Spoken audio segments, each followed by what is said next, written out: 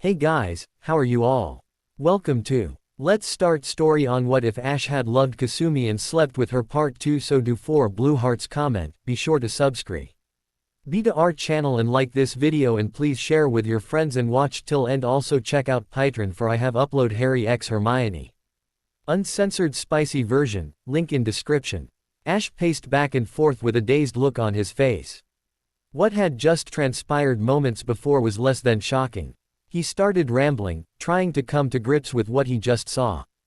As he walked, the sword of power was held loosely in his hand as it dragged along the dusty floor. Truth be told that he had seen some strange things in his day. Well, take all the legendary birds for one thing. The thing is that those creatures just scared the crap out of him, coming out of the statues and all. He quickly began to calm down and looked at Pikachu, who had yet to move from his spot. It seems that Pikachu had gone into some kind of catatonic state. Pikachu, snap out of it! Ash yelled. The tiny electric Pokemon finally snapped out of it and looked around to gather its surroundings. He wiped off a pile of dust on top of Pikachu's head. That was incredible. What were they? Ash returned the sword to the sheathing and walked to where the statues once stood. There was so much debris around the room that he could hardly tell where the floor began and the dust ended. He stopped a moment as he heard a weird buzzing in his head. It grew into a whisper, and then, like if someone were in the room with him, he heard a voice. Ash, hello. Ash, can you hear me? He spun his head around the room. Who's there? Ash, it's Lugia, I'm talking to you telepathically. But, that only worked when you're out of your Pokeball. 1 inch your telepathy abilities have greatly increased. Alright, so what now? I can read minds. How the hell did you manage to fit that in between my healing abilities and my friggin' enhanced strength? Calm down, Ash, I can tell you are a little upset from what has just happened. Oh sure, I'm just a bit on edge. Ash sat down on a heap of stone fragments and patted Pikachu's head. Ash, you should be very happy. You have just released the 3 legendary dogs upon this earth once again. What? Those were Pokemon. Those were legendary Pokemon. Are those the ones I'm after? Yes, Ash. When the Chosen One had fallen all those many years ago, the legendary Pokemon had no master to call their own. After 3 years had passed, the team of legendary Pokemon who had always stayed together had began to leave and go their separate ways. The dogs, not wanting to wait thousands of years for their master to return, encased themselves in stone and were placed in the Akrutique Tower. They would only awake with the touch of the Chosen One. I had begged them not to do it, but they said even if the Chosen One did not return, they would rather spend a lifetime frozen in stone than to be without their master. The legendary dogs were without doubt the most loyal out of all of us. So with Ho-Oh sealed away and the dogs turned to statues, the birds had nothing left, so we disbanded. I returned to the sea while the others claimed 3 small islands for their own. From that day on, it was known as the Great Divide, or as others called it, the Legendary Schism. Ash was in awe as he listened to Lugia tell the story. Lugia could always tell amazing stories and its voice made everything so soothing. For years the legendary Pokemon had never crossed each other's paths. We have never seen the face of humans and some hadn't seen the light of day. But as the legend arose of the Chosen One's return, action had to be taken. Articuno was the first to leave its home in search of you. Articuno is very compassionate and loving. Moltres is very prideful and has much honor, while Zapdos is very cunning and brave. All of these 3 Pokemon had let you capture them. Even I felt it necessary to be captured with ease. But now there has been another test placed on you. And you must complete it. Another test? Ash yelled, getting quite uneasy about the situation. Although you have awakened the dogs, they will not simply bow down and be captured like the birds. The legendary dogs are loyal to its true master and must know for certain that you are the Chosen One. You must track them down and capture them like a Pokemon in the wild. That's the only way you can prove yourself to them. Ash paced around the room. A track of dust had been building where his feet and shuffled along the floor. What do I have to do? You must catch them first. I know I have to capture them. No, Ash, I mean, catch them. The legendary dogs, Entei, Raikou and Suicune, all have amazing speed and can outrun any human and Pokemon alike. They exist out in the world as a blur. By this time thousands of people have seen them and don't know it. They simply dismiss it and believe they saw it in their heads. Sue, If they're so fast, how the hell am I going to find them?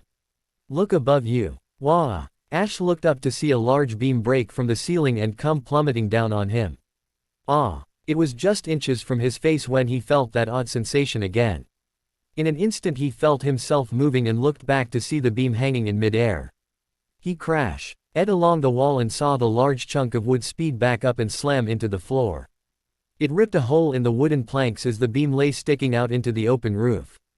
Ash stood there trying to catch his breath. The same thing happened at the restaurant, everything just kinda slowed down and I could see everything as I moved around. Only everyone else saw me move really fast. Suddenly Ash clued in. He had moved from one side of the room to the other in under a second. It seemed that Ash has discovered a new ability. I'm really fast, he finally said, stunned. He heard Lugia chuckle in his head, he. Yes, you have become quite fast. You must use this new power to catch the dogs. But don't get too cocky, your power is still not fully developed and you may only able to keep up you speed for a matter of minutes or even seconds. But then again, it will seem longer to you. You see Ash, in essence, you're not moving really fast, but everything around you is moving slower. Now, you should greet the man behind you. What did you say, Lugia? And before he knew it, Ash heard footsteps come running up behind him. A young man with blonde hair came racing around the corner. What the hell happened here? The exasperated man said. Ash looked around and saw the hole in the floor and the dust covering everything from wall to wall and the beam sticking out into the open ceiling. Nothing happened. The man walked into the destroyed room of the already partially destroyed tower. Did you do all of this? Well, not exactly. I'm calling Officer Jenny. The man turned around and got out his cell phone and dialed the number to the police station. As he waited for someone to pick up, he turned around and saw that Ash had suddenly vanished. The man ran around the room and looked for him. He then spotted a set of tracks heading for the stairs. But he was facing the stairs and he didn't see him at all. The man got a little dizzy and partially fainted as he tried to think of what happened. It seems his brain couldn't comprehend Ash's amazing escape. Outside of the tower, the townspeople luckily didn't see Ash as he suddenly appeared behind a mailbox. He breathed very heavily as he used the telephone pole beside him for support. Pikachu clambered out of his jacket and stumbled around. Ash had gone from the top of the tower to the city streets in about 2 seconds. Though to him it was just like walking down the stairs in normal time. This ability he has discovered was really amazing, but it completely drained him of his abundance of energy. The sweat just started pouring out from under his hat. And it took poor Pikachu quite a while to get back to normal. That was fun. Wanna do that again? Ash said while sucking in deep breaths. Chew. Pikachu CL. Embed back onto Ash and steadied itself on his shoulder. Ash felt like a ton of bricks. He regretted using his ability for so long, he was paying for it now. His legs felt like limp noodles as he tried to walk back to the Pokemon Center.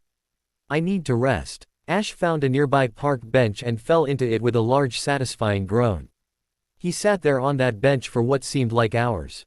Ash watched the hundreds of townspeople walk by him. There were men in suits, men in jeans, big kids, little kids, tall women, short women. He stared at these people for the longest time. And not once did he see one that was like another person. Each one of them were completely different than the next. It was like trying to find two snowflakes that are the exact same shape and design. Like Ash, each of these people has dreams. They have people they love and they had distinct personalities. As he watched them carry on their daily lives, he felt proud to be the chosen one. Here in this city, and in other cities and all over the world, there was only one of him. Much like there was only one of each of these townspeople. It was up to him to protect all these people, to protect the short people, the tall people, the big kids and the little kids. It was right there on that park bench that he had an epiphany. These people believe that everything is right with the world. The only way these people can go on with their lives is if they feel safe. This is what Ash would have to do. He felt a renewed sense of being as he left the park bench and continued on his way. We have work to do, Pikachu. Ash RTED running at a normal pace back to the Pokemon Center, anxious to tell Misty and Brock of what had just happened. A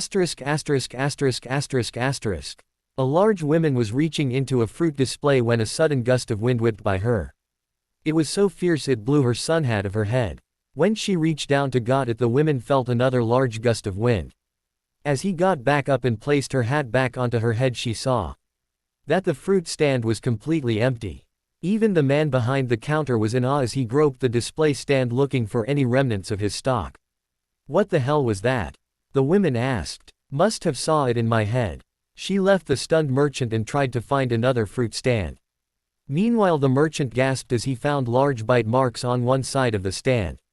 Something had attacked him, but he never even saw it. What is going on here? Asterisk asterisk asterisk asterisk asterisk. Ash burst through the door and found Misty and Brock waiting in the lobby with their bags ready to leave. Instantly he began telling them what happened. Only it was more like he was talking really fast, and what sounding like an interesting story became a string of nonsensical ramblings. Misty narrowed her eyes. Slow down, now in English, tell us what happened. Did you get your badge? Ash paused as the stark realization that he had forgotten about it hit him. Ah crap. But being more articulate, he once again told them the story of the legendary dogs. He could see their eyes getting wider as he went on describing each of them in full detail.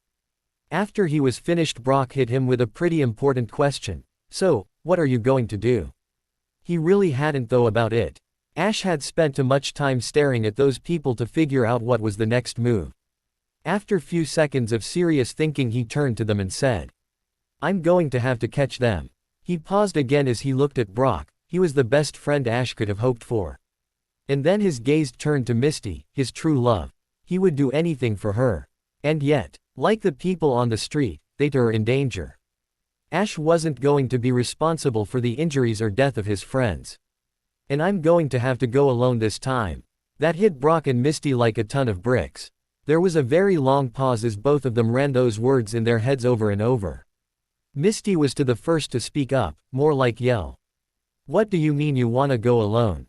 Misty screamed. Ash quickly looked around to see if anybody was looking and shushed Misty. Misty, calm down. His girlfriend just stomped her feet and began to rant. What? You don't like us anymore. You don't love me anymore. You want us to go. Go where? You jerk. Before Ash could try and calm her down, Brock stood up and grabbed her by the ear. Misty was about to sock him in the head but held back and settled for his gut instead. Brock rubbed his stomach. Misty, if you would just calm down a bit, maybe Ash can explain. Ash took a sigh of relief as he watched Misty return to her seat. Alright, here's what's going to happen. I want you guys to travel up to Olivine City. It's got a beach and fancy hotels. I want you guys to stay there for a week and recharge your batteries. I've watched you guys the past few days and you look very tired. While you are up there, I need to go find the 3 legendary dogs. I'll use the Oracle. It will cut down on some time. The thing is, with these Pokemon, speed is of the essence. You would only slow me down. And with all that's happened, I just need some time to myself. You see guys, I don't want to put in you any danger. You're only human. Misty, who had been glaring at the floor, lifted her head to Ash. So are you. Ash sighed and lovingly gazed into her eyes. I'm not so sure I am anymore. They all sat in silence. Only the sound of an occasional blissful chirp from Togepi. Finally Misty gathered up her stuff and stood up. She walked over to Ash and fell into his arms, giving him a passionate kiss. Need to breathe broke their little moment. Brock put on his backpack, patted Ash on the back.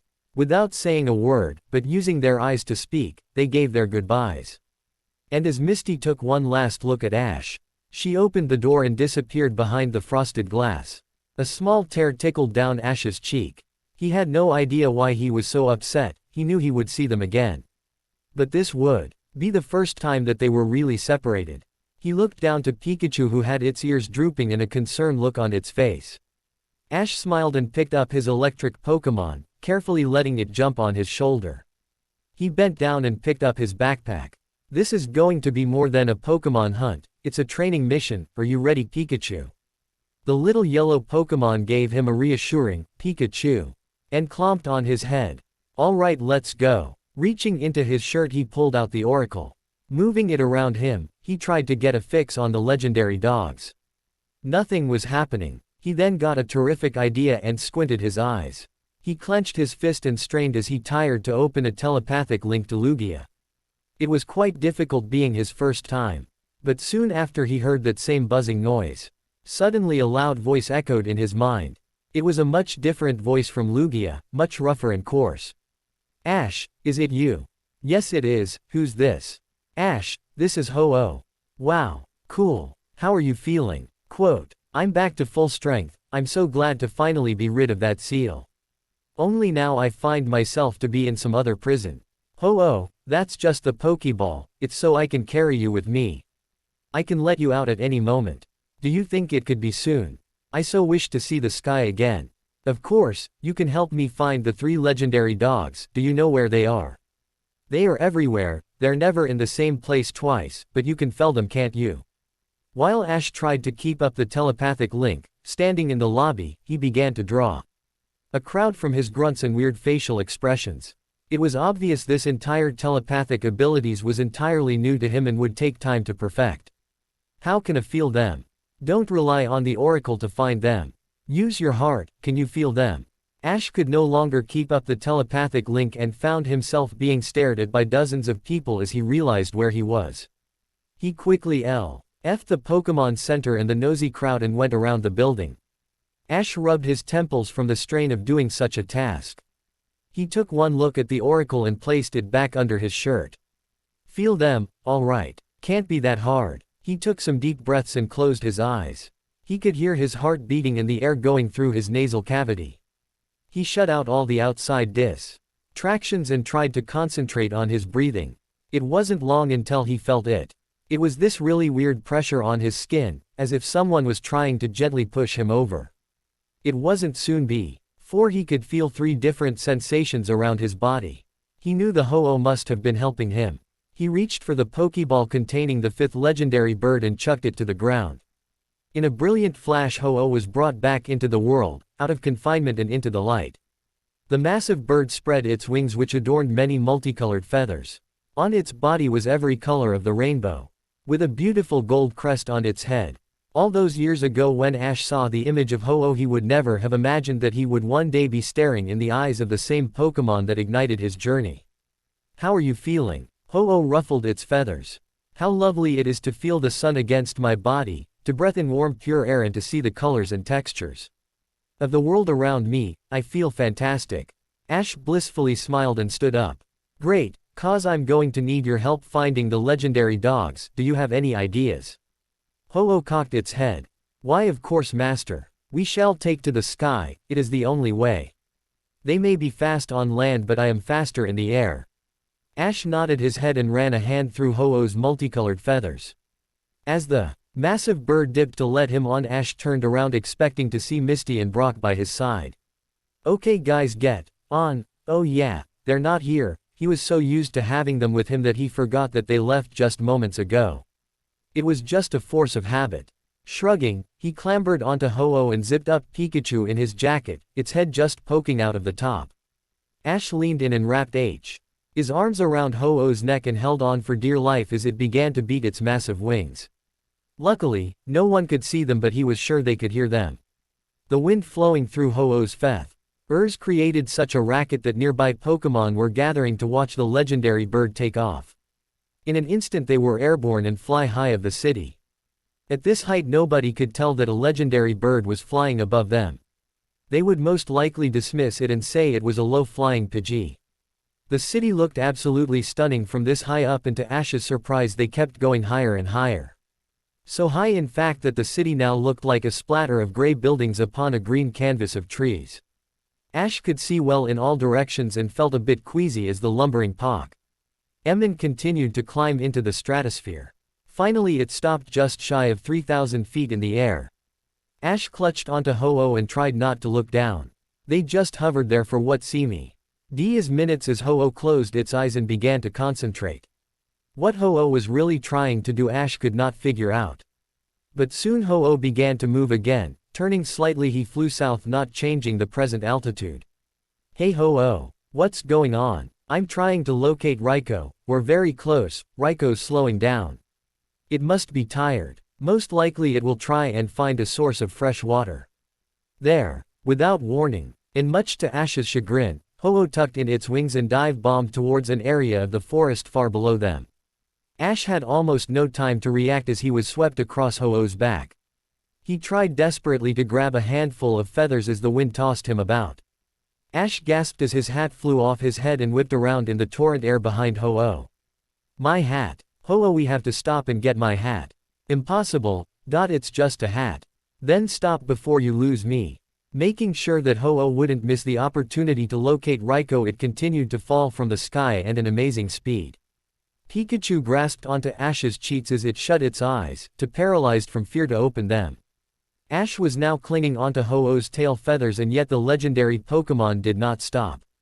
The ground below was catching up fast as they were just less than 300 feet in the air. And then, much to Ash's relief, Ho-Oh finally spread its wings, caught the air and began to glide along the tops of the trees. Just barely getting itself impaled on an elm tree. Ash breathed a heavy sigh and climbed back onto Ho-Oh's neck. He checked and saw that Pikachu was a little dizzy from the fall but not seriously harmed.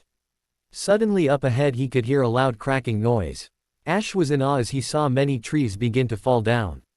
And they seemed to be in a straight line, as if some giant lumbering beast was knocking them all down. He looked to the left of him and saw a very large river running down the edge of the forest. Ash then looked back to the right and saw the path of destruction was moving toward the water. That has to be Raikou. He yelled at Ho-Oh, who continued to look at the trees. Whatever it was getting very close.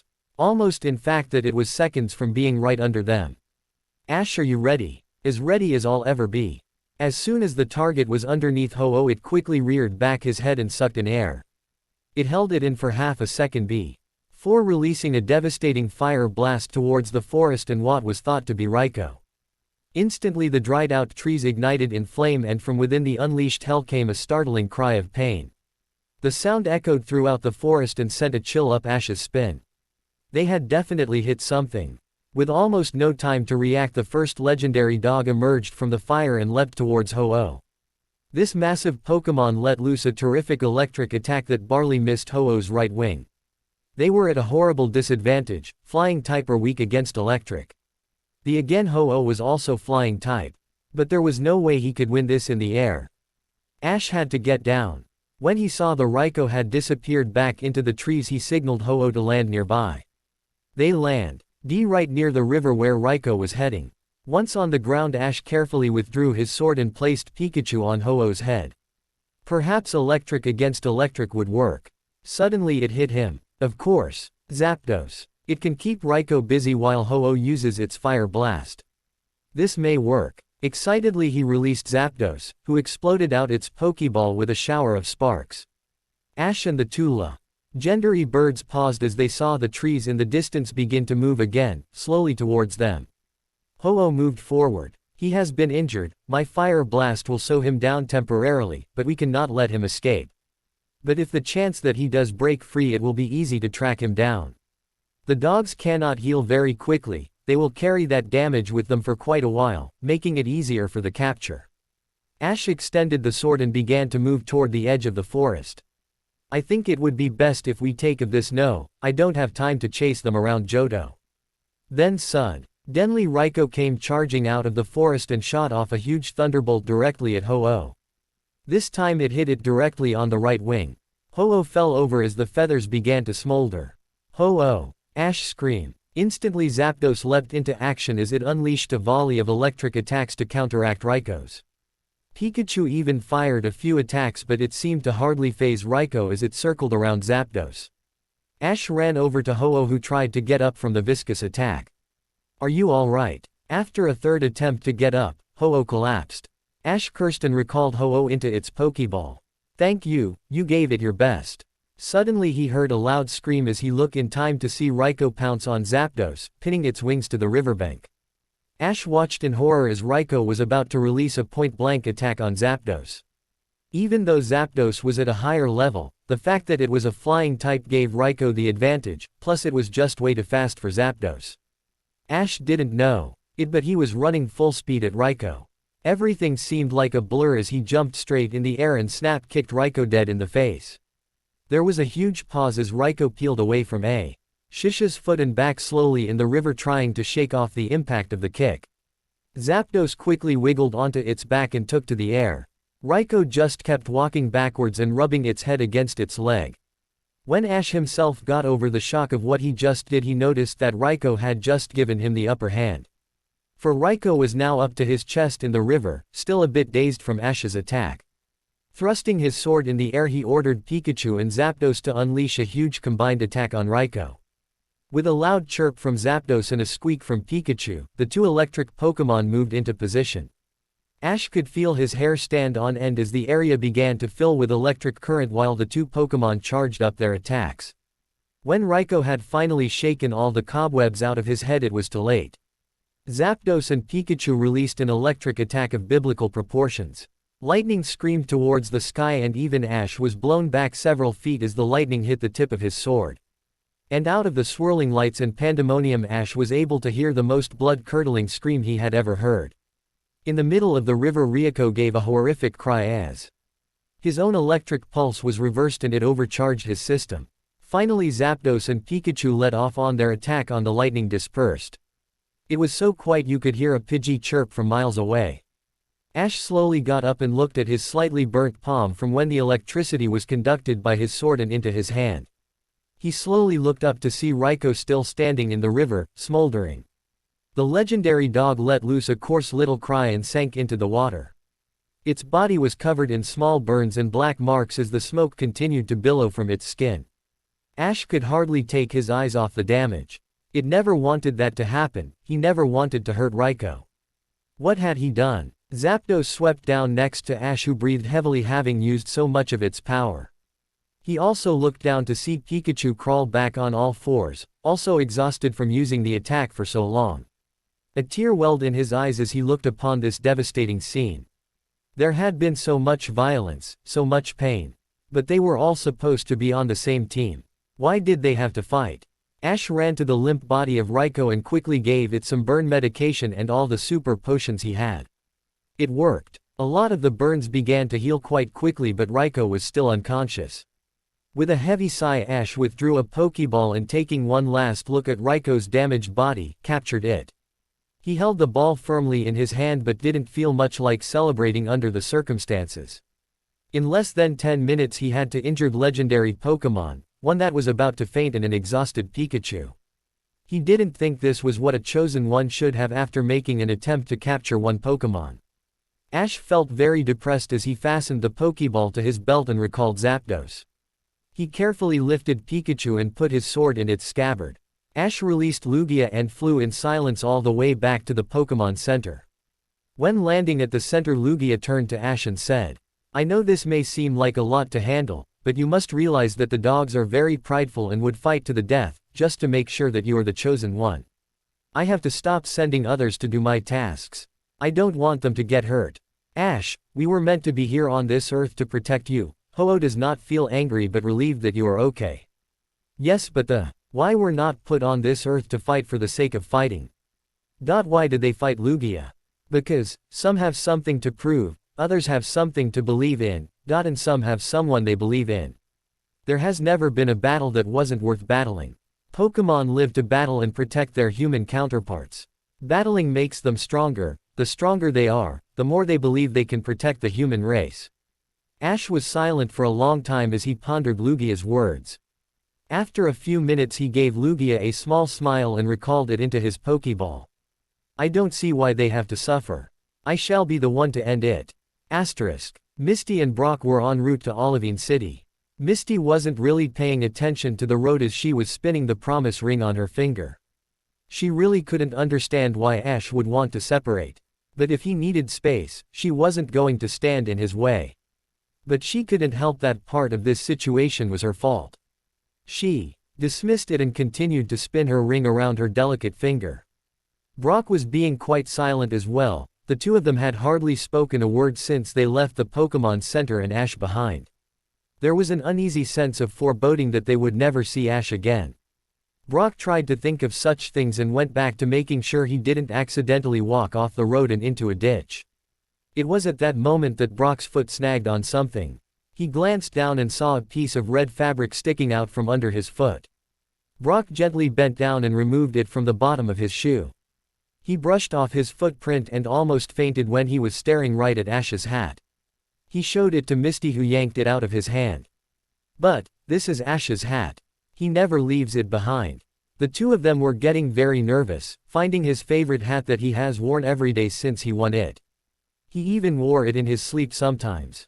And then to find it discarded in the dirt on the side of a road. Something did not add up. After they had both calmed down a bit, they tried to reach to a conclusion of what could have happened. Brock claims that maybe it was just someone else's hat that they dropped. It was possible, but you don't see many of those hats around. Misty thought that Ash had been attacked or something or someone.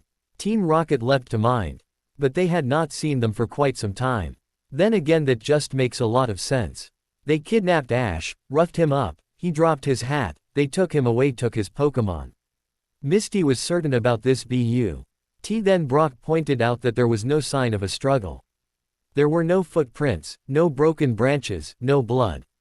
Maybe he just dropped it. That was about all they could think of at the moment.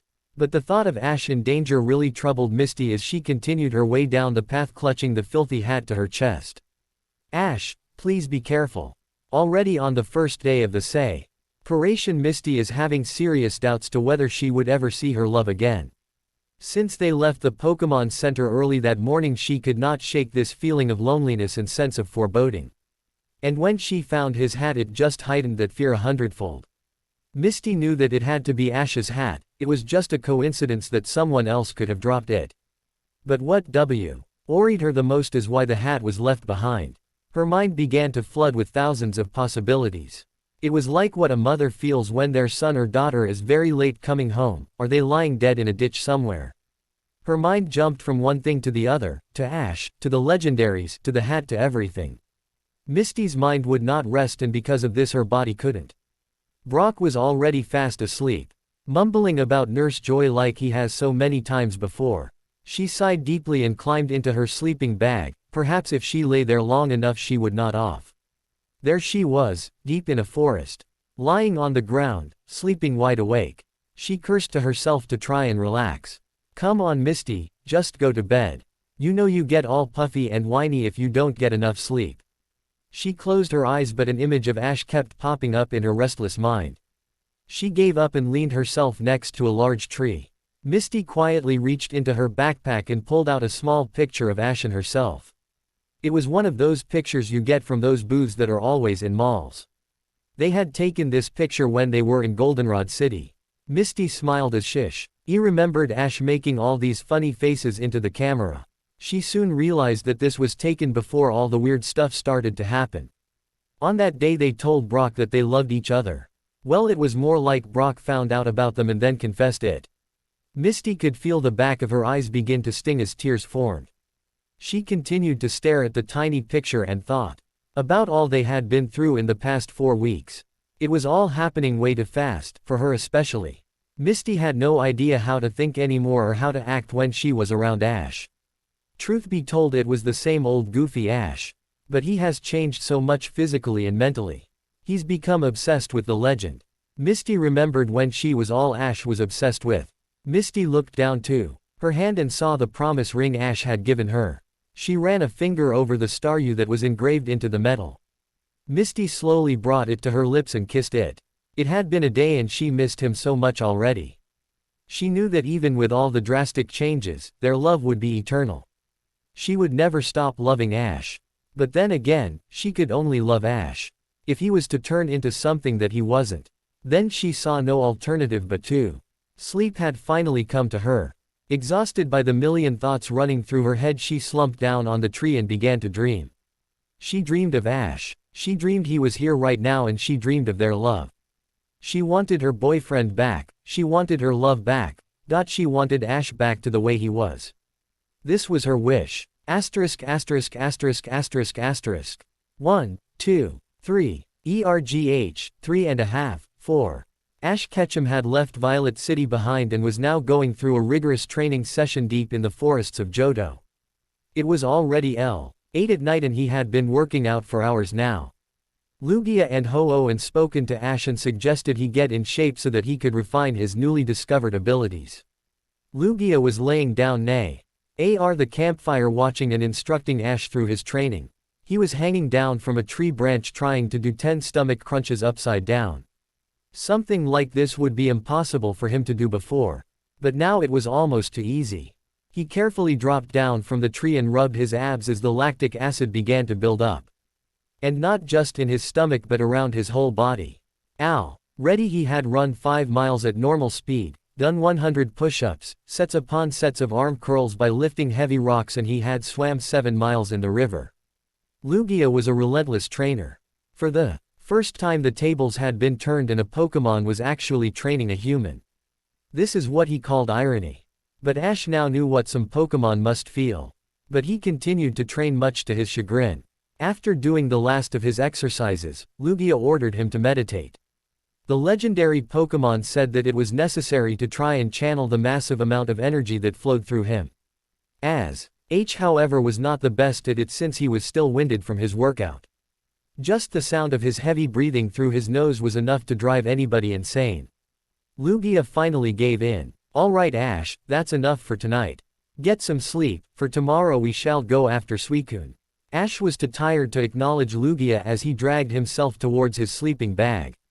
He grabbed its Pokeball from off a tree stump and recalled Lugia. With a heavy sigh he thought to himself, I'm so lonely. He chuckled to himself, it really hadn't thought about it since he was so busy killing himself for Lugia's sheer entertainment. Ash lay there on the hard ground mainly because he couldn't move, but also to reflect on the decision he made to split up. He remembered back when he came out of his coma back when they were in Newbark Town. God, that seems like ages ago, but how long was it? 3-4 weeks. That was so weird. It had been only such a short period of time, but he has done more more in these 4 weeks than he's done in his entire life. That day he came out of his coma, Ash had a really horrible fight with Misty. So bad in fact that she ran away.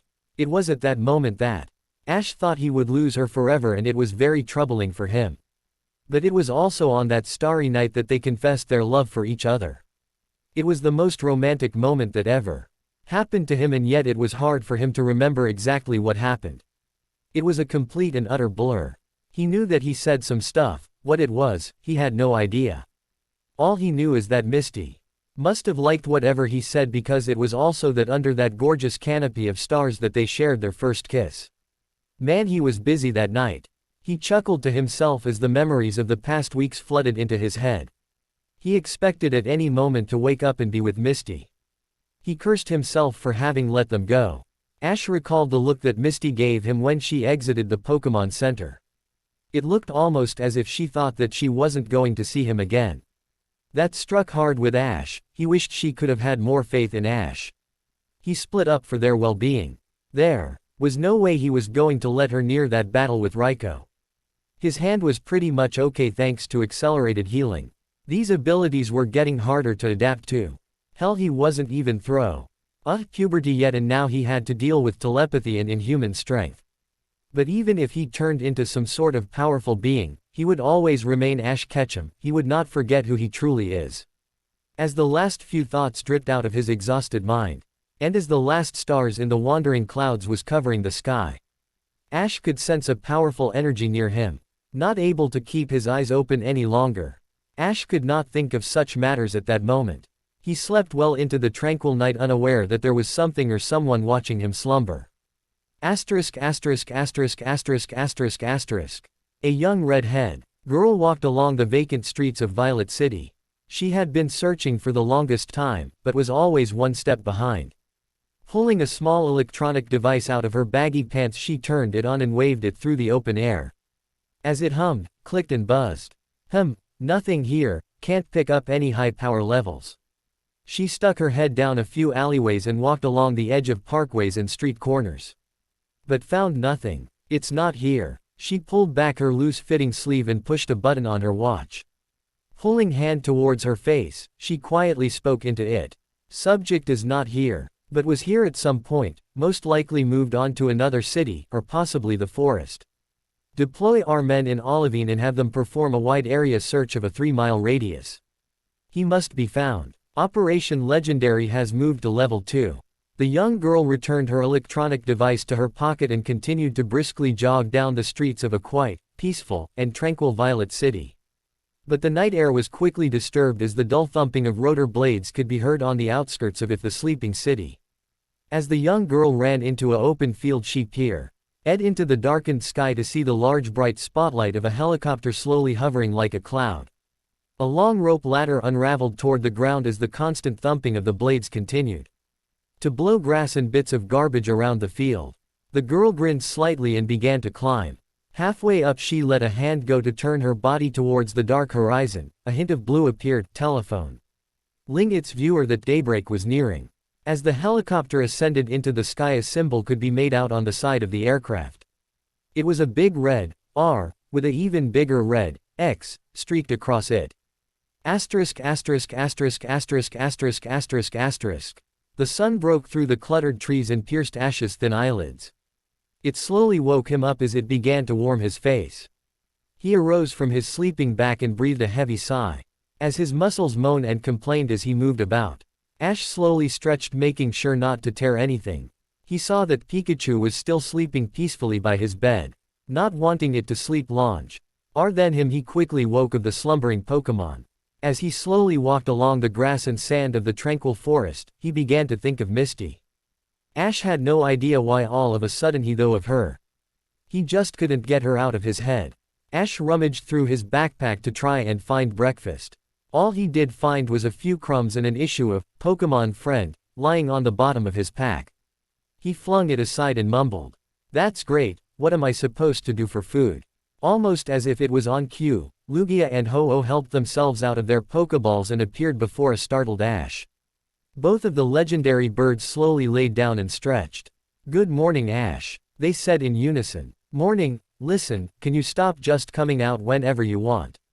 Scares the crap out of me, what do you want anyway?" Lugia lowered his head next to Ash. "Is there something you want to talk about?" Ash narrowed his eyes. "What?" "Well, your constant thoughts of Misty are keeping us all awake at night." Ash almost fell off the log he was sitting on. "What? Is this some kind of joke?" Ho-Oh cocked its head. "May I remind you that we constantly share a telepathic link?" Ash searched for the appropriate words. "What are you guys eavesdropping now?" Lugia turned to Ho-Oh. "Well, if you just didn't think so loud all the time." Ash rubbed his temples. "What? Now I think loud. How about a yell loud too?" "I don't want to hear about this right now." Both birds backed away from his outburst. Ash immediately regretted raising his voice. "I'm sorry. I've got a lot of stuff on my mind. But I guess you guys already know about it." "Yes we do, but perhaps you could elaborate," asked Lugia. Ash sat back down on the rotting log and sighed. "To put it in easier terms, I really miss Misty. I didn't think being separated would do this to me." "You have only been separated for 2 days. I know that, but it seems like an eternity. For all the years we have been together, we have hardly been apart. Now that we're a couple, it's even harder. Sigh, I just want to be with her, but I sent her away to protect her." "Protect her from what?" "From me." Lugia laughed. "Don't be silly. There is no way you could harm her." This situation seems very familiar." Lugia and Ho-Oh stared at each other. Just then Lugia's eyes lit up. Of course the same thing happened with the previous chosen one. He and the girl had separated for a few weeks so he could train. It was very hard on him, but in an attempt to ease the pain he wrote many poems and sonnets. Ash's head perked up at this. He went through the same thing. "Do you remember any of the poems he wrote? Perhaps they could help me." Ash began to get excited. Lugia thought for a moment and nodded. "I could never forget this poem. He wrote it the eve of their reunion from his training mission. The wondrous moment of our meeting. I will remember you appear before me like a vision fleeting, of beauty's angel pure and clear, in hopeless ennui surrounding the worldly bustle, to my ear. For long your tender voice kept sounding, for long in dreams came features dear. Time passed, unruly storms confounded old dreams, and I from year to year forgot how tender you had sounded, your heavenly features once so dear. My backwoods days dragged slow and quiet, dull fence around, dark vault above, devoid of God and uninspired, devoid of tears, of fire, of love. Sleep from my soul began retreating, and here you once again appear before me like a vision fleeting, of beauty's angel pure and clear. In ecstasy the heart is beating, old joys for it anew revive. Inspired and God-filled, in his greeting, The fire, and tears, and love alive. Ash just sat there, he let the words run over and over in his head. The poem was so beautiful and it struck such a profound chord within Ash. It was what he was going through, exactly word for word. It was impossible for him to think that a poem written by him, thousands of years ago, would still have deep significant meaning today. Wow, that was so. Ash had quite a lot of difficulty finding the correct word. It was at this time that another question began to form inside his mind. Hey, you guys never really told me about the other chosen one, what was he like? Lugia had to admit that his question took him off guard a bit. The chosen one was, almost exactly like you, down to the last detail. Ash had trouble believing that. So we just happened to be the exact same over the course of thousands of years. Well, then again, stranger things have happened. The chosen one was around the age of 20 when he passed away deep within that cave. He and Kasumi were to marry when a great evil attacked him. After his death, Kasumi passed away as well.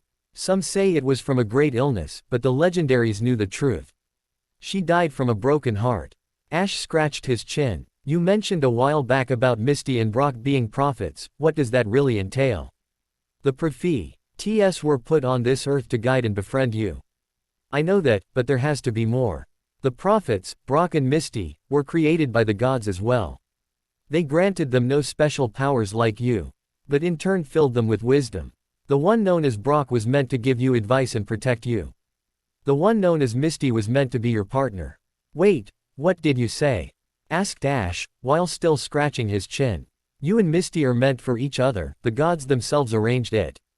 You two are soulmates. One of Misty's duties as a prophet is to produce an heir. What? Ash almost fell of the log he was sitting on. She is to provide you with a son or daughter so that child may carry on the duties as the chosen one. Ash was getting way too much information to process at once. He almost began to hyperventilate with the thought of Misty bearing him a child. As soon as Ash could think straight, another question snuck its way inside his mind. He raised his head to Ho-Oh and Lugia. What was the chosen one's name? His name, was Satoshi. Are we there yet? No. Are we there yet? No. Are we there yet? Yes. Really? No. Deep within a forest, the roar of an engine could be heard in the distance as dust was spewed into the air as a heavily camouflaged jeep sped down the back roads. In the jeep sat three very shady figures as the driver tried his best to stay on the bumpy trail. Under the mesh of leaves and army print sheets strewn over the vehicle, the unmistakable trio of Team Rocket could be seen. James, Jesse and Meowth were barreling down a forest road on their way to Olivine City. They had just received the call that the twerps were heading there now. Team Rocket had been following them for the longest time. They stayed back and spied from within the safety of shadows. The twerps had no idea they were watching them constantly. How their boss would reward them lavishly with every tidbit of news they brought him. Jessie retrieved a compact from the glove box and stared at herself in the tiny mirror. Why I so do love the facials I've been getting, and the manicures, and the pedicures, and the hair salon treatments the tanning sessions. Jessie continued to ramble on as James tried desperately to remain in control of the jeep. I know what you mean, Jessie, I can't believe how nice the boss is being to us. We have finally done something right. To think all the times we have gotten in the way of the twerps when all we really have to do is stay out of sight and report to the boss. True that Team Rocket had stumbled upon the perfect crime. It was the easiest work possible and they got whatever they want in return. They no longer were being blown up all the time and sent into the stratosphere, no longer were they burnt, soaked, whipped, crushed, or frapped. No longer were they hungry, no longer did they go days without bathing. They were finally getting the respect they thought they deserved. Of course, unbeknownst to them, Giovanni had different plans for James, Jesse and Meowth. For deep within the Team Rocket headquarters built hundreds of meters below the Earth's surface, the construction was almost complete. It was to be the start of a new era for Giovanni. An entire underground city devoted to the capture and evil of Team Rocket. And within the center of this futuristic colony stood a monolith of engineering. Within this temple was enough room to house all of the legendary Pokémon. For years he had managed to keep this place in secret. For if anyone were to find out about his city under the earth, his plans would be ruined. For there was only one mission for Giovanni.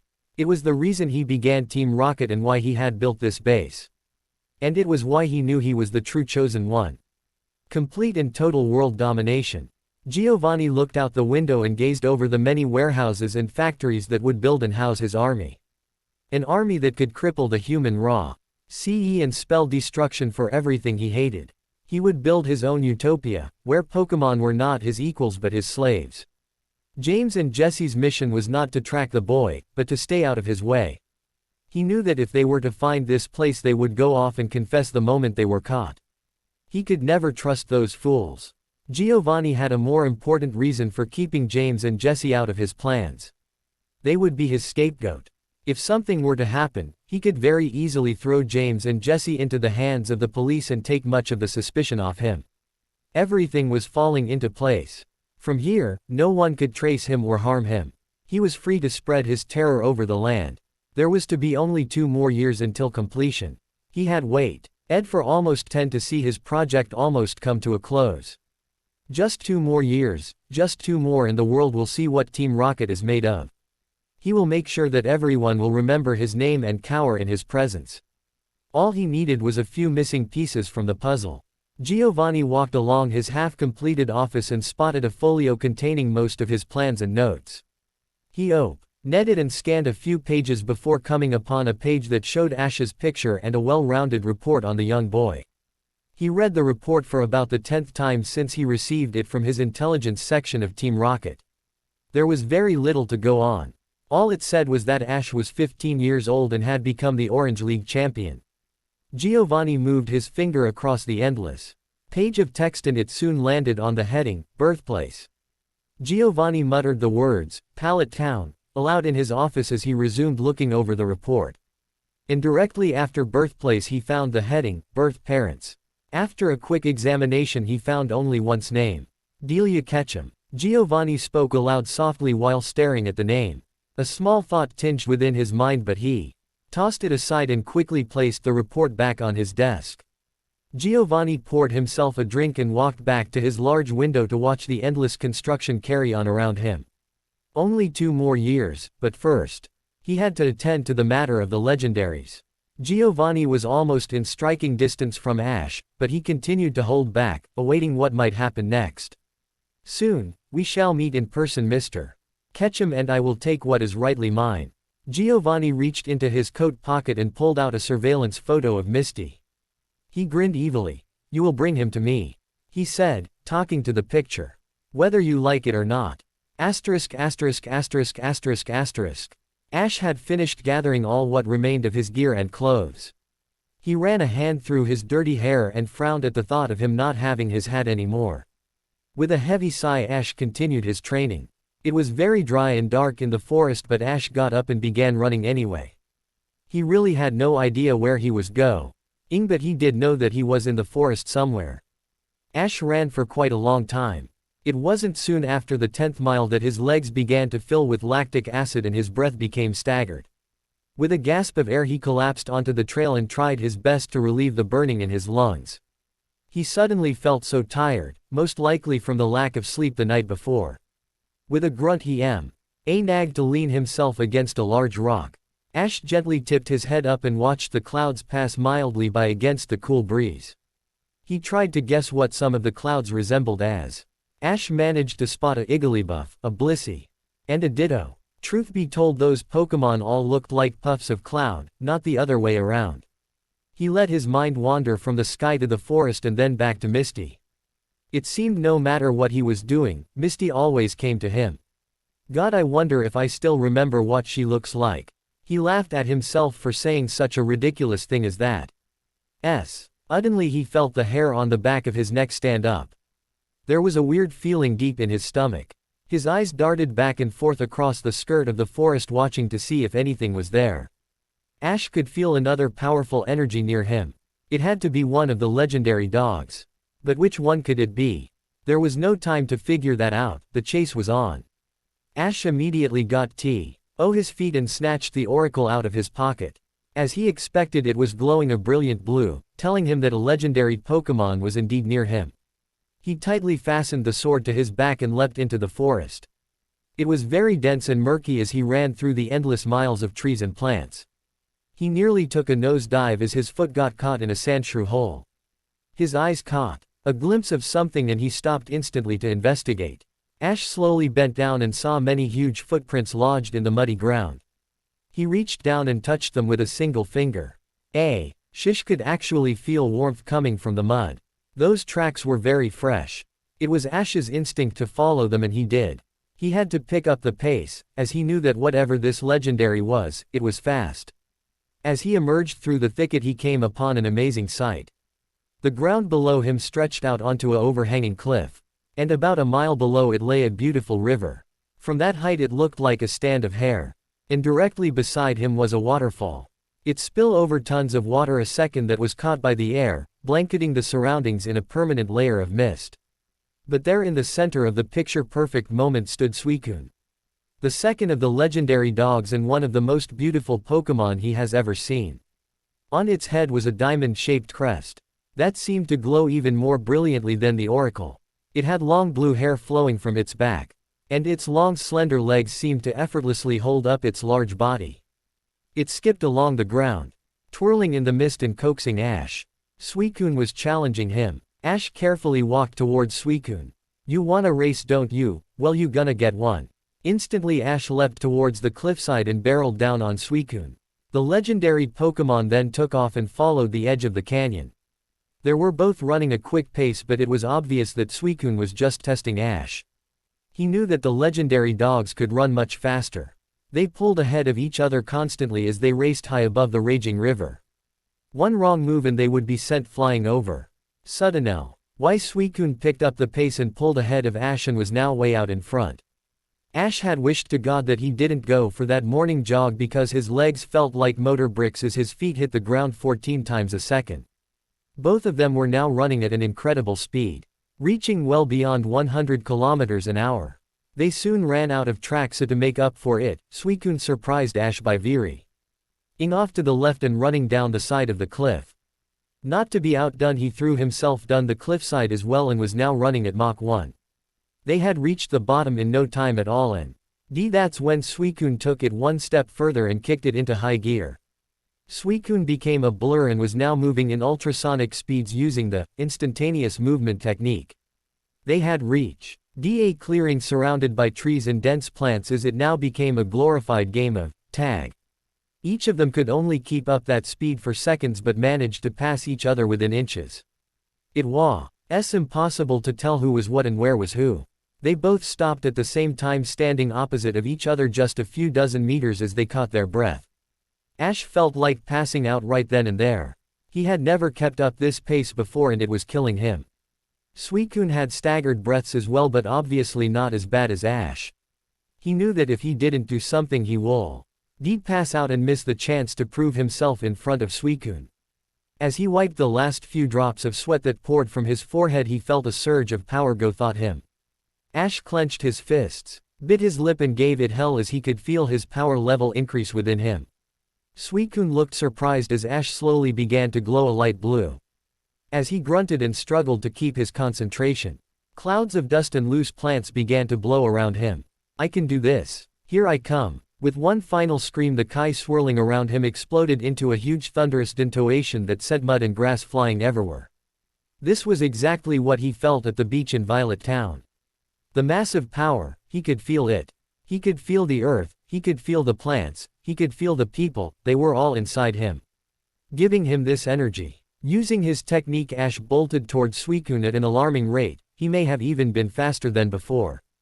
As the legendary dog tried its best to dodge, Ash managed to just graze Suicune. Ash immediately leapt into the air and came down crashing into the ground inches in front of the startled Pokémon. With the force he created, Ash managed to blow a huge circular swath of mud that splashed into Suicune's eyes, temporarily blinding it. "You're mine." Suddenly, to each other their surprise, there was a huge explosion between the two of them. T emitted a very bright light and sent them flying to opposite ends of the field. Ash quickly got up stunned and saw that Suicune was lying on its side and had small burnt marks all over its body. Ash looked at his hands, stunned. He found similar burn marks covering his palms. His clothing and other skin was fine, it was just his hand. And he looked to where he was once standing and saw a very deep crater that emitted whips of smoke in the gentle air. Without thinking, he hurled an empty Pokeball at the lifeless Pokémon and retrieved it post-haste. He shook gently and stopped, the red light fading. That was the most peculiar battle he had ever been in. For one thing, he didn't use one Pokémon to battle with. And somehow he managed to outrun and beat Suicune all by himself. But the most peculiar thing about the situation was, where did that strong blast come from? With his mind completely riddled with questions, Ash slowly got up, took one step and shrieked as he felt his legs flare up with pain. He immediately collapsed to the ground and winced as he attempted to move his legs, which were now permanently fried. Ash saw no other option but to fly back to his camp. As Ash fastened the ball to his belt, he chuckled softly. 2 down, 1 to go. Brock and Misty entered the comforting glow of Olivine City. It was a very sleepy town. At even 10 at night there was no one on the streets. It wasn't hard to find a hotel and food for the night, but they both knew that something was missing. "I miss Ash," Misty said forlornly. Brock rolled his eyes, although she couldn't tell due to the fact that he squints all the time. "That's about the 100th time you have said that, go to bed already." Misty didn't want to argue at that point and heaved off to bed. She spent quite some time laying awake thinking Ash. It was the stress of worrying over him that bothered her most. She could feel a few tears well in her eyes as more thoughts of Ash and danger filled her tormented mind. But the saying was true. You never know how much you love someone until they're gone. Misty wished so much to have Ash here with her. She wished to have Ash back to the way he used to be. She wished to have him back. This was Misty's wish. It is said that at one time in every person's life they will have to make an important decision, one that could alter the paths of not only themselves but the people around them. It is all about opportunity cost, the cost of deciding one thing over another. Such decisions can be made on the spot or take an eternity to reach a conclusion. But once a path is chosen, it is impossible to go back. The bridges that a person crosses, collapses the second they step off. There is only one direction to go, forward. It was such a choice that Ash made that he now faces a bold and almost unreachable future. His body has changed at such an alarming rate, so fast that his mind cannot keep up with the changes. Ash was supposed to be training his Pokémon, battling gym leaders in challenging matches. In essence, he wanted to be a normal kid again. But his new responsibilities keep pulling him back to reality, and he finds that his past life will never return to him. He has been given an amazing task. Powers that dwarf normal human perception in a love that is forever eternal. But he could feel something was wrong deep down within the fabric of his being. Every Pokemon battle he has been in, his Pokémon would always fight, such is the way of things. But now, in his last 2 battles, especially with Suicune, he has fought the battle himself. He has become no less a human but more a Pokémon. During the heated battle with the legendary dog, he had watched himself become primal. And what surprised him most was the massive explosion that had occurred at the source of impact. There was no way his hands hitting the ground could create such a force. For the longest time, Ash had believed that he must have busted open underground gasoline. That would explain the explosion, but not the bright blue light that emitted from his hands. Again Ash found himself asking a multitude of questions, but again found no answers in return. He wanted so much to scream into the night to try and rid himself of such frustrations. But no matter of screaming could feel the pain in his heart from being separated from Misty for so long. Ash would wake up in a sweat from the thought of her being taken away from him. A nightmare occurred where she has swept away from his arms, and he later found her dead floating in some river.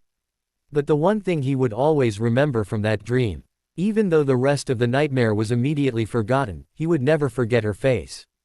There was no face. It was a head with red hair and nothing else. It looked like a cloth doll as it lay there in the black water. He would lay awake all night trying to think of what this nightmare was trying to tell him. Ash believed that dreams are the gateway to the future. They tell you of things that have happened or things that have yet come to pass. He believed in the paranormal. He had to look what was happening to him. Ash's restless mind wandered well into the night and did not sleep. Although when the sun crept over the horizon he found his eyes were too heavy to keep open and slept well into the day. His body was beaten, battered and bruised. And this was only the beginning. Ash dreamed about his journey. About his adventures and plights, and above all, he dreamed of Misty. The nightmares had left him and only sweet pleasant images of the red-haired water goddess filled his tortured mind. With that had been going on around him, within the raging storm of fear, confusion, and anger, Misty was his beacon hope. It was a single touch from her lightly tanned skin that comforted him and filled him with peace. And now that they were apart, the floodgates were open. Ash had to find Misty, for his and her sake, they had to be together. Chosen one and prophet tasks are thrown aside, their love would come first and always. The calm breeze of a July evening blew past the many plants and flowers that lined the streets of Olivine City. It was quite late in the night, or as some would say, very early in the morning. It was a time where night owls roamed and children slept. And it was Misty who was peacefully slumbering amidst this untouched serenity. But it was soon broken, as the faint sound of heavy feet shuffled along the floors outside her door. She was still sleeping as they pried open the hinges. She was just waking when the 5 masked men rushed into her room. Our screams were muffled as a gag was forced into her mouth, her hands bounded, her legs restricted. Brock could do nothing as he was lying on the floor, chloroformed, barely breathing. The attackers stuffed the writhing Misty into a large bag and dragged her out of the room. As the last of the assailants left, the last one to leave placed an envelope on her bed. In the corner of the letter was a large red R. They loaded up the frightened young girl in the back of an unmarked van and drove off in an unknown direction. Not a soul knew what had just transpired, but it would be soon known to the one person so that this mission was to achieve its major goal. Ash Ketchum, the chosen one. With Misty in Team Rocket's clutches, it would be like a moth to the flame. And he would get burned, Giovanni would see to that. N. 5. Pant. 306. Sigh. Air. 500. I'm done. Lugia glanced down to Ash. That was never 500 push-ups. Ash limped over to a log. Yeah well. I did about 200 push-ups yesterday. Added together that's 500. Hey, you never said 500 push-ups in a row. Lugia just rolled its eyes then gracefully raised its head to pluck an apple from a nearby tree. Ash looked at the plump round fruit and heard his stomach growl. Hey, Lugia, can you grab one for me? The legendary bird licks its lips. Let me think. No. Ash shot Lugia a crusty look. What do you mean no? Come on, I'm hungry. But it seemed no matter how much Ash pleaded, Lugia remained still. Try and get one yourself, only without climbing up the tree or throwing any objects at one. Quote. Ash narrowed his eyebrows and looked up to where an apple hung from a branch, 30 feet in the air. Ash attempted to jump and reach out to grab it, but he was about 25 feet short of his goal. He sighed. This is impossible. Lugia plucked another juicy apple from the tree and ate, making loud smacking noises to irritate Ash. You know you could get one easily if you could fly. Ha ha, he said sarcastically. Humans cannot fly, we're too heavy, we have no wings and we aren't really aerodynamic. Chuckle fly, you're right. Lugia lowered his head to Ash. Wasn't it true that humans could not possess accelerated healing abilities, or enhanced strength, or telepathic abilities, or sharpened reflexes, or amazing speed and... Wait, Ash interrupted. Are you saying I can fly? He said shockingly. Lugia cocked its head. Well, not fly necessarily, more like levitate. Your power has increased greatly, far beyond our hopes. Do you remember back with you? Our battle with Suicune and the unexplainable explosion. Ash slumped down onto a rock. Why do I get the feeling you're about to explain it? Lugia cleared his throat. That explosion did, in fact, come from you. Just before you lunged at Suicune, you remember how that burst of energy shot through your body. You were actually charging yourself up. You were calling upon the energy in the earth and channeling it deep within your being. I was surprised to find this out since Satoshi did not learn to channel his power until after many years of training. You have been progressing at an alarming rate. That explosion was a Kai attack. Ash, you were able to concentrate your Kai and throw it from your hands and create a devastating attack. Isn't that exciting? Ash remained still as Lugia's words stunned him over and over. Lugia continued. You see Ash, with a lot of training you make this energy do anything you want. It already has given you amazing speed and strength, but it also has given you a very dangerous power. One that could inflict serious injury or even death if not used properly. So, Ash, you have to be careful to not let loose another blast like that. Especially around others. You see, it is your emotions that control your power. When you were angered, your power doubled 100-fold. You must be careful and control your temper. If you let the dam break, you might let loose an attack so devastating that it could wipe out a whole city. Ash looked down to his hands to where that attack had emitted. To think that such power could create something so destructive. But Ash had, to be honest.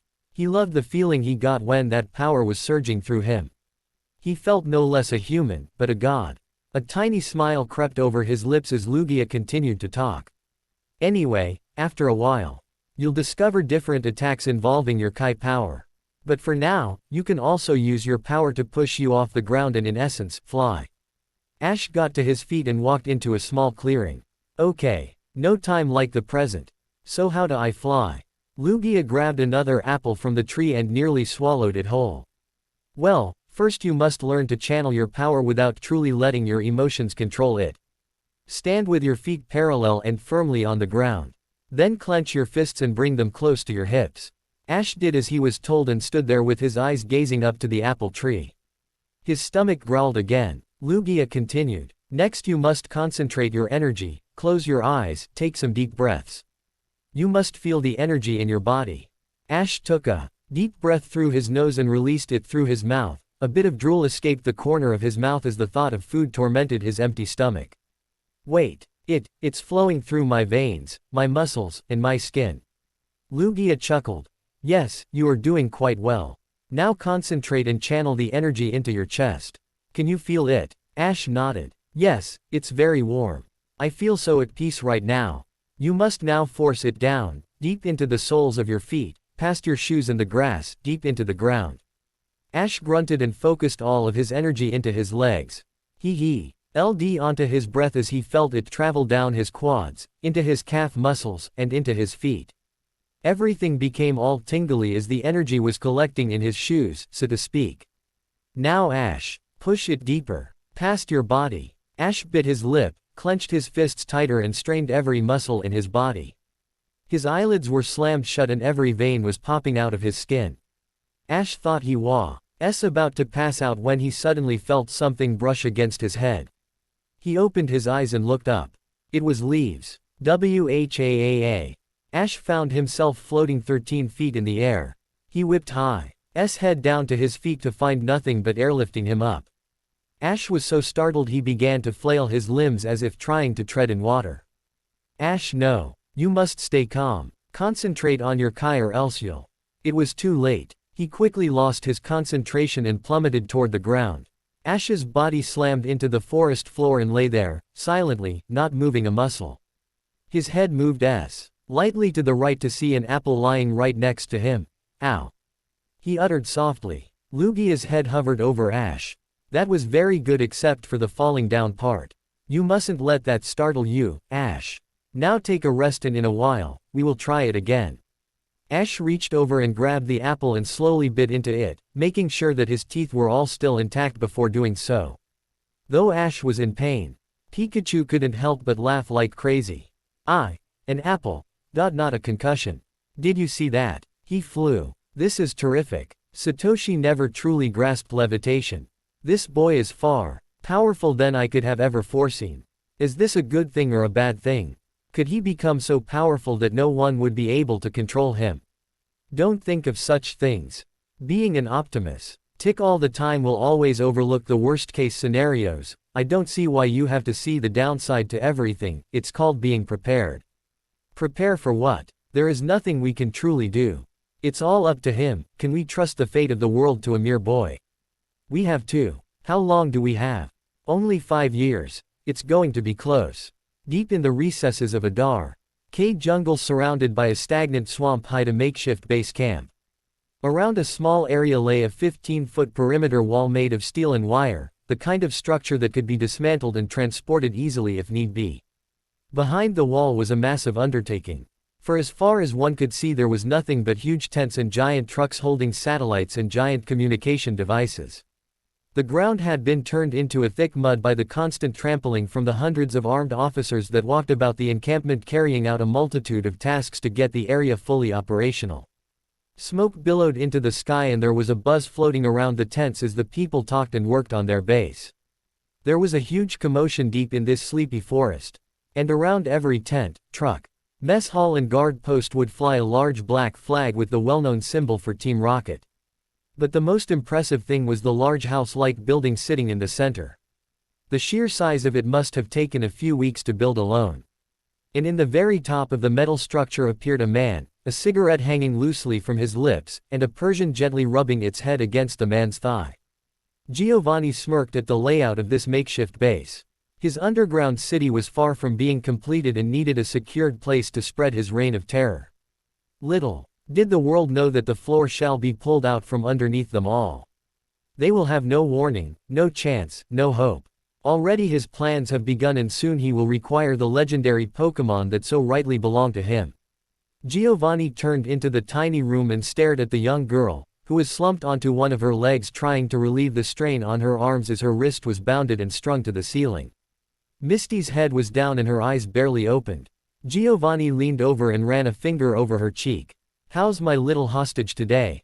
She raised her head slightly to reveal large bruises and a cut on her lower lip which still gave off small drops of blood that collected on the grimy floor. Her hair was very messy and her body was very emaciated from lack of food and water. "You can't break me down." Misty struggled to say. Giovanni raised his hand and brought it down swiftly against her face. Misty spun on her heels and cried in pain from the rope's wrap around her wrist harder as she twisted from the blow. And thus more blood began to flow as the wound from her lip was ripped open once again. Misty whimpered and drew back as Giovanni bent down next to her. "Don't forget that I can't break you down, but I can break your neck. Your boyfriend will give me his legendary Pokémon, or he will die." Misty gave him a small grin but winced from the large bleeding cut. "He has become something far greater than your little Team Rocket. He will destroy you." Giovanni sniggered. "Little girl, I have over 120 men and women out there, armed to the teeth and completely loyal to my every whim. They would die for me. Your boyfriend will not make it 2 feet in my base without them swarming all over him." Misty propped herself on her right leg. "Only 120. He won't even break a sweat. He will rescue me." The boss of Team Rocket walked slowly to the tiny window overlooking his newly constructed fortress. "That's what I'm planning on. But what in the world is taking him so long? Does he not worry about his little girlfriend?" he said sarcastically. Misty glared at Giovanni with anger and contempt as he strutted about the small office. "He's still training, with Lugia." Giovanni stopped instantly and slowly moved his head toward Misty. A shocked expression was emanated on his face. "What was that?" he demanded. "Well, since you gonna find out soon enough. Ash is the chosen one." Giovanni's face became red as rage and fury gathered in him. He slammed his fist against his desk and screamed at Misty. "I am the chosen one. It has been written for hundreds of years that I shall control the earth. Your boy is a mere sideline in my plans, a test given to me by the gods. I am the chosen one. I am. You understand. You shall see." Giovanni, seething with rage, pounding the intercom on his desk. "Guards." Almost instantly 2 men covered in black clothing and helmets that hid any parts of their faces stormed in through the door. Giovanni pointed a shaking finger at Misty. "Take her to Area 23. Give her 5 hours of shock therapy." The 2 guards grabbed onto the trembling Misty and dragged her to the door. Giovanni turned his back to her and spoke more softly. "Let's see how much you talk when thousands of volts of electricity surge through your body." The doors slammed shut as Misty's scream disappeared within the large metal halls. "Bro." CK's hands dropped to their sides along with the ransom note he was holding. His head slowly leaned to one side as a large sigh escaped his lips. He rubbed his eyes and pondered what to do next. Ash was in a forest somewhere. And the notes said not to contact any police or help of any kind. "Damn it," Brock exclaimed. The threat of Team Rocket had become perfectly clear. They wanted Ash, but as long as Brock was still alive he was not going to let them take another one of his best friends. And perhaps what was another sad event is this would certainly stop Ash from entering the Johto League competition. Let alone not get the chance to have another gym battle. Brock knew this conflict would be a lengthy one. Across the room sit a rotary phone on the edge of the bedside table. Brock thought a moment, did he dare chance it? Or was it going against everything that he believed in? Screw it. Brock leapt towards the phone and began dialing numbers right through lunchtime.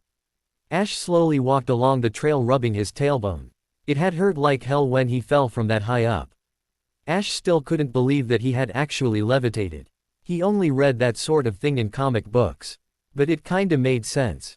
All he did was take this energy that was surging through him and let it push him off the ground. As he limped slightly, he admitted that it still needed some honing. But right now it was time to head back to the gang. Back to Misty. Ash had about all the training he could handle for now and was excited to see civilization. He decided that flying was out of the question, for one, he didn't want to be spotted flying near the city, and that he had about all the flying he could handle for one day. He glanced over to Pikachu, who was still snickering away. Besides, it's only an hour away from Olivine City. The girl with the pigtail entered a small room. In front was a large screen and a table riddled with buttons and switches. After taking a seat, she exhaled a small sigh and began plugging away at dozens of buttons. The screen flickered on and a large satellite view of the region suddenly appeared. "Where the hell are you?" she said quietly to herself. After striking a few more switches, large blips appeared. The girl knew them as thermonuclear readings. This girl had been searching for Ash for the longest time, but he had always eluding her. Ash's power gave off a sort of gamma wave fingerprint. Not exactly radiation, but a byproduct nonetheless. The system was able to track it from space. On the screen was a faint blue smear near the east at Goldenrod. As it moved west, the smear got thicker and much brighter, showing a higher concentration. And finally at the far west was a large white dot that showed the source of the power. That white dot was Ash. But every time she went to search the area, Ash was already gone. He went all over the place, but the girl found that he was steadily moving west. She and the others would make her move soon. But she had to find out what Ash was up to first. She turned off the equipment and decided to go boil some water. Ash emerged from the woods and was ecstatic to find the skyscrapers of Olivine City staring him in the face. The first order of business was to get a burger, then get over to the Pokémon Center to receive his welcome back kiss from Misty. He managed to find a fast food joint rather quickly and murdered his burger.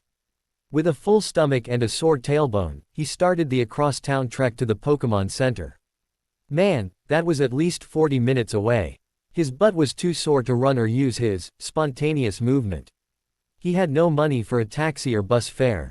Ash couldn't use Lugia to fly there. He was too big and people would spot him. Crud. Looks like he was walking, unless. Did he dare try it? I wonder if people would notice a 15-year-old boy flying down the main street. Perhaps they would dismiss him as a Spiro or something. He was sick of walking, that left the only option. It was time to take flight. He made his way into an empty alleyway and prepared himself. If this is going to work, I'm going to have to go really fast. If energy lifts me up, then more energy should propel me pretty quickly. Time to power up. Let's see, this might go faster if I thought of something that pissed me off. Gary, okay, got it. He concentrated on Gary's annoying laugh. It worked. Soon after he feel this incredible surge of energy start to pulsate throughout his body. Ash crouched down and let the surge build as he gritted his teeth. Ash then began to glow a brilliant blue as loose papers began to swirl and dance around him. Tiny rocks on the ground began to scatter around as the intense energy grew inside Ash. Once Ash was sure that he had enough energy built up, he released his thought of Gary and returned to normal. But Ash could still feel the power inside him. Ash chuckled to himself when he discovered that Gary was his unhappy thought, more or less like Peter Pan's happy thought. Ash's train of thought was diverted when he noticed that his feet were not touching the ground. He gasped in amazement. The second time was so easy he didn't even have to strain or anything. Ash twirled in the air and displayed his flying ability to Pikachu, who sat and watched in awe. Once Ash was comfortable with hovering, it was time to fly. Come on Pikachu, get in my backpack and hang on tight. Pikachu was reluctant at first but quickly clambered in the dusty pouch and hung on for dear life. With a huge grin, Ash clenched his fists and felt a rush of power sweep through him. He took off like a Zubat out of hell. Ash flew up into the sky like a bolt of lightning, almost slamming into a high-rise in the process. Luckily he became comfortable with the speed and began to turn in. twist all over the city way up high in the air.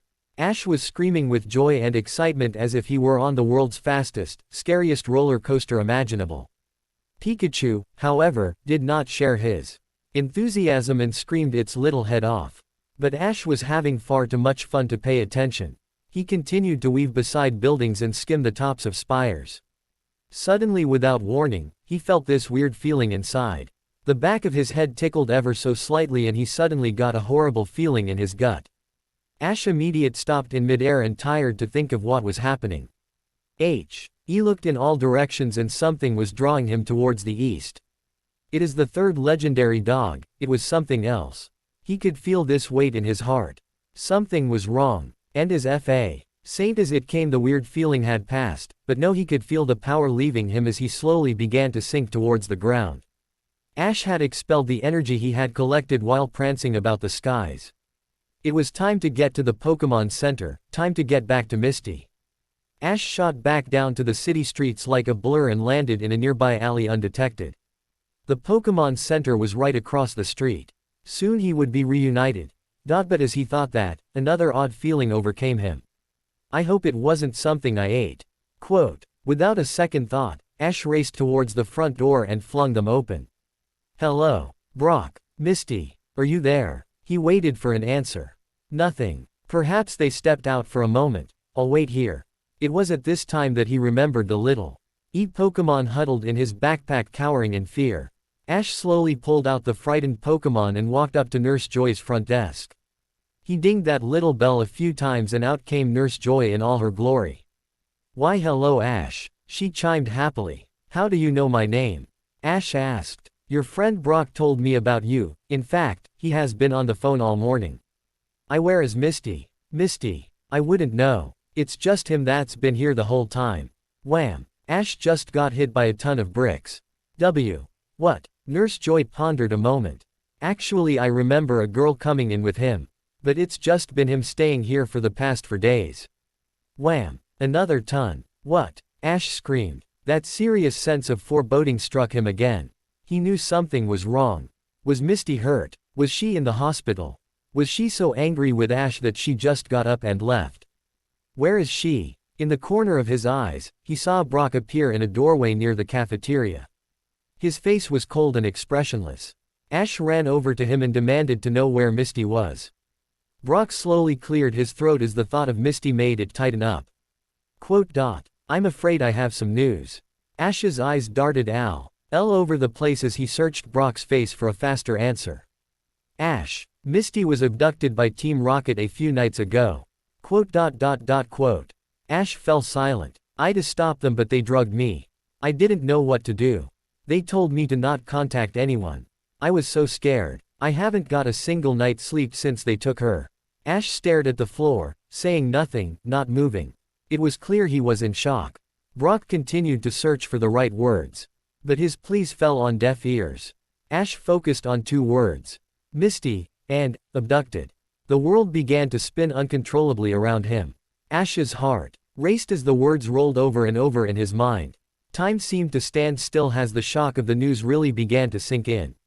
Then it was the one word that sent Ash careening over the edge. Quote.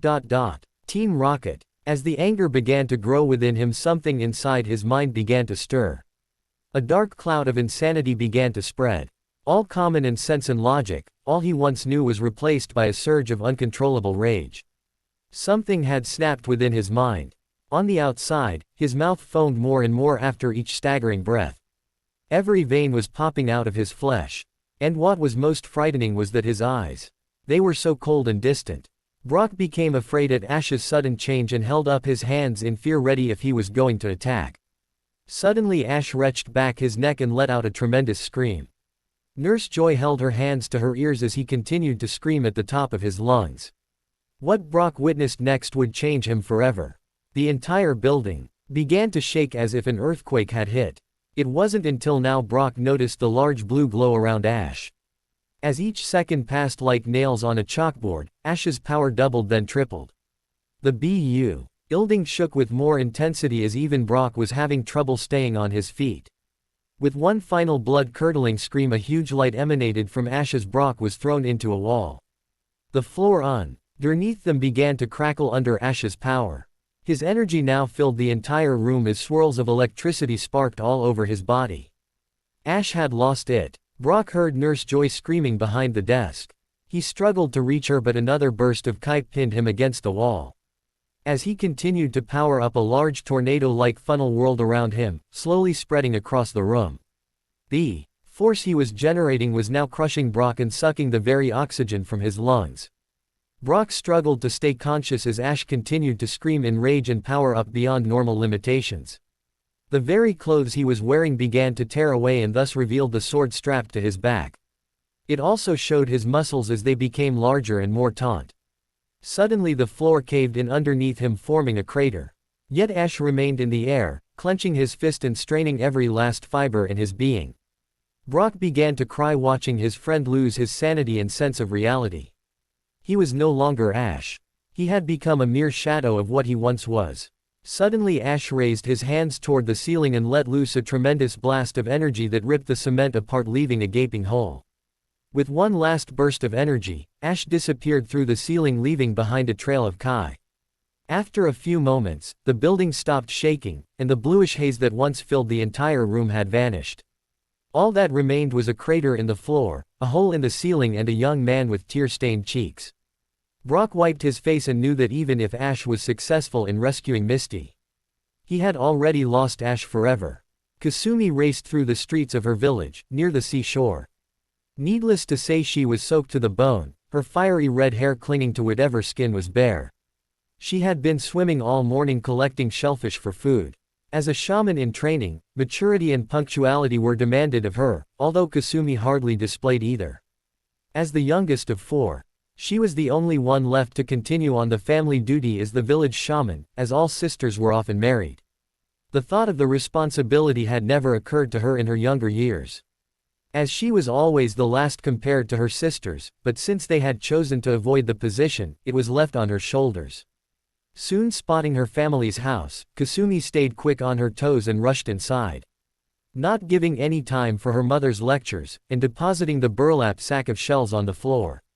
"Kasumi," her mother called, attempting to catch her free spirited daughter before the redhead could leave her sight. "I have news to give you," she continued, waiting as the young woman stopped and let out a sigh of defeat. "What is it now?" Kasumi whined, turning about and approaching her mother, who had by now adopted a look of displeasure on her face. "You know that you're neglecting your duties as the new water shaman," her mother scolded. Kasumi bit her lower lip and waited for more lecturing. "However, you'll need to hurry with your training, as I've heard our village will be visited." All of a sudden, Kasumi's mother changed her features to that of excitement. Kasumi rose an eyebrow in response. "Well, spare the suspense," Kasumi prodded. Her mother more than happily consented and clasped her hands together. "The chosen one is coming through," she nearly shrieked. Kasumi jumped in response to the higher octave of her mother's voice, but then felt her stomach twitch in dread, as she knew she'd only embarrass her family, since she had been neglectful on her training. "You will be the one to welcome him and offer any hospitality that he may need," she continued. Kasumi quickly conjured her argument in protest. "Mother, you know that I'm not the head shaman, you are. So that's not my responsibility," she forced out in one rushed breath. Kasumi's mother narrowed her eyes again, and made a motion for Kasumi to leave. "Since you're nearly of age, you need all of the experience you can get before the duty is fully yours. I will help you, if need be, but I should hope that won't be so. I expect you to go begin to prepare, the chosen one will be here tomorrow." With that, Kasumi's mother left the room and left the redhead to sulk by herself for the rest of the day. The legendary birds. Kasumi leafed through her Pokemon scrolls from history, studying up for the arrival of the chosen one. As usual, she had gotten up early that morning and had left the village quickly to go to her favorite spot. Her thinking place, as she'd call it, a small hill near the seashore where she could see the ocean spread into a never-ending expanse.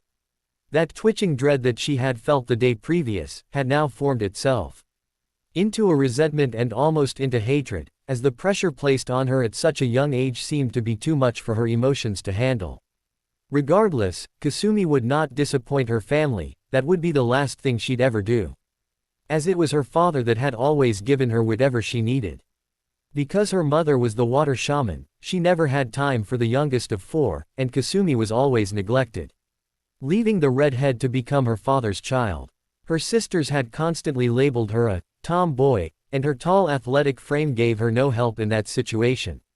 Yeah, right, Kasumi mumbled out loud, her mouth spreading into an amused grin.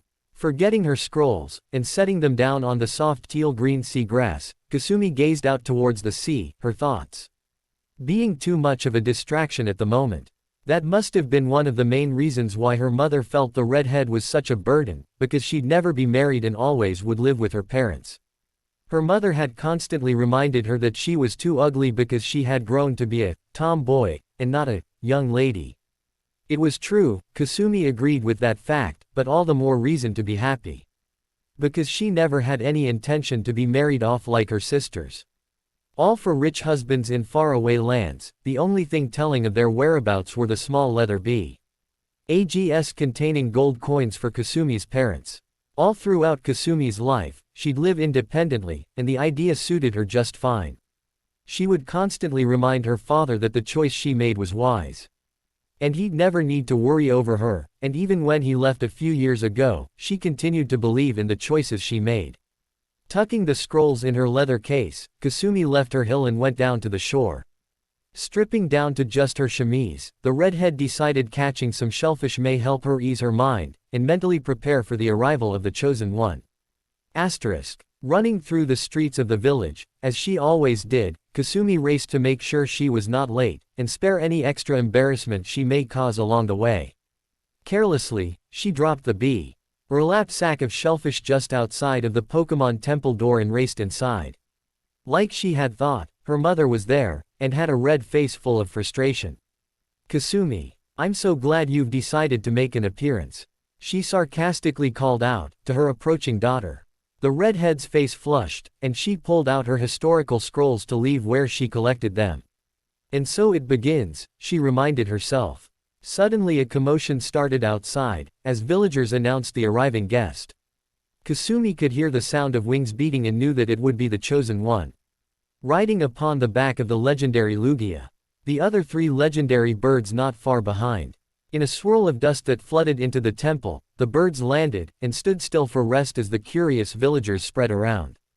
The chosen one, clad in a long dark cloak, slipped off of Lugia and entered the temple, approaching the speechless observers.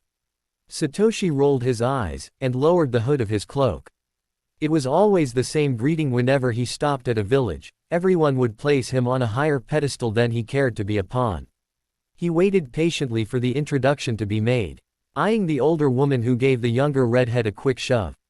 Kasumi felt like turning around and hitting her mother back, but instead, gave a light bow and grit her teeth to force out the insincere greeting.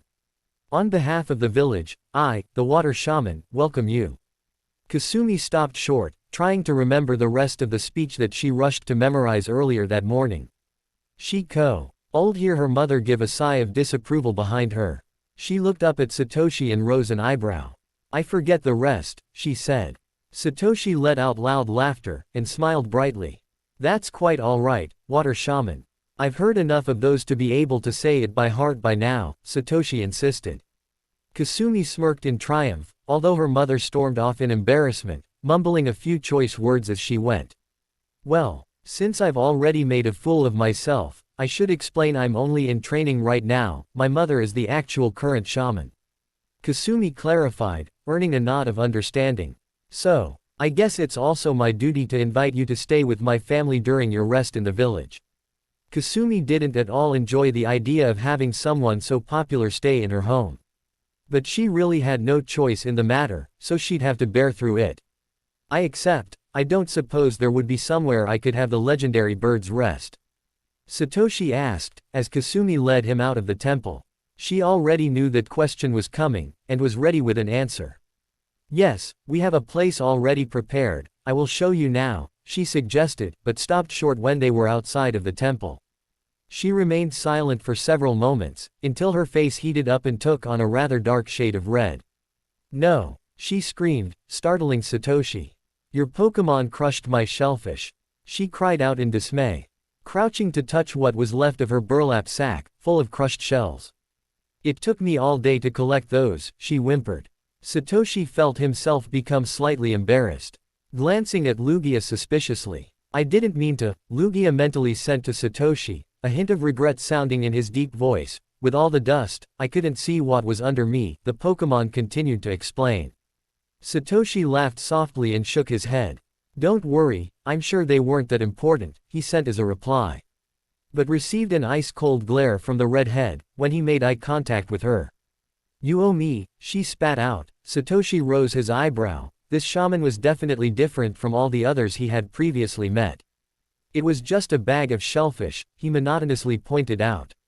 This set off Kasumi, as she rhymed off several random insults. "And just because you're supposedly the most important person on the entire earth, does not mean I am going to follow every order you want to give me," she finished in a rush of air. "I have no intention of enslaving you," Satoshi retorted, narrowing his eyes, feeling anger start to flicker inside of him. This water shaman was definitely different, all right. "Brat," he added, the word he was thinking, slipping out.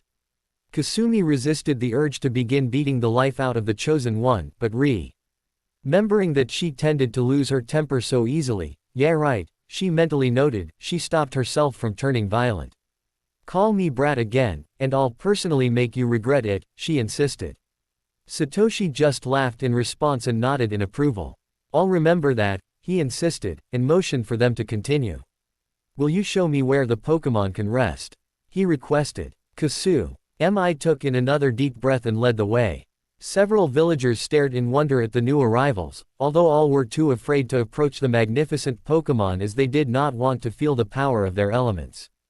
Kasumi led the group down the dirt streets to a large specially crafted building, where villagers were busy bustling around inside preparing for their new charges. Food was left out suited to the tastes of the legendary birds, and soft, warm bedding was left on ground for them.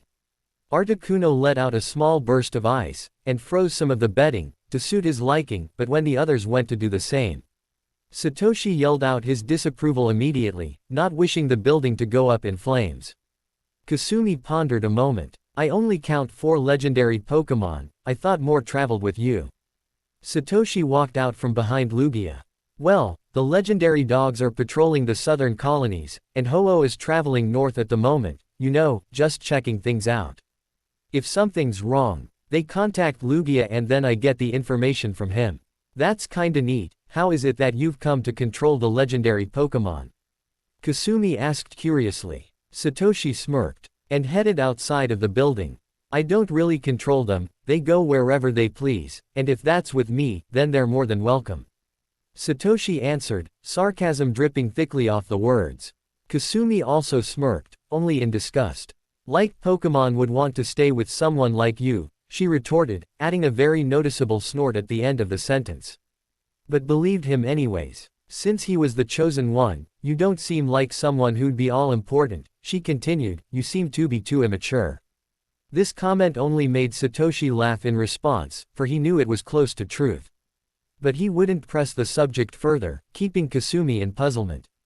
Soon they reached Kasumi's house, and she showed him in, giving him a quick tour of the particularly large house. Save her own room, which was not in the condition for company. She reached the richly garbed room that her mother had prepared, and explained that this was Satoshi's room for the duration of his stay. A small platter of food was left near his fur-covered bed, and several brightly colored tapestries hung about the walls. "I suppose I can show you around the village tomorrow if you like," Kasumi finished up. Receiving a nod from Satoshi. "Sure, I've got nothing else planned," Satoshi agreed. Kasumi left his presence, and headed for her own room to sit by herself for the rest of the evening.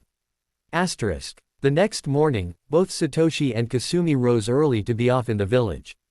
Kasumi had introduced Satoshi to a few familiar villagers to her, but decided to cease the introductions when the family proceeded to bombard the chosen one with gifts and praises. Kasumi had made several untrue excuses to free him, who later thanked her several times for the rescue. The legendary birds remained near the village, and never left too far, perchance they'd be needed. Although Pokemon that were used to being alone, they didn't favor the attention received from the curious villagers.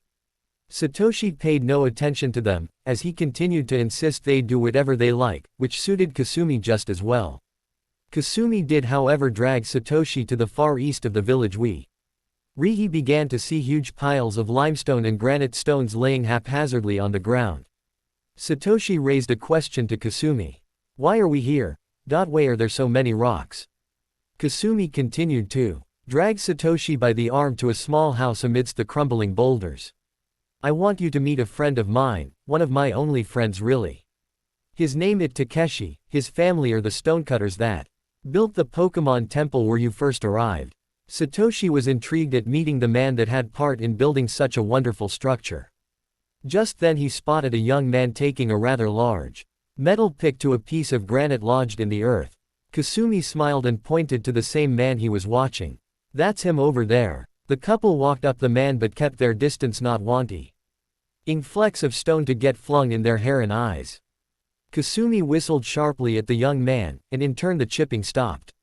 The stonecutter looked up and happily waved at Kasumi as he threw his tools to the side. Greetings Kasumi. And what brings you over to my neck of the woods on this fine day? Just then Takeshi noticed the guy standing next to her. Oi, who's this? Satoshi stretched out his hand. Hi, I'm Satoshi. I'm also known as the Chosen One. As well, as Satoshi waited for the boy's hand to touch his to do the traditional handshake, it never came.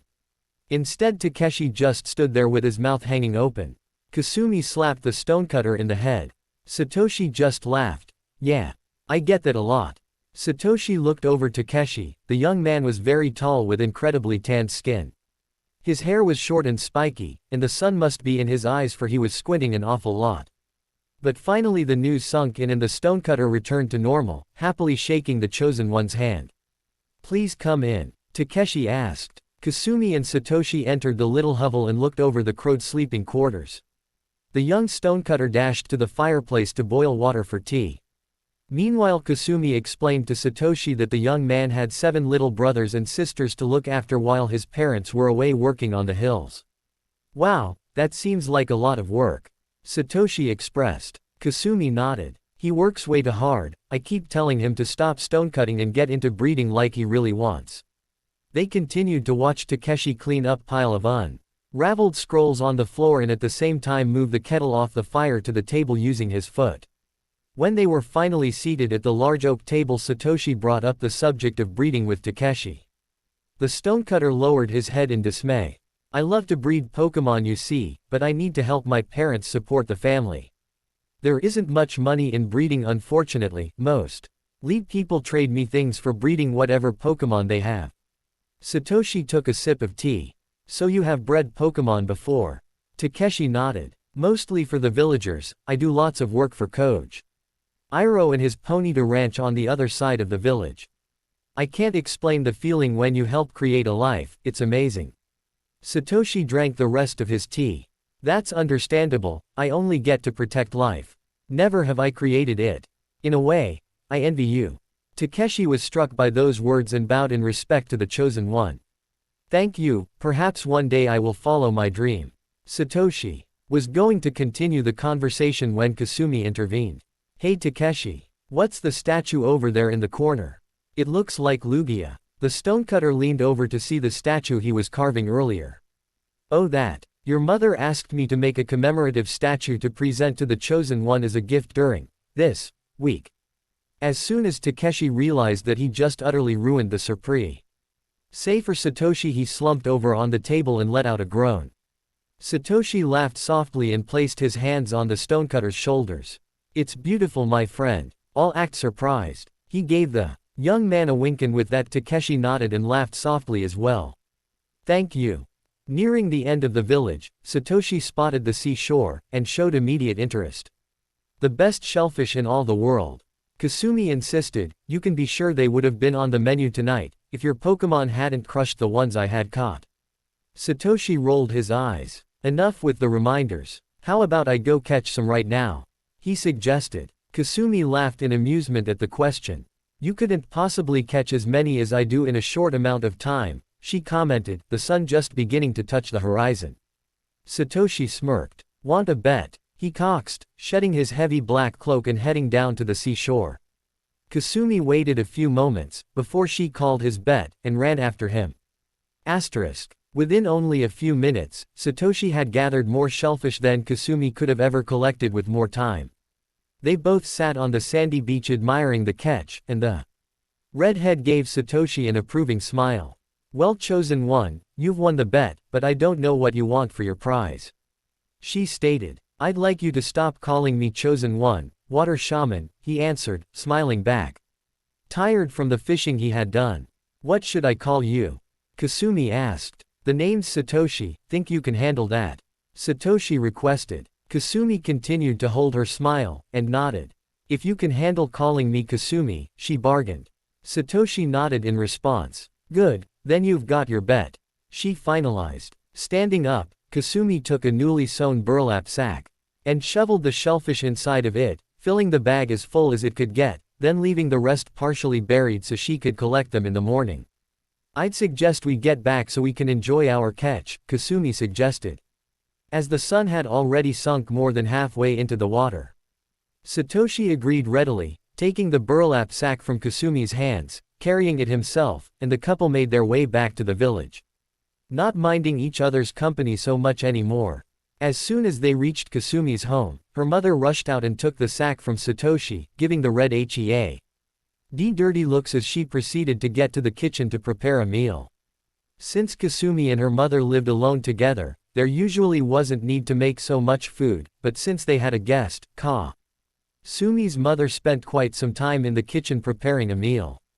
Kasumi and Satoshi sat patiently in the dining room for some word that the food was done. They talked quietly amongst themselves as the time ticked on, but soon enough, the announcement was made, and Kasumi went to the kitchen to assist in bringing out the food. It almost seemed as not enough was prepared, since Satoshi seemed to have quite an appetite. So much that Kasumi and her mother could not help but stare at the chosen one intently devouring his food with record speed, the two women ignoring their own food. As soon as Satoshi finished, he gave a small burp of satisfaction, and looked up at his hostesses. He immediately felt embarrassed at his actions, and felt a blush touching his face. "I'm sorry, I've been starving all day," he tried to explain. But the other two just pretended to understand, and nodded their heads. After the meal, Kasumi escorted Satoshi back to his room and laughed at the scene he caused at the dinner table. "You have quite an appetite," the redhead commented. "I've always had one," Satoshi insisted, making his companion laugh gaily in response.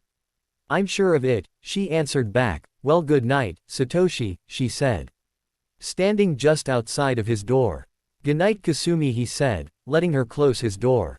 Kasumi went to take food to her Pokemon before she herself headed off to bed. Feeling almost excited about the day to come, her guest growing on her very quickly. Over the next few days, both the Chosen One and the Water Shaman found themselves together when possible.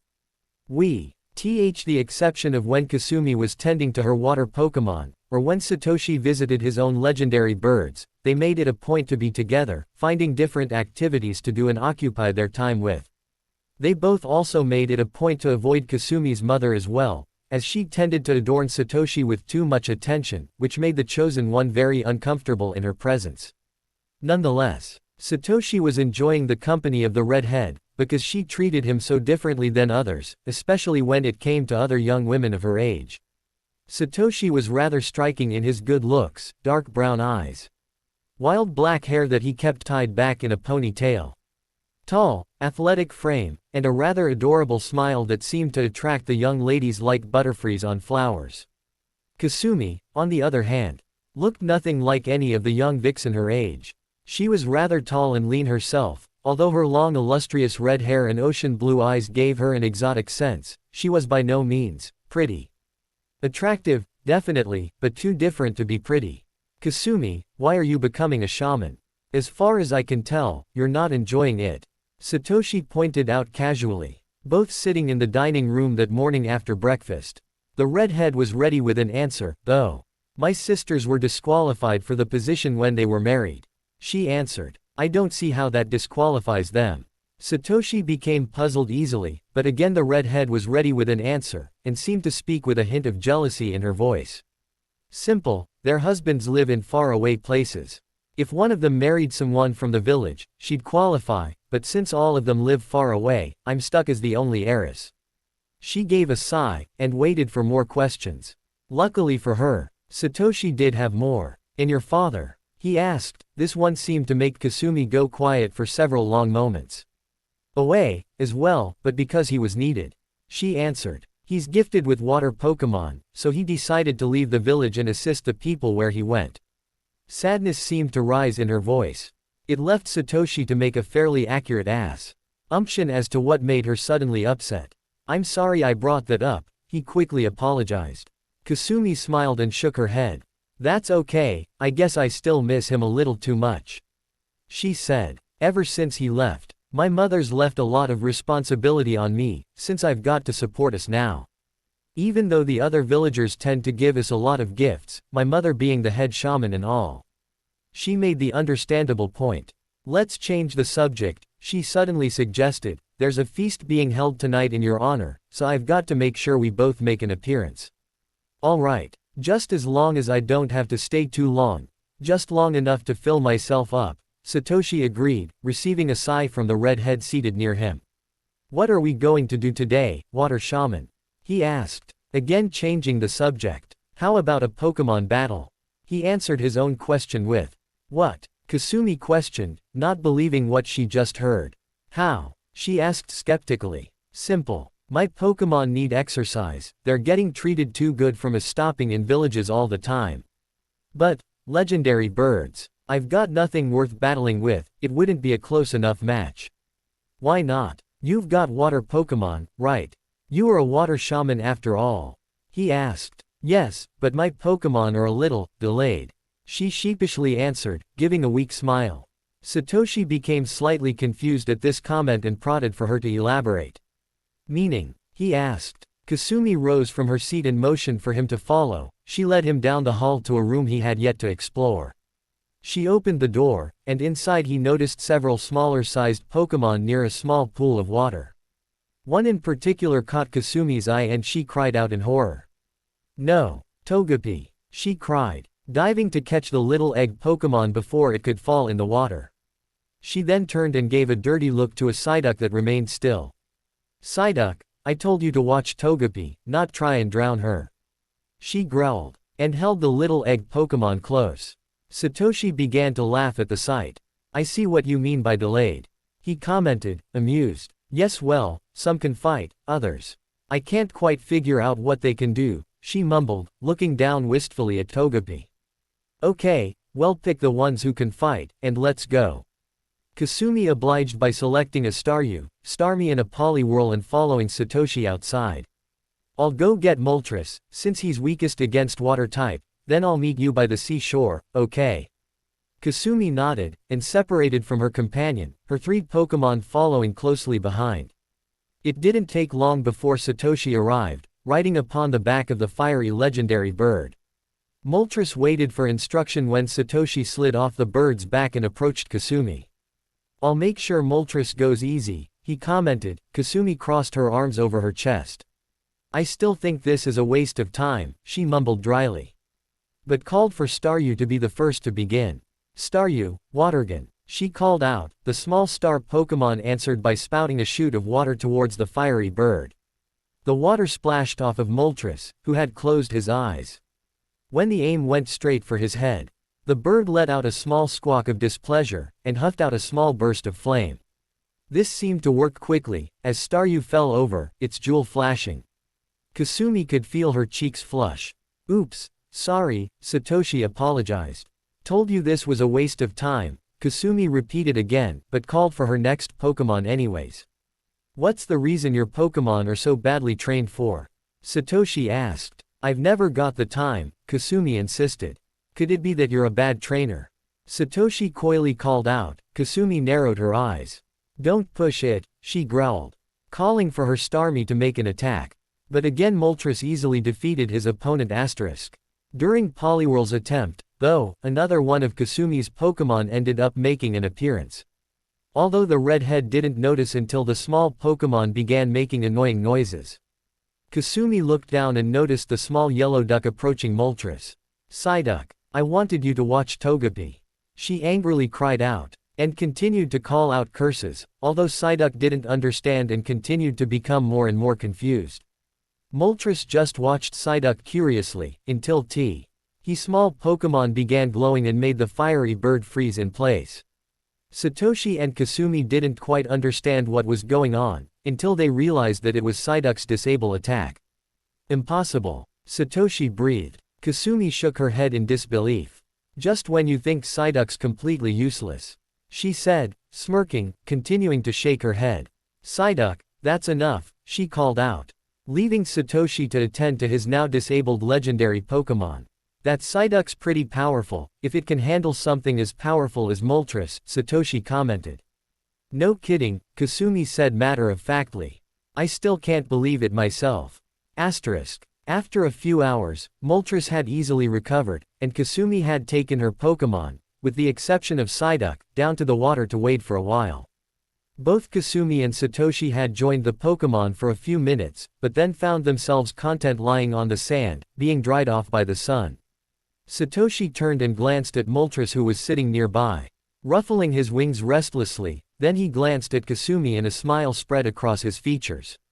It took a few moments, but Kasumi needn't turn her head to know he was planning something. No, she said, without letting him ask his request first. How about a ride? He asked anyways. What? On Moltres? I'll bet you've never ridden on a Pokemon before. He insisted. Kasumi looked over at him finally. You've got to be kidding me, she sarcastically commented. He just smiled and got up from his seated position to make the suggestion to the legendary Pokemon. What's the matter? Afraid of heights? Satoshi taunted. Kasumi's face turned red. No. Well, maybe, okay, yes. I like being in the water, not in the air. She defended herself. Satoshi smirked and began making chicken noises to taunt her even more. I'm not going to let you kill me, she growled, but he continued squawking. Won't Moltres burn me? She asked, trying to avoid getting in the air as much as possible. I don't see why, he said. Thinking about it for a second, I like Moltres, so he likes me, and I like you, so Moltres should like you too. He said. Kasumi rose an eyebrow skeptically, but because she was stubborn against his taunts, she reluctantly agreed. Moltres lowered his body so Satoshi could slip onto the fiery bird's back, showing that Moltres' bright flames did in fact not harm him. He took Kasumi's arm and hauled her on as well in behind him. If you get scared, just hold on to me, Satoshi suggested. Kasumi kept her arms to herself and snorted in response. But when Moltres flapped his wings and began rising into the air, Kasumi gave a yelp of surprise and latched on tightly to Satoshi, who smirked in response. The legendary Pokemon rose quickly into the air, and soared low to the water at first, until it caught a strong wind and rose higher. Kasumi kept her eyes squeezed shut as to not see what was underneath of her. You know, the scenery is much nicer when you have your eyes open. Satoshi pointed out. I'm not scared. Kasumi cried out defensively, and forced one eye open, and seeing that the water beneath them was quite beautiful, she opened her other eye as well to get the full view. She then glanced behind them and noticed how small her village looked from up in the sky. Wow, she breathed, then looked ahead and saw that the sea did indeed seem to last forever. It's beautiful, she commented. You should see what everything looks like on Lugia. He flies so fast that it's all a blur of color, Satoshi said. I'd like to see that. Kasumi smiled warmly and loosened up her grip a bit, so she could feel the wind around her better. Her hair radiating the shades of red from the sun. Now she nearly had her arms almost completely loose, and she set her eyes to completely get the feel that she was herself airborne. Suddenly a strong current of air gusted upwards from underneath Moltres. Satoshi noticed and made a warning for Kasumi. Hold on, he commanded, but Kasumi didn't catch what he meant in time, and felt herself slip from the legendary Pokemon, just as the wind made the bird jolt in the air. In shock, Kasumi silently watched as she pummeled towards the water below. Not realizing what had just happened, Satoshi cursed loudly and directed Moltres to make a sharp nose dive to get below the falling redhead. Moltres had no trouble gaining speed and lifted his wings out widely to slow as soon as they were in position to regain the falling passenger. Satoshi easily caught the shaman and kept a calm look on his face when she began. shaking wildly from when she finally realized what had just occurred. "I do not want to do that again," she insisted firmly. "I told you to hold on," Satoshi informed, receiving a mild look of amusement in return. "I'd like more than a split-second warning next time," she drawled out. "Brat," Satoshi mumbled. Asterisk. Kasumi admired herself in the large vanity mirror in her room one last time. She was dressed in a traditional water shaman gown, a swirl of blues in different pieces of fabric. She frowned when it seemed her red hair clashed too brightly against the blue fabric, so she quickly braided it back. "Nice dress," she heard from behind her, and without turning around, she knew the owner of the voice. "I've never seen so many shades of blue in my life," Satoshi commented. "Well, one other time anyways." This time Kasumi turned to see her intruder and smiled warmly. "You don't look too bad yourself," she greeted, Satoshi dressed in black, silver robes. "Tell me about this other time," she requested. Her companion gladly complied, while taking her arm in his and leading them outside to walk to the village hall. "One time, while I was in another village like this one, they had this huge waterfall where their main water flow came from. Anyways, Articuno decided to have a bit of a bath, and the moon reflected more colors than you could imagine off of his wings. It was something you'd only see in paintings." Satoshi smiled at the memory and caused Kasumi to become eager to experience seeing the wonder herself. "Why don't you show me? We've got a waterfall nearby too." "That's funny. I've never seen one while flying overhead." "That's 'cause it's underground." Kasumi lowered her voice so no other villager could hear. "Only I know about it. We can leave after you make your initial appearance." She gave an encouraging squeeze to Satoshi's arm along with an innocent smile to convince him to agree.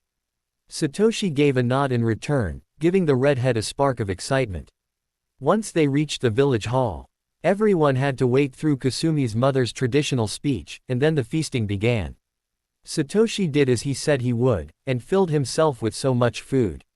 It caused several others to stare in wonder, including Kasumi, whose face lit up to match her hair.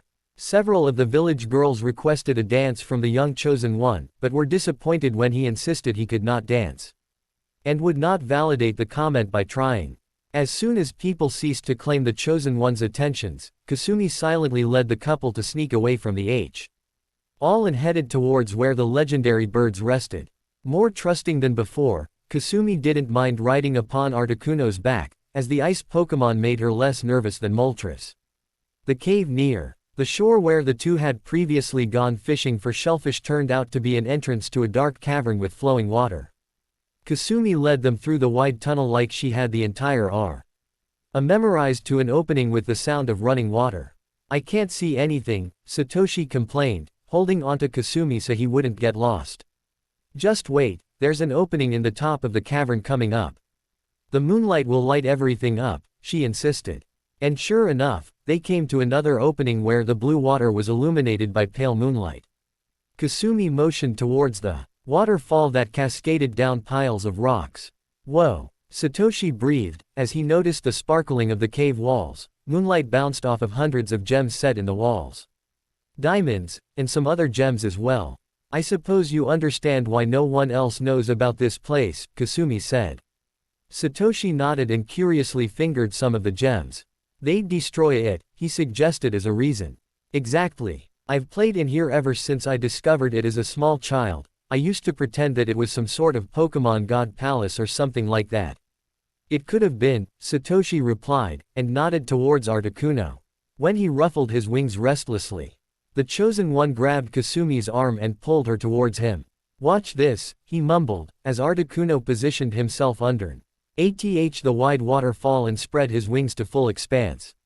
Moonlight bounced off of the icy wings and reflected off of the jewels in the walls as well, setting a rainbow prism of colors in a breathtaking display.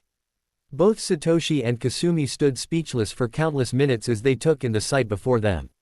Incredible, this cavern had to have been constructed by Pokémon, Kasumi breathed, too beautiful to be man-made.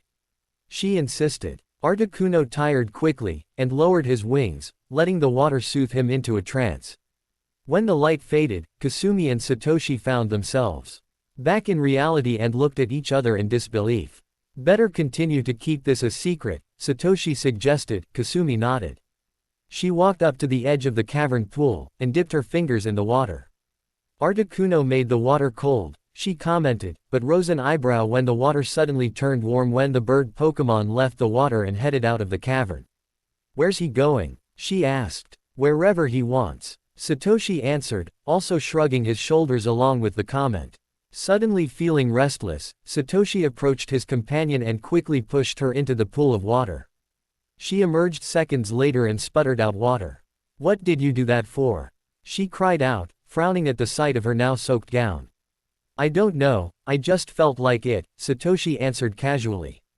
Unimpressed, Kasumi lifted herself partially out of the water and latched onto Satoshi's robe, pulling him into the water as well. She remained in the water and crossed her arms over her chest to wait for him to emerge. When the moment seemed to never come, worry suddenly struck her, regardless of the fact that Satoshi proved to be an excellent swimmer. Satoshi, she called out, still no answer. A scream erupted from her lips as she felt herself being pulled underwater, arms tightly around her waist.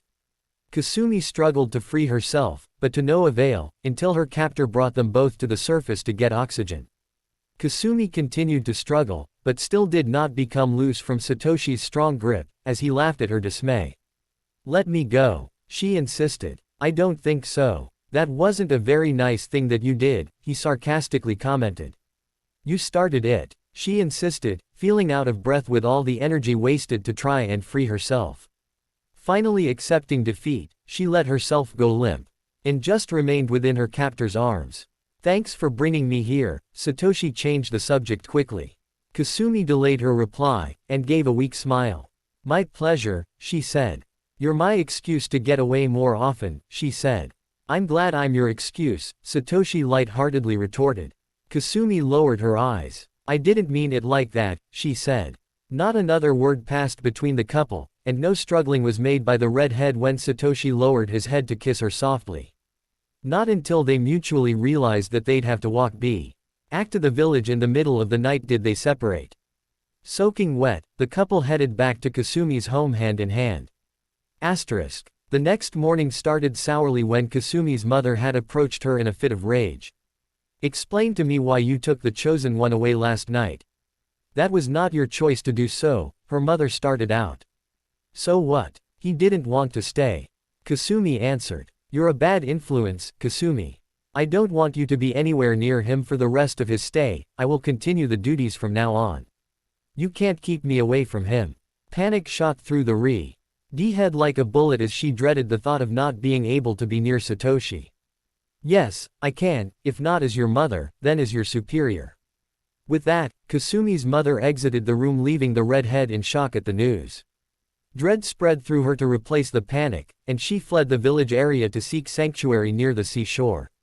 Asterisk. Later on in the day, Satoshi had finally found his companion at her thinking place, and sat down beside her. Where have you been? He asked. Kasumi turned her tear-stained face from him. Go away, she insisted. Why? Satoshi asked, concerned at her condition. Mother told me to stay away from you, she says I'm a bad influence. Laughter broke the solemn mood, as Satoshi found the reason amusing. You can't be serious, he insisted. Kasumi finally turned her face towards his and rose her eyebrows in disbelief. How can you laugh? I hardly find it funny.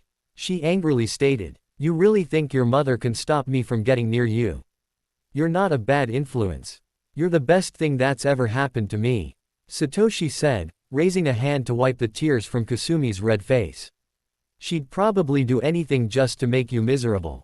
Probably, Kasumi echoed, a small smile touching the corners of her mouth.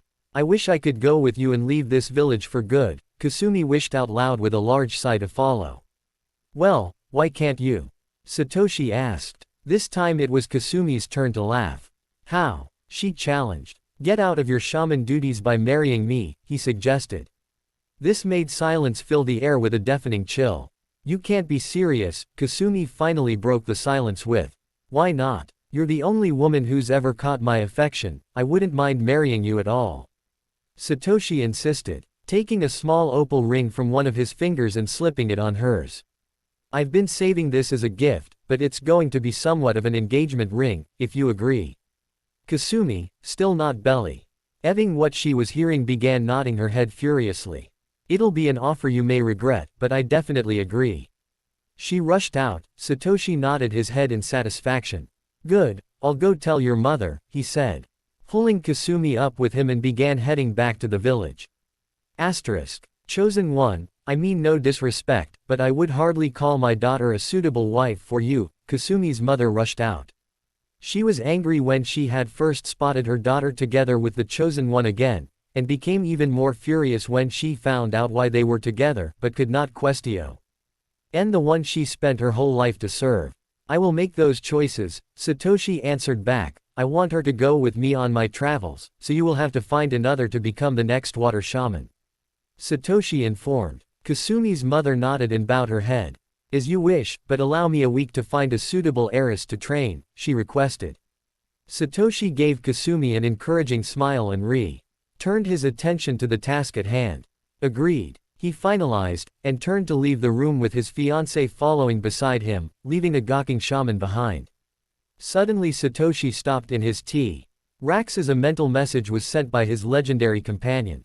What's wrong? Kasumi asked. Nothing, Lugia needs to see me, Satoshi stated, and patted Kasumi's hand reassuringly as he left to speak with Lugia. Kasumi waited patiently out of hearing distance as Satoshi conversed with Lugia, and became slightly distraught when Satoshi came towards her with a miffed look upon his face. Listen, we have to leave to go take care of things up north, but I'll be back in a week, I promise, Satoshi informed. Kasumi sighed annoyed, but nodded knowing of the chosen one's responsibilities. Quickly, Kasumi kissed her fiancé on the cheek and smiled. Come back to me, she said, receiving a nod and watched as Satoshi climbed upon Lugia's back, as the legendary birds took flight and flew into the skies. Kasumi sighed again and slowly headed back to her house to wait out the week.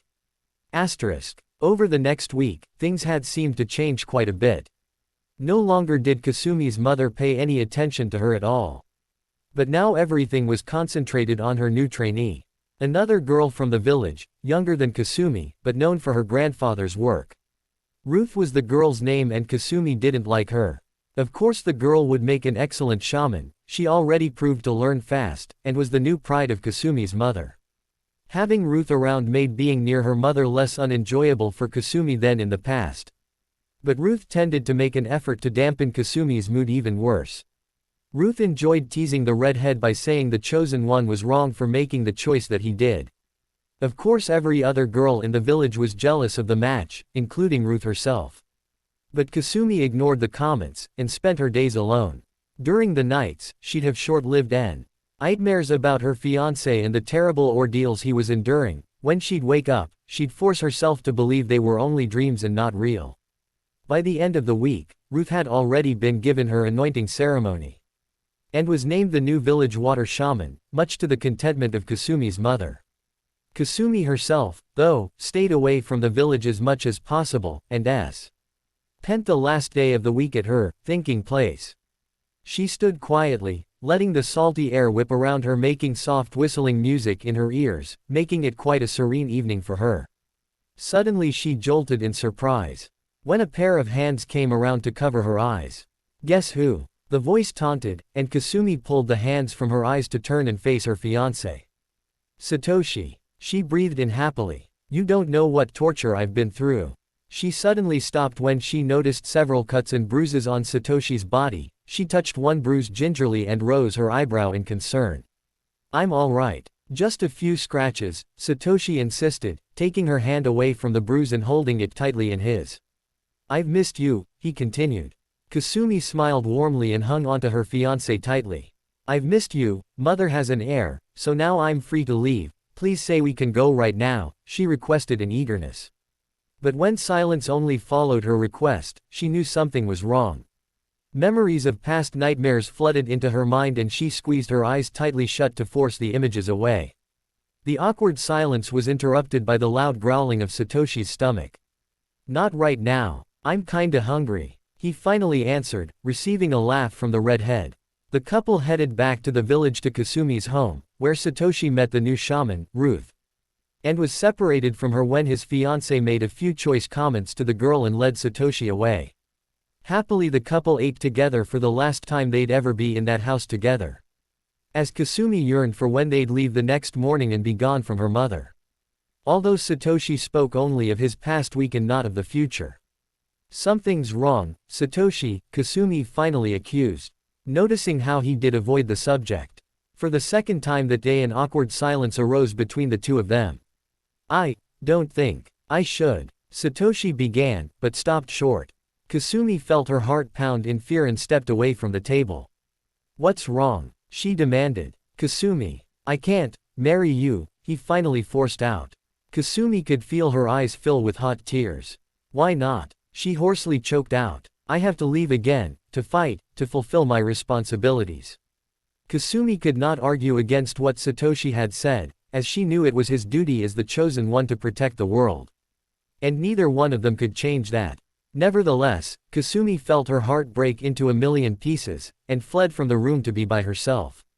The next morning, Kasumi had left the house early and fled to the hill where she went every day to be by herself.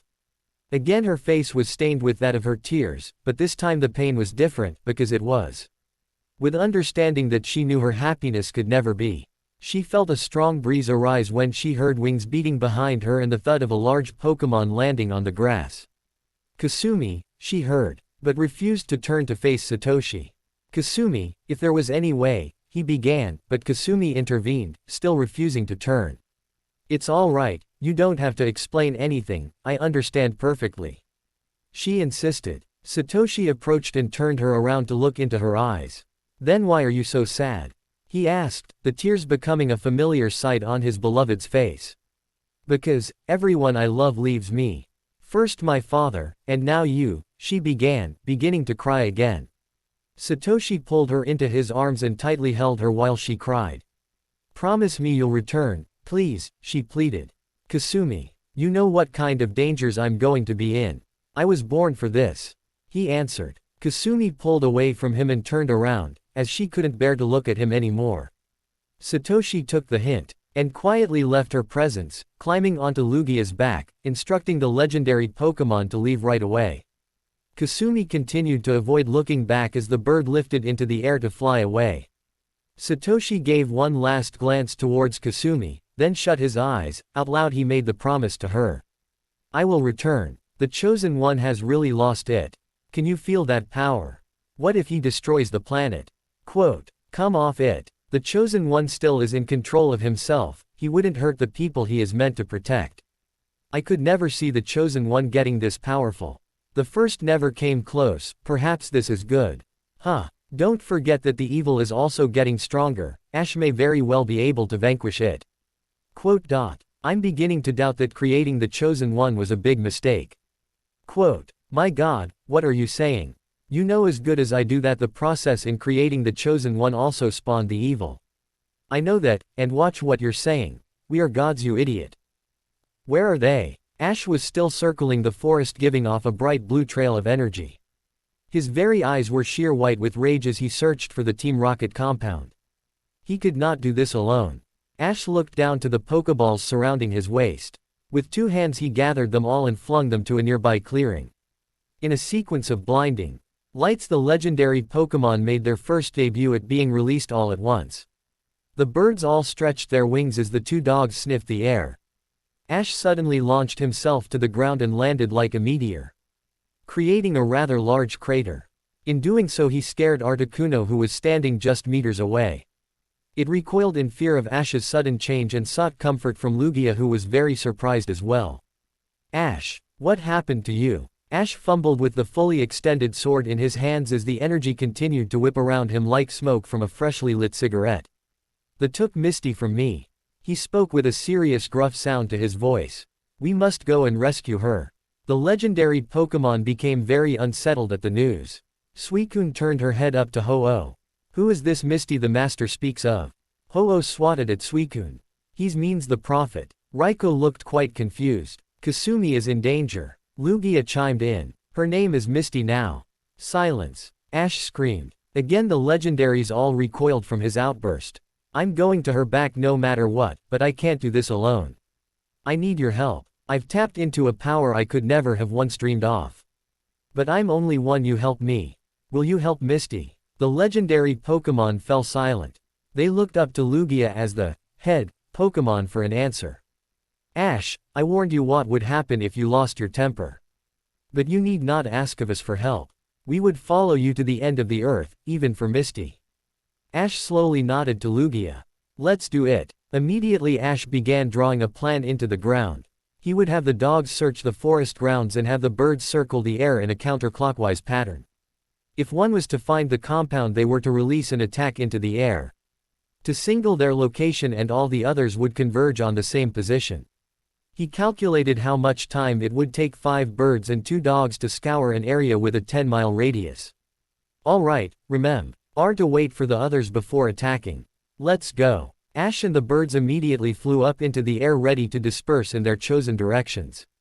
You have 5 minutes. Move. Oh, you. Lugia interrupted him. It is. Ash squinted to the north, and sure enough was the telltale signs of campfires, and also standing in the center was a Team Rocket flag. It was more than 3 miles away, and it took less than 3 seconds to find it. Screw the plan. As Ash stared at the flag flapping in the wind, the energy in him doubled. He slowly raised his hand as all the legendaries prepared for the attack. It had been thousands of years since the dogs had gotten any action and were ready to fight for their master. Ash knew that there would be lots of opposition, but he would stop at nothing until Misty was safe. Ash dropped his hand to his side and released a huge battle cry as the legendaries charged forward. Blitzkrieg. A group of Team Rocket agents were huddled over a steaming pot of soup. It was nearly lunchtime, and all the food that was available was soup and bread. Since Giovanni insisted on bringing so many weapons and equipment, they had to sacrifice the amount of food to bring. Put more bark in it. It'll make it taste better, an agent said while stirring the clear broth. A young man broke another piece of bark off a larger chunk he ripped off a tree and tossed it in the pot. But the whole thing tastes like bark. If it were up to you, the whole soup would be nothing but bark. Across the compound, an agent was checking the weapons. All types of high-tech laser guns, pulsar, EMPs, rocket launcher and submachine guns. For the life of him, the agent could not figure out why they needed so much weaponry. Another agent lit a cigarette as he looked out over the horizon. No one could see his eyes go wide as the cigarette burned to the filter as he gasped in heavily. He tried to warn everyone, but instead was hit with a hacking fit as he coughed out all the smoke. He ran up too. The others huddled around the bark soup and started slapping backs as he still coughed up smoke. What the hell is it? Cough. Hack under. Cough. Just say it already. Suddenly an explosion rocked the compound as an unmanned vehicle was launched into the air surrounded by fire. The agent sighed. Attack. Sirens began to blare in the morning air as everyone was scrambling to their posts. Some weren't even fully dressed as they ran from their barracks, wondering where the attack was coming from. It was pandemonium at the compound as agents began to fire widely into the air. It was then that they caught the first glimpse of their attacker. Crackles of lighting filled the compound as Zapdos and Raikou stormed the front gates. The Team Rocket agents fled in the opposite direction, but quickly slipped on a patch of ice that Articuno had created as it flew by overhead the baffled soldiers. At his time, Giovanni had been rustled out of his slumber by explosions and by screaming. He ran to his window and gasped as he saw the legendary Pokémon attacking his entire base. Moltres was setting fires outside the base walls, sealing them in. Articuno was freezing everything in sight as Lugia and Ho-Oh circled in the air, shooting off powerful blasts. The Pokémon were aiming at all the weapon installations and power generators. Though were being very tactful, no Pokémon could think of such strategies. Someone had to be telling them what to do. Just then 2 heavily armed guards burst into the room. Sir, we have to get you to safety. They both grabbed Giovanni's arms, but he ripped them from the guard's grip. Are you crazy? This is our moment of victory. Just tell the general to begin the plans. Capture all the legendaries, make sure none of them escape. This is the moment I have been waiting for. But sir, the agent pleaded, there is something else out there. Giovanni narrowed his brow. Something else? Yes sir, I already have reports from the others that something has been flying about, slicing our guns in half. Thomas told me that he saw a faint outline of a something, then a flash of silver, and his missile launcher was severed right down the middle. I didn't think Pokemon could do that. The building was struck by another blast as the three men struggled to keep their balance. Giovanni ran over to the intercom resting on his desk and mashed the buttons. If there is anybody not fighting, get them out there. He then glanced over to the two guards that had barged in. What are you two waiting for? Go tell them to start the plan. The two inept guards ran out. The room as the shrill cries of the legendaries still filled the air. Just then another explosion rocked the building and sent Giovanni reeling onto his back. He painfully got up and rushed to the window. The western side of the building was on fire. Outside, almost everything was destroyed. His men were running around like ants evading a microscope. It was a pitiful sight. Giovanni quickly ducked. As Moltres came swooping over top of him. The majestic bird spit forth a funnel of fire that destroyed a few porta-potties and a barracks. They were losing this battle, but not for much longer. Ms. Tai was huddled tightly in the corner of her makeshift cell. Many deep cuts still bled and her skin began to bruise. The tears never stopped flowing since she left the torture room. She let out a yelp as she felt everything shake around her. What is going on out there? Just then she saw a herd of troops running by shouting, "Attack!" What? By who? Legendary birds. As the footsteps of the fright Ned agents faded on the concrete floor, Misty looked up and for the first time in days, smiled. He came for me, please hurry. The battle still raged outside as the agents finally understood what was happening, began to fight back in full force. Even the dogs were having difficulty evading all the gunfire and missiles. It was time to regroup and work together. All of the legendaries collected on the west side of the compound. All the agents ran to the front of the metallic base and took their positions. There was a brief pause as the soldiers collected themselves and steadied their nerves. The gunfire stopped as they looked at their foes. The legendary Pokémon were immense and largely intimidating. But right below them stood a figure. It was too far away to tell who it was. One of the agents looked over to his commanding officer. Is that one of ours over there, sir? The lieutenant whipped out a pair of binoculars and searched the disarray and rubble of the base until his sights ate upon the mysterious figure in the battlefield. It was a child, no, a teenager. Only he looked rather odd. He was carrying something. He strained hard to see details of the little boy. That's odd. He's carrying a huge, perhaps it's a walking stick. I can't really tell. He should get away from those birds if he knew what was good for him. An agent slid down next to the lieutenant. Should we go get him? It seems that the boy must have been hiking in the woods and got pulled into the fight. He looks like he's in shock. He ain't moving. Take him as a hostage. A herd of agents moved stealthy toward the boy. They were mere feet away from him when they saw that it was not a walking stick he was carrying. The agents stopped in their tracks and called out to him. Hey kid, come on, those legendary Pokémon look like they're going to start attacking any second. Let's go. The boy sneered. They won't attack unless I tell them to. It took a while for the words to sink in. The agents looked at each other, then someone blurted out. Oh crap. Run away. Run away. That kid controls them. Run. He didn't have to tell them twice. The soldiers kicked up the dirt and sprinted toward the safety of the base. One of the agents looked behind him to see the young boy glowing a dark blue. The kid slowly brought up his hand, and with his palm facing outward screamed. The agents also screamed, in terror, as they saw the boy shoot a huge blue ball of energy towards them. It detonated inches away from their feet as it blew a circular swath of mud in the ground. The agents scrambled into their bunkers gasping for air. The lieutenant grabbed one by the scruff of his shirt and shook him violently. What the hell was that? That ain't no freaking kid out there. Attack. Fire. Throw whatever we got at him. Ash inspected his hand and saw many deep burns and charred flesh. But with his accelerated healing, his hand turned back to normal within seconds. He glanced up to see the agents opening fire once again. Looks like his little stunt gave him away. As the bullets whizzed by, he ducked behind what was once a truck and thought. The birds flew above, circling the sky, while Raiko and Susu ducked behind wreckage waiting for their next orders. Ash knew that Misty was inside that building. They couldn't attack it for risking Misty getting hurt. Ash would have to enter the building, find Misty, get her out. Then destroy the base. Yes, that was the only way. He was sure that the birds could handle things out here. Ash brought up 2 fingers to his forehead and concentrated. He would have to talk them telepathically. Which was incredibly hard to do since he really hasn't tried it many times. Hello, Lugia. No, this is Ho-Oh. Whoops, whatever, I'll work on the telepathic thing later. Ho-Oh. Tell everyone to attack everything but the big compound. Misty is in there and I need time to get her out. You got it. Ash brought his hand down and looked up to see the birds getting into attack formation. He motioned for the legendary dogs to meet him by the flaming truck. With their incredible speed, it only took less than a second. Okay guys, I need some cover while I go in. I need you to draw their fire.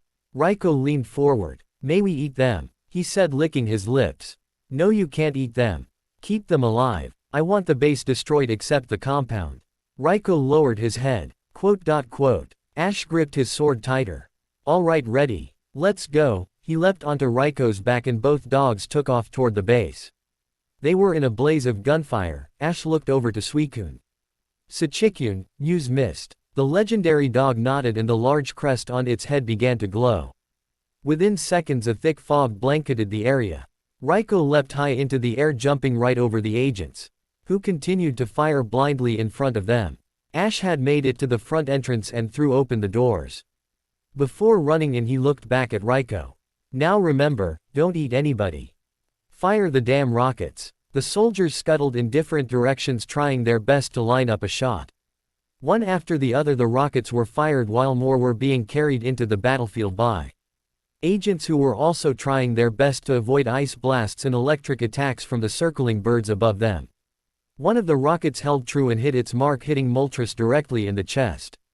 The legendary bird winced and faltered in the air, but it quickly regained its stamina and let out a tremendous burst of flames that drove many Team Rocket agents running out of their foxholes, which promptly caught on fire.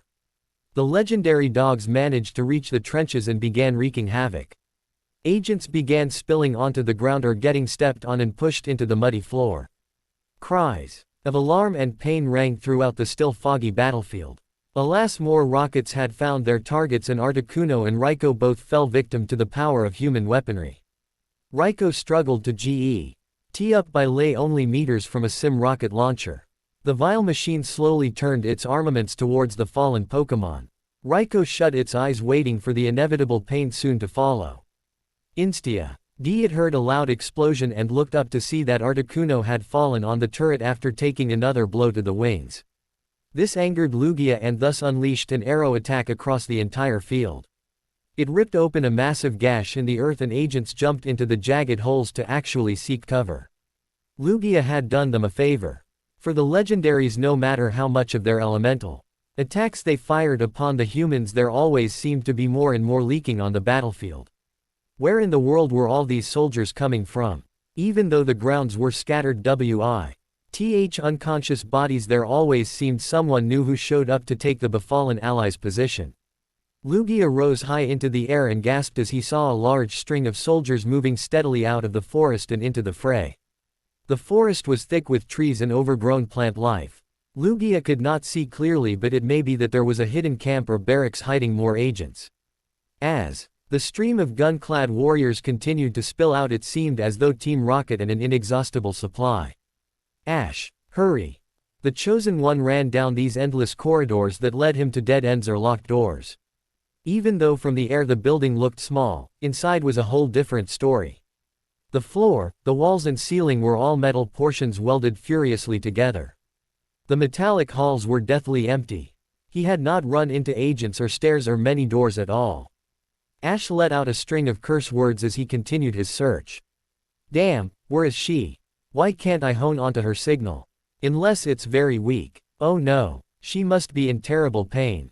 Just the mere thought of this caused Ash to unleash another powerful blast of energy all around him. The steel walls melted and buckled from the pressure of his power. Ash stopped and thought a moment. If he could not find a way down, he would have to make one. Ash quickly placed his sword in its scabbard and brought both free hands to touch the ground. He was about to blast it to hell, but an image of Misty being right underneath him being killed by his energy blast stopped him short in his tracks. He would have to use force instead. Taking in a deep breath, Ash drew back his hand and made a tight fist. With a yell he brought it down and struck the hard metal surface. With his incredible strength he was able to make a Small hole in the floor, but he shattered his hand in the process. Ash writhed on the floor in pain until the healing process mended his broken fingers. After checking to make sure his hand was back to normal, Ash put two hands on either side of the newly formed hole and tried to bend the metal in order to produce a large opening. He reached way down and pried the floor open like a can of sardines. Happy with his work, he jumped into the basement but did not realize how far the floor was. A loud clatter could be heard emanating throughout the compound. Ash swore at himself for not just flying down the hole instead of plummeting onto hard concrete. Ash leapt up from the cold floor and surveyed his surroundings. Immediately he heard voices coming from the next room. They were male voices and the female voice could be heard in the mixture of panicked conversation. Ash could not tell if it was Misty or not. Slowly he inched his way along the dark hallways trying to listen to what they were saying. "Sir, we have to get you to safety. I am not leaving. We are almost at the hour of victory. Sir, we don't have the resources, we must abandon and rethink our strategy. We are so close. Capture the legendaries. Stop making excuses." Ash leaned in closer to hear the heated argument. "But sir, we don't have the manpower and the technology to capture them. We already have tried to secure AR. Tikkuno, but the others foiled our attempts. It's futile. We must get you to safety." The man to whom the agent was talking to erupted with anger and, from what Ash could hear, punched the man. "Don't you see? I am the chosen one. I will not lose." Now that made Ash narrow his eyes. Another chosen one? What? Ash thought to himself. Another voice stepped in and Ash concluded it was female. "Sir, why have lost the battle, but we could still win the war. All we have to do is gather the documents, retrieve the girl from her cell and escape to the warbird. We could still win this, sir."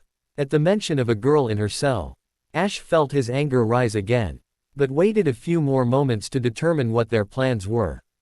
"Sigh, all right, you come with me to get the documents, and Sergeant Yuki here will get the girl. Make sure you use the shackles and handcuffs, and also make sure that there is no evidence of this place when we leave." Ash could hear feet moving away from his position. He finally looked around the corner to see the girl who had just finished talking to whoever that thought he was the chosen one. Most befuddling. But that was the furthest from his mind as he slowly approached the agent whose back was facing the opposite direction. "Well, time to get the girl, poor thing. It's kinda, the young woman screamed when she felt a freezing cold blade touch her throat. She went to retrieve her gun from her holster, but when her assailant dug the blade deeper into her jugular, she got the hint and let her weapon drop to the floor. Trembling, she strained her neck trying to keep the sword away from her as much as possible. A voice behind her acknowledged the assailant's presence. "Where is the girl?" The agent dare not look around to see the Mon's face and kept staring into the hall. Scared of what might happen, she decided to play dumb. "I don't know what you mean. What girl?" Ash's temper flared from this display and whispered in her ear. "If you won't tell me, I'll read you mind and find out myself. But I warn you, I'm just learning how to do it and it might be really, really painful." The agent swallowed, her throat just micrometers from the cold blade. "I don't believe you. You leave me no choice." With Ash's free hand, he brought two fingers to her temple. Immediately the woman began to scream as Ash probed her mind. Ash brought down his sword and concentrated on reading her troubled mind. The things he saw only made his stomach retch. He was unlocking memories he did not care to see, he only wanted to know where Misty was. Suddenly the visual entered his brain. Misty was laying in her cell, and from the agent's mind he retrieved the directions. As the young women continued to scream in pain, Ash released her. The agent fainted and slumped onto the wall, then collapsed to the floor. Ash bent down and placed a hand on her shoulder. "I'm sorry, you're just an innocent, aren't you? Tricked into joining Team Rocket just to raise money for your mother's operation. Those were things I didn't want to know, but I am aware of the troubles you all face. One day, instead of fighting you, I hope we may all work together to create a better world." He left the unconscious woman and fled down the halls to finally free Misty from her torment. Using the agent's memories, he was able to travel down the halls as if he had been down here before. And with a final turn into a room, there she was. Ash could feel his heart swell as he looked upon Misty huddled in the corner of her cell. At that time Misty looked up to see Ash standing still in the room. It was hard for her to realize that it was indeed Ash.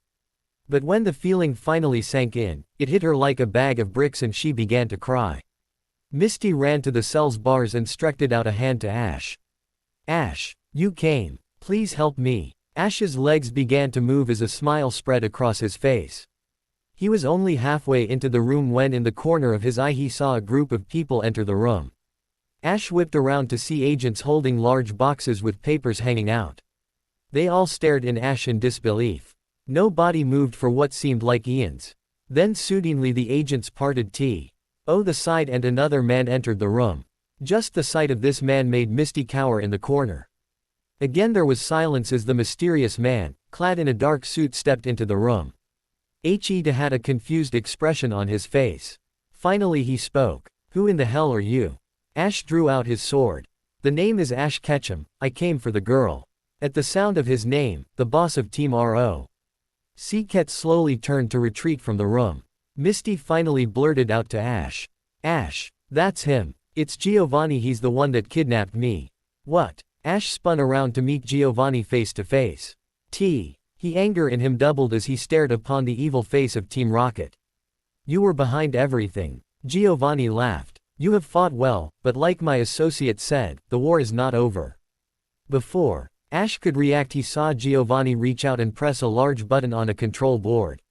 With that, Misty screamed as she saw streams of a greenish gas come pouring out of different spouts in the ceiling. She began choking and gasping for breath. I can't breathe. Ash. Giovanni laughed evilly as he and the other agents fled down the hall. It was now opportunity cost. Save Misty, for which he had eternal love for. Or go after Giovanni and end the world's suffering. The phrase, the needs of the many, outweigh the needs of the few. But there was no way in hell he was going to let Misty die in front of him. Not when they were finally together. Using his speed and strength he had ripped open the bars to the cell and pulled Misty out of the fog. Ash carried her to the empty hall and shut the door behind them. Misty hacked and coughed as air began to push out the poisons. But Ash feared she had breathed into much of the gas and was now slipping away. Ash saw an open wound on her arm and quickly devised a plan. If Ash could create a wound deep enough and extract the blood from himself, then place a few drops into Misty's wound, the advanced antigens and platelets would heal her enough to make it out of the building. Without thinking, Ash took his sword and held it straight up using his knees. Then, holding on to Misty with one hand, he took his right hand and, taking a deep breath, shut his eyes and plunged it onto the blade. Misty looked on in shock as the sword went straight through his hand, smearing blood everywhere. With another yelp and before his healing abilities took over, he pressed his mangled and bloody hand onto Misty's open wound. The young redhead could feel the pain in her lungs almost disappear as Ash's grip became stronger as his hand began to heal. With Ash's blood entering her system, the accelerated healing went to work. It sealed up her wounds and gave her strength. Ash's face lit up when he saw Misty's skin become less pale than before. It worked. Misty slowly sat up and gazed into Ash's eyes. Misty glomped onto her true love and held on for dear life. She burst into tears and wiped them on his torn shirt. Overcome by emotions, all the anger left Ash and it was replaced with complete joy. He crushed her to his frame as they both cried. Misty choked back a few sobs and brought her trembling lips up to Ash. And right there on the hard metal floor, amongst a battle raging outside, Ash and Misty set a world record for the most compassionate kiss in the history of the world. Nothing came close to it as to the kiss they were now engaged in. He need for oxygen quelled their display of love. I missed you so much, Misty said while running a finger across Ash's face. Ash slowly helped Misty up. It's not over yet, we have to get out of here. With that he picked up his sword, smeared with his own blood, and instructed Misty to climb onto this back. Misty did so, but complained that there was no need to give her a piggyback ride. Althaug. Ash did surprise her once again as he lifted the both of them into the air. You can fly, she screamed. Ash sailed through the corridors looking for an exit. Long story, he explained. The Chosen One could hear the sounds of battle close by and found an exit leading to the back of the compound. The biggest thing on his mind was to get Misty to safety. But he gasped when he saw the amount of carnage. Articuno, Raiko and Moltres were laying on the battlefield. Huge burn marks showed where Team Rocket missiles had struck them. and agents were trying their hardest to tie them down with wires and iron pegs. Ash could feel the anger building in him once again. He landed on the ground away from the gunfire and let Misty off behind the wreckage of a truck. "Stay here, and stay low. I have to free them." Misty obeyed and crouched low from view. Ash drew out his sword and took off toward the agents that were trying to contain his friends. Misty watched as he quickly knocked all the agents to the ground. Then using his sword set Articuno, then Raiko and Moltres free. She also saw him touch each of them on the chest. And where his hand touched them she could see a small blue light appear. And immediately after he did that, the fallen legendary Pokémon seemed to have recovered all of their energy. She looked around the battlefield and at the agent firing their guns in the air at Lugia and the others. Misty couldn't believe that Ash had done all of this. He had changed so much it scared her, but that wasn't going to stop her from loving him. Suddenly a stray missile had come far too close to where Misty was hiding. The concussion sent Misty flying right into the open. As she tried to shake the cobwebs out she spotted an agent running up to her. The agent seemed to be carrying a flamethrower as a small flame was lit at the end of his rifle-looking weapon. Misty held her breath as she waited to see what the agent was going to do. She looked on in horror as she saw the man flip a switch on his gun that sent a burst of flames out of the nozzle. And to her extreme horror she watched as the soldier brought that flamethrower up to her. The agent let out a blast of fire that drove Misty back into a wall. "Ah! Ash, help me! Help me!" The soldier closed in on Misty and rose this weapon once again. Misty was backed in a corner and had nowhere to run. She brought up her hands and screamed, "No!" Suddenly she felt a huge breeze whip by her and then a large thud shook the ground. She opened her eyes to see a legendary dog in front of her. Started the agent shot a stream of fire at the Pokémon. And to Misty's surprise, the Pokémon also shot a large blast of fire at the Solider. The flames engulfed the man and the gas tank attached to his back exploded. Blowing a large swath of mud and hurtling the agent into a large puddle of water that luckily for him extinguished the flames. Ash landed next to Misty who was now in shock. He inspected her to make sure she was hurt then turned his attention to the legendary Pokémon that saved her. "Thank you so much Suicune, wait your..." Ash gazed upon the Pokémon and noticed its heavy brown fur, its flowing mane, the spikes jutting out of its back and the red and silver face plate. Entei. Ash almost fell over as he gazed upon the third and final legendary dog. "Hello Master, I hope I'm no too late." Ash walked closer to the fire Pokémon. "I thought I was supposed to find you, not the other way around. You have proved to me that you are indeed my master from so many years ago." Entei looked over onto the battlefield to show his point. Not wasting another minute Ash grabbed Misty and dragged her over to Entei. "Look, you have to get Misty away from here while we finish up. Please bring her to Olivine City's Pokémon Center and get her to Brock. Then I want you to protect them both in case Team Rocket comes back for her." The legendary Pokémon nodded. "I understand." And with that Misty and Ash shared a kiss and he helped her onto Entei's back. Misty was reluctant to let go of Ash's hand but knew that Ash would be okay. "Please come back soon." Ash nodded and took off into the fray once again, taking his gaze off Misty as Entei ran clear out of the compound and into the safety of the forest. Ash flew up to where Lugia and Ho-Oh continued to battle high in the air. "Lugia, we can leave now, Misty is safe with Entei." "Entei. He actually came. That's great, but now we should worry about ourselves. Articuno and Moltres are still badly injured and Raiko can't run as fast." Ash quickly evaded another missile. "I know. But let's just retreat, we got what we came for."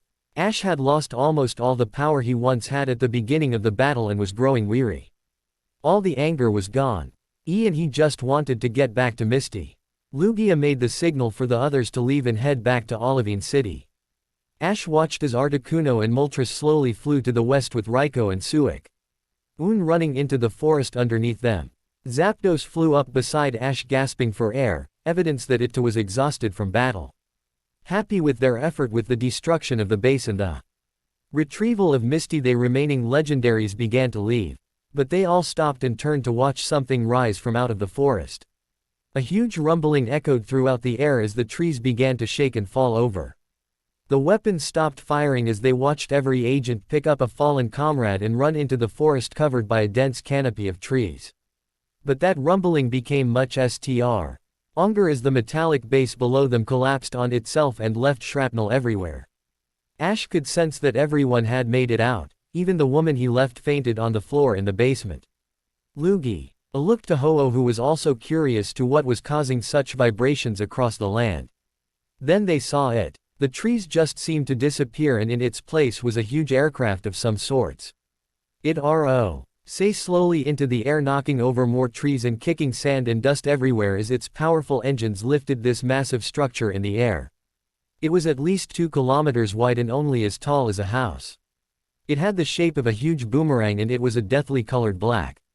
The light did not even reflect off this massive craft. And emblazed on the very center of it was the letter R.T. When the airship and reached a suitable height, 8 engines located in the back flared up and the plane slowly lurched forward, picking up speed. The heat coming of the engines could melt rocks into lava as blue waves of energy allowed the craft to fly higher and higher into the air. Ash and the legendaries all stare wide-eyed as the aircraft disappeared behind the clouds. It was so big it LD hold of the population of a small city in it. That would explain the agents that continually poured out of the forest and where this thing was hiding. But how the hell could they have hid something that was the size of 10 football fields? Ash continued to stare in disbelief and then remembered something from the conversation he had listened earlier. That thing must have been the warbird they were talking about. Oh my god, they can go anywhere they want. There may be no stopping them. They continued to float in the air and let a wave of depression wash over them. Just then they heard another noise coming from behind them. They all whipped around expecting an attack, but instead the noise was the thumping of rotor blades coming from a News 6 helicopter hovering only meters away. Ash's eyes went wide as she saw a man holding a camera straight at him and another one surveying the damage below them. And behind the cameraman a newswoman was talking into a microphone. No, Ash said aloud. He continued to stare as the helicopter circled them with an excited reporter dancing about in the metal chassis. They found us out. They know who I am. Soon, the world will know. There you see it, ladies and gentlemen. This man or thing is actually flying in the air. And around him looked to be the legendary Pokemon we saw at Shimoti Island. We are live from a helicopter circling over the forest of Olivine, just a few miles from the city itself. And below us is an amazing scene. There is rubble everywhere and fires reaching high into the air. It looks as though a huge battle was fought here.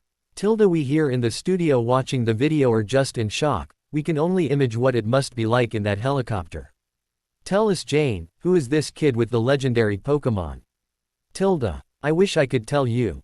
But hopefully we'll answer a few questions. It looks as though the kid is his. Whoa, he flew right over our chopper. Is he human? What is going on here? You did get a good shot of his face, right, John? Aw crap. Hold the camera steady. I tell you, what I've seen has been the most amazing news I've ever covered. What has transpired here is anyone's guess. Wait. We are trying to follow him. Boy, he moves fast. Is he riding the Pokemon? The picture isn't coming into clear. No. He's acutely flying. Without or something, he was just floating. And those Pokemon were so beautiful. You did get that on tape, didn't you, John? What do you see now? God, this is so exciting. Hold on, the pilot says he's heading for downtown Olivine. Is he going to attack it? I doubt it. The wreckage I'm seeing doesn't look like a town or village. It looks like some military compound or something. I could see weapons scattered on the ground. John, put that camera down and get on the phone with every policeman and women. Media person and the mayor of Olivine. The pilot says that weird kid just flew into the heart of the city. And what the hell are you doing? Pick up that camera and keep shooting. But you said, that is the biggest story of the year flying away from us. I could get a Pulitzer for this. Maria, please, stay on the subject. Do you see anything? Hold on, okay. The pilot confirmed that the unidentified flying object landed near a Pokemon Center. The law force is heading there now and we hope to touch down soon. What do you suppose it is, Maria? Whatever it is. I hope it's friendly. We will report back in 10 minutes. Thank you, Maria. There, you heard it, folks. A strange UFO has been spotting flying with legendary Pokemon near Olivine. And it was just returning from an area containing huge amounts of wreckage and destruction. Please remain on this channel to receive updates on this phenomenon. What's taking Ash so long? Misty said with worry in her voice. Brock looked up from staring at the floor and could only offer a silent shrug of the shoulders as his response. Misty began to pace about the room with a disheartened Pikachu watching her every step. The young redhead cradled Togepi in her arms and at times squeezed it too much while thinking of Ash. Idiot, come on, where are you? She thought to herself. Upon Misty's arrival it seemed like a load of weight had been lifted off Brock's shoulders. For the past few days he had hardly slept knowing that his best friends were out there somewhere. The worst feeling was when he realized that there was really nothing he could do. And that day when Ash finally came in, Brock was so happy. What had soon transpired scared the crap out of him. Ash became uncontrollable. The power, it was so cold. He remembered how he was pinned to the wall gasping for breath. Feeling the cold sting of Ash's rage, Brock slowly glanced up to see the hole in the ceiling, covered by a tarp, ready for construction crews to repair it. Nurse Joy was also caught up in the event and it changed her demeanor as well. Brock spent some time trying to convince the Pokemon nurse of the past events and that Ash was the chosen one. She believed after many attempts, in the end it was the memory of Ash's destructive departure from the center that proved to Nurse Joy that this boy was not at all what he seemed. She believed Brock even more now, since a legendary Pokemon was standing 3 feet away from her. Nurse Joy always wanted the chance to heal a legendary Pokemon, but Entei assured her that he was unharmed. Pokemon Center remained closed until further notice. Nurse Joy used the roof as an excuse, but the truth was she needed to conceal the Pokemon trainers and the mystical legendary who at this moment was frantically looking about the lobby. Misty stopped and glanced back. What's wrong, Entei? He's here. The fire Pokemon instantly leapt toward the solid pane windows and scanned the horizon. Sure enough, he spotted Ash coming in fast towards the building, the other legendary not far behind. Entei then lost sight of him behind a low-flying cloud. Damn, where is he? There was an unnerving silence until a ripping sound broke it. They all looked above to see Ash come crashing through the tarp attached to the ceiling, making yet another hole. He landed heavily and unevenly on his feet and stumbled for a few seconds before completely falling over. Ash. Misty sprinted over to her semi-unconscious boyfriend. Meanwhile Lugia, Ho-Oh and Zapdos attempted to enter the room through the same hole, each time making it slightly bigger than before. Lugia bent down and nudged Ash's limp body with its head. He has been drained of all his chi energy. He must have expelled it all during the battle. Misty looked up to Lugia with worried eyes. Will he be okay? Lugia smiled. Not to worry, he just needs rest. His body was just used to absorbing so much energy. Now that it's gone, his body is going through withdrawal. Brock ran up beside Misty. Kinda like a sugar binge. After you have so much sugar you're bouncing off the walls, afterwards you've never been so tired in your life. They stared blankly at the spiky-haired trainer. ... What? Nurse Joy finally joined the group. I think we should be tending to the young man sprawled on the floor right now. Misty nodded in agreement. Nurse Joy. Brock and Misty lifted Ash and brought him into the Pokemon medical examination room. Brock placed a pillow under his friend's head. So, since he's like half Pokemon and such, can't we just use Pokemon medicine to help him? Misty shot him a crusty look, mainly because she didn't want to hear her Ash being referenced as half Pokemon. That's the stupidest idea ever. Besides, if he was a nerd his body would have healed. It's a different thing altogether. Misty suddenly felt a hand on her shoulder. It was Nurse Joy. She's right, all he needs is rest. Just then the three of them heard a ruckus coming from the front doors. A man and a woman were banging on the glass, shouting and seeming to be in frantic need of something inside. Nurse Joy ran over to her computer to turn off the security protocol to open the doors.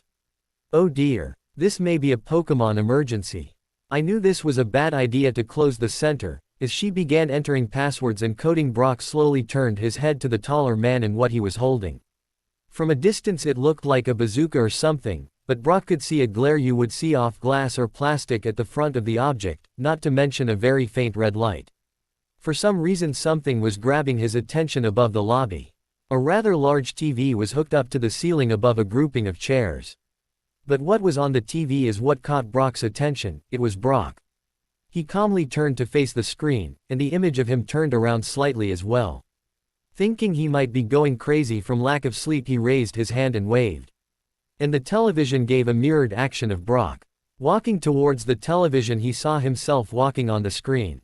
This completely baffled him until he turned his confused gaze back to the man behind the door. "Hey, Nurse Joy, turn up the volume to this thing." From behind her computer she mumbled. "There's no time for television now." It was at that time Misty also saw what was on the TV. "I really think you should turn it up." Finally looking up from her computer, she spots Brock, twice. Almost doing a double take, she realizes that one of them is on the large TV overhead. What the? Joy reached over for the remote and turned it as far as it would go. "All right, we are here and are currently looking into where the UFO was said to have landed. We really can't make out too much right now. This young man you see could very well be the strange boy that flew just moments ago, but it's hard to tell from this distance. But with the doors locked on this center, I feel that Nurse Joy is hiding something in there. Wait there, over there, in the corner. It's the legendary Pokemon that we saw. It's hard to see through this glass, but those are them. That UFO is here. The THREE of them, as well as the birds, all instantly turned around or ducked behind something so not to be seen on camera." While hunkered down beside a chair, Misty yelled over to Brock. "Oh no, they followed him here. They know about him. They saw the birds. What are we gonna do?" Frantically she began flailing her arms as the panic sank in. Brock found cover under a coffee table and hissed back. "I don't know. Nurse Joy, do something." Feeling the weight of the responsibility to look after her newfound charges, she leapt up to her computer and accessed the complex security grid.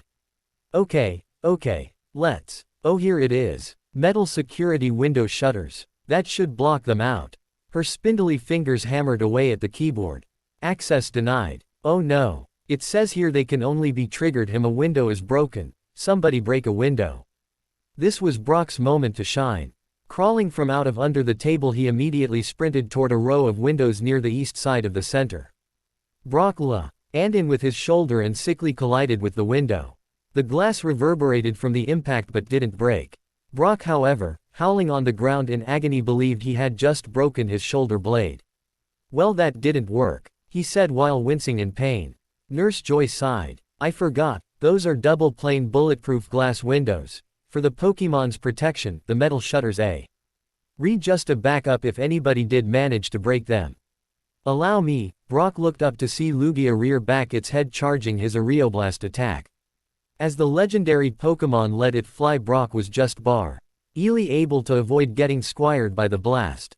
The concentrated beam of energy ripped through the glass like butter, sending the attack across a parking lot, accidentally slicing a few cars in half. With the sound of an ear-piercing alarm, steel metal shutters fell to the floor on every window, also cutting of the natural light source to the room, albeit the large gaping hole in the roof. After the alarm stopped, everyone clambered out from their hiding spaces and casually walked into the center of the jail cell they just created. Brock was the first to speak, more like whine. "So, we're all stuck in here. Our whereabouts and the legendary Pokemon were just broadcast to over God knows how many people, who will surely flock over here aiming to catch a glimpse of Lugia and the others, plus we have Ash, the free-known last defender of Earth, laying unconscious on a table. Well, I'm plain out of ideas." With a sigh he sunk down into a nearby chair. Misty also was getting worn down from all the excitement. "Let's call the police and maybe they can protect us." Brock looked at Misty and spoke sarcastically. "Oh yeah, let's do that. Hey Officer Jenny, we have a 16-year-old boy with enough power to level a city as well as all the legendary Pokemon here. Could you lend us a hand and make sure no one touches us as we leave the center? You're right. They would sooner put us in jail for kidnapping Nurse Joy or something." Misty was becoming irritable. "Well, at least I'm trying to get us one step closer to freedom. You're just giving up without even trying." Brock stood up and faced Misty. They done nothing but watch over you two for the entire time I've known you. I'm sorry, but I'm tired of babysitting the both of you." The two infuriated trainers stepped closer to each other and began yelling at the top of their lungs. Misty stared Brock down. Have you any idea what I have been through in the last 48 hours? I was tortured, beaten to a pulp, and I almost died, you self-centered asshole. Brock thrust his finger towards Misty. Oh yeah, I've been going crazy worrying about you and how and if you were still alive. Then Ash goes mental when I try and explain to him about what happened and he almost kills me. I haven't slept for days and the thought of you dead and me being able to do nothing about it drove me to the ends of insanity. With his last breath pushing those words out, he saw a visual reaction on Misty's face. A single tear slid down her delicate cheeks as she forced a small grin. You, about me. Brock slowly lifted his head, his steely gaze softened as he looked upon her. Of course I was. You guys are my responsibility, a bigger brother of sorts. The two of them quickly met in a tender embrace only good friends could admire. Brock whispered in her ear. I'm so sorry for yelling.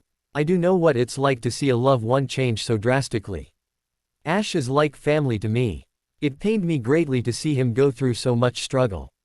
I kept thinking, God, why him? He's just a boy. Ash is supposed to continue his journey, have battles, be carefree, why him? Quote. Misty pulled back and wiped her tears away. I would always think the same thing, it's been hard on all of us. But we must always remember that no matter how powerful he gets, no matter what duties he must complete, he will always be the same Ash that would make us laugh and keep us going when things seemed impossible. Brock sighed and sat back down in the chair. Why are we even here? Just think, if we weren't with Ash then Giovanni could not keep using us to draw him out. We are bait. How many more times do you think one of us will be kidnapped? How many times will they barter us for Ash's Pokemon? We have become a target. Misty occupied the seat next to him. Are you blaming Ash? Brock thought a moment. Never. This is not his fault, only mine to bear. I should have stayed home. We should have just stayed in our gyms and let Ash's future take its course without us. We have no right to be here. We are only going to get him killed. You're wrong about that. Brock snapped his head up when he heard a male voice speak instead of Misty. The two of them quickly looked over to its source and saw Ash leaning against a desk. You two are more important to this than you imagine. You are more important to me than thought possible. Without you guys, there would be no chosen one. Ash slowly limped his way over to the collection of chairs. It's time I informed you of your parts in this. Brock and Misty never took their eyes off him, even the legendary Pokemon gathered around perking their ears to listen. Apparently, from what I've heard from Lugia, our friendship wasn't formed by chance, it was ordained by a higher power, gods if you will. Thousands of years ago we existed, same features. Same personalities and same attitudes right down to our very souls. The first chosen one was named Satoshi. He lived around a time where there was no Pokeballs or tournaments. Pokemon were kept in the wild or befriended by humans, not captured. I mean, he protected humans and Pokemon, because he was also part human and part Pokemon. Hey, they called him the Pokeman. One day he met a girl in a small village. Kasumi was her name. They fell in love. He left one day for battle and he never came back. The body we found in the mountain range where Ho-Oh lay was the last remains of Satoshi, that is where he fell. We were the first people to find him since his death. I am Satoshi reincarnated. My name is even derived from Satoshi. Take away the S, T, O and I, and you're left with Ash. Funny, even the gods controlled my mother's decision concerning my name. Brock and Misty didn't blink as they watched him tell this mind-blowing story. Anyway, Brock, you also have a part in this. You are the bodyguard of sorts. You are meant to help me in my travels, whether it is advice or company. You have always kept me in the lines, safe and focused on my goals. You are my brother. Turn. In his gaze towards Misty he struggled to keep back tears. We were in love thousands of years ago, and that love has found us once again. The gods created our first encounter. I have learned that Articuno was the one that rustled those Spearows that attacked me. Misty looked around confused. But, does that mean, our love was just created out of thin air by powerful beings? It was visible she was getting upset from this news.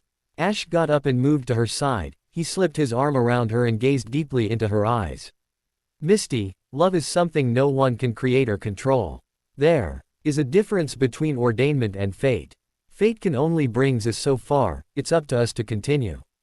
Even if it was fate that we met on that day, It was the two of us that ignited our love, no god or higher power can control that. I love no one can take you away from. He was cut off as Misty grabbed his face and brought him in for a very passionate kiss. It was only until they heard a sob that they broke the kiss. They both looked to see Nurse Joy with a tissue wiping away a few tears. It's so touching. Sob. I need a moment. The three trainers' sweat dropped as they watched the Pokemon nurse collect herself in the corner. Ash reached back to his belt and pulled off 5 Pokeballs. Releasing Misty, he slowly stood and walked over to where Nurse Joy was bawling her eyes out. Tapping her shoulder, he held out the Pokeballs to her. This ought to cheer you up. 5 legendary Pokemon that need healing. I bet you always wanted to treat one. Nurse Joy looked stunned as she reached out to them. I did, it would be my honor. She happily walked to the emergency room to begin her work. Now that she was out of the way, Ash could finish his spiel. Alright, to sum it up. You guys are prophets. Created by the gods to guide me in my travels, to befriend me and love me, to keep me on my toes. I don't know where I would be without you guys. Most likely I would have fled from my future. Gone home and never look at Pokemon again. But you were there helping me, whether you knew it or not. So we are in this together, I have accepted my fate. You should as well. With that he fell back down onto a couch and cried from the sharp pain that struck his back. Ow. Man, I'm a wreck. My healing powers have slowed down since I drained myself of so much energy. I really did lose my mind. I became someone I wasn't. I almost killed people today. Lugia stood next to him, his head blocking whatever sunlight came in through the hole in the roof. I told you what would happen if you lost your temper. You must learn to control it. You took on a whole army, well armed, well trained, and you succeeded. I am very proud of you, the speed in which you have learned to use your powers and how you have overcame the shock of such an responsible is inspiring. Lugia then made it so only Ash would hear his voice. On a side note, I noticed you didn't tell Misty that one of her prophet duties is to give birth to an is that. Ash concentrated his underdeveloped physic powers. I really don't think Misty needs to know about that right this minute. She's just escaped from a torture camp and yo. You think I need to inform her about us having a kid one day? You obviously do not know a thing about women. Lugia made a weird face. Perhaps then you could teach me. Ash glanced up to his legendary Pokemon. That's all nice and good. But, you know what? What? Ash rubbed his stomach. I'm friggin' starving. Is there anything to eat in here? Everyone in the room couldn't help but fall over at that comment. But true to form, slowly but surely everyone's tummy began to growl with rage from lack of food. Even Pikachu tried to stifle a large moan emanating from his little body. Pika. Everyone agreed that it was time to gorge. After a large amount of worry and stress had been lifted, their minds reminded them that they hadn't eaten in days. Running back to the kitchen area, Misty and Ash threw open the pantry cupboards with reckless abandon in search for something quick and easy to force down their throats. Even though Ash had just rescued Misty and decimated an entire army of Team Rocket, and that he summoned unspeakable deadly power, and that they were trapped, all of that didn't matter because for the first time in over a week they were finally together. It happened under less than unfortunate circumstances, but it came out to be quite alright. They were once again in each other's company, none of them were alone anymore. It was like for a brief moment, they had gone back to the good old days before they learned of their divine prowess.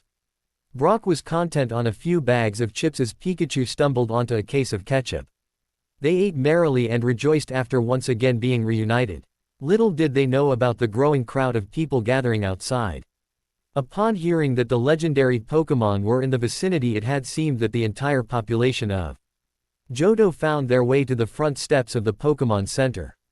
Many were holding cameras and binoculars to try and get a glimpse of the inside, but those steel shutters blocked anyone from fully understanding what was going on. Already large rumors were spreading throughout the crowd and that the center was under attack, that the legendary Pokemon were sick with some strange virus and that this center was the only building with the technology to save them. But those townspeople that saw the news footage, seeing that strange young man, then learning he had flown inside, knew that there was something more going on that any of them could comprehend. Already many hot dog vendors were capitalizing on the instant attraction and were setting up kiosks all around, even letting townspeople have tea. Air picture taken with a horribly drawn cutout of the three legendary birds, Articuno, Moltres and Zapdos. It seemed that in less than 2 hours the center had become the center of attention. Back eye. Inside the three friends had just finished their pantry, raidinware resting their full bellies. Ash got reunited with his hat after Misty presented it to him halfway through a box of double chocolate chip cookies. He was so happy to get his hat back, although his mouth was full of crushed cookies. When he tried to express his joy he only ended up showering his friends in partially chewed crumbs. They all laughed, so happy to once again enjoy good times. The three of them returned to the lobby and got their first glimpse of the madness outside thanks to the news coverage on the TV. Brock sighed. Well, there is no way we are getting out the front door. Misty pointed to the ceiling. We can always fly out through there. Ash scoffed. We would have to be traveling at breakneck speeds so the hundreds of cameras don't spot us. But you two wouldn't be able to survive without your skin falling off. What we need is. Brock snapped his fingers. Incognito. Ash narrowed his brow. What? You know, a disguise. Cover our faces, travel undercover. Incognito. Misty struck her hand with her fist to show that she finally came up with a feasible plan. Alright. We just get some rags, row them over our faces and make a run for it. Brock stroked his chin. But how would we see where we are going if we have stuff covering our faces? That's when Lugia stuck its head between Misty and Ash. Just leave the flying to us. We can be your eyes if necessary. With a sense of triumph they began to prepare for their spree to freedom. Brock rummaged around in his backpack and drew out 3 shirts. Handing them out he was met with less than full enthusiasm. What? Misty was the first to speak up. I'm not wrapping my head in your stinky laundry, got it? She glanced over to Ash who was already peeking through the sleeve while trying to tie the shirt on snugly. It's not that bad, besides once we're out of harm's way we can just rip them off, it's not like we need to wear these things all the time. Brock squeezed his head into a shirt and made sure his hair wasn't getting damaged. But what about when we walk down the street and stuff, won't people recognize us? We may never be able to set foot in any cities, then what? Quote. Realizing that their problem far exceeded a stinky shirt they sat down to rethink their plan. Ash grabbed onto Pikachu and stroked the top of its head. What we need, are like full body disguises. Costumes kinda. Or some type of armor. Hearing those words Lugia sprang up and stared at Ash. Surprised by its sudden movement Ash drew his sword thinking the people outside were trying to get in. Once seeing only Lugia he was about to sheath his sword until it called out to Ash. Wait, stop. The sword. I just remembered. I feel so ashamed that I didn't think of it before. Ash stared at Lugia, waiting for a coherent answer. What is it? You know how the gods made the sword, well they also created suits of armor to go with it. I can't believe I had forgotten about it. You need to call upon the armor of the gods. That sword is like a key. It holds the power of the armor and you can release it over your it was made to be used on not just you. Ash waved his hands in the air. Okay, whoa there. You saying I have had this armor this whole time and you never told me? You know I could have really used it that battle today. Lugia lowered its head in shame. I'm sorry but after thousands of years go by your memory fades along with, here's how it works. The armor was made for the Chosen One and his 2 prophets. On the sword you will find 2 sets of 5 markings on one side of the blade. Misty and Brock are to place their fingertips on the corresponding symbols. You hold onto the hilt and press the small red jewel near the top of the handle. I must warn you that you may feel a little lightheaded as the armor is clasped to your body, the whole process takes seconds but it may be a sensory overload for you. Ash looked around to Mist. Y and Brock to get some sort of consensus on what to do. Their eyes told him that they were ready. Frankly Ash wanted to see how much of a rush they would get from this.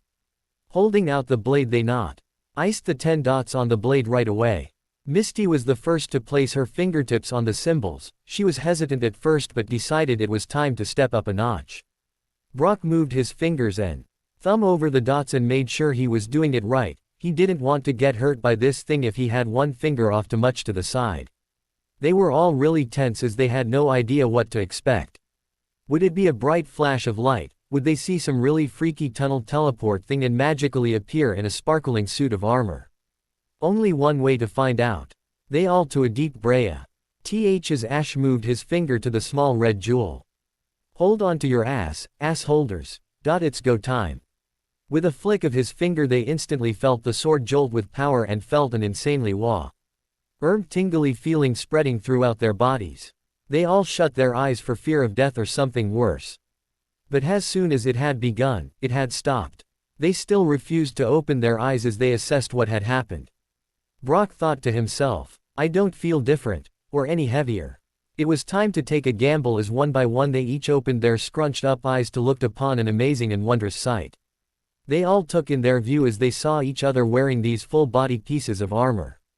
Ash's was of a dark yellow color, his chest plate showed his muscular definition. His shoulders sported large pads that had large plates of armor run down both sides of his arm. In between where the yellow armor did not cover was a black body suit.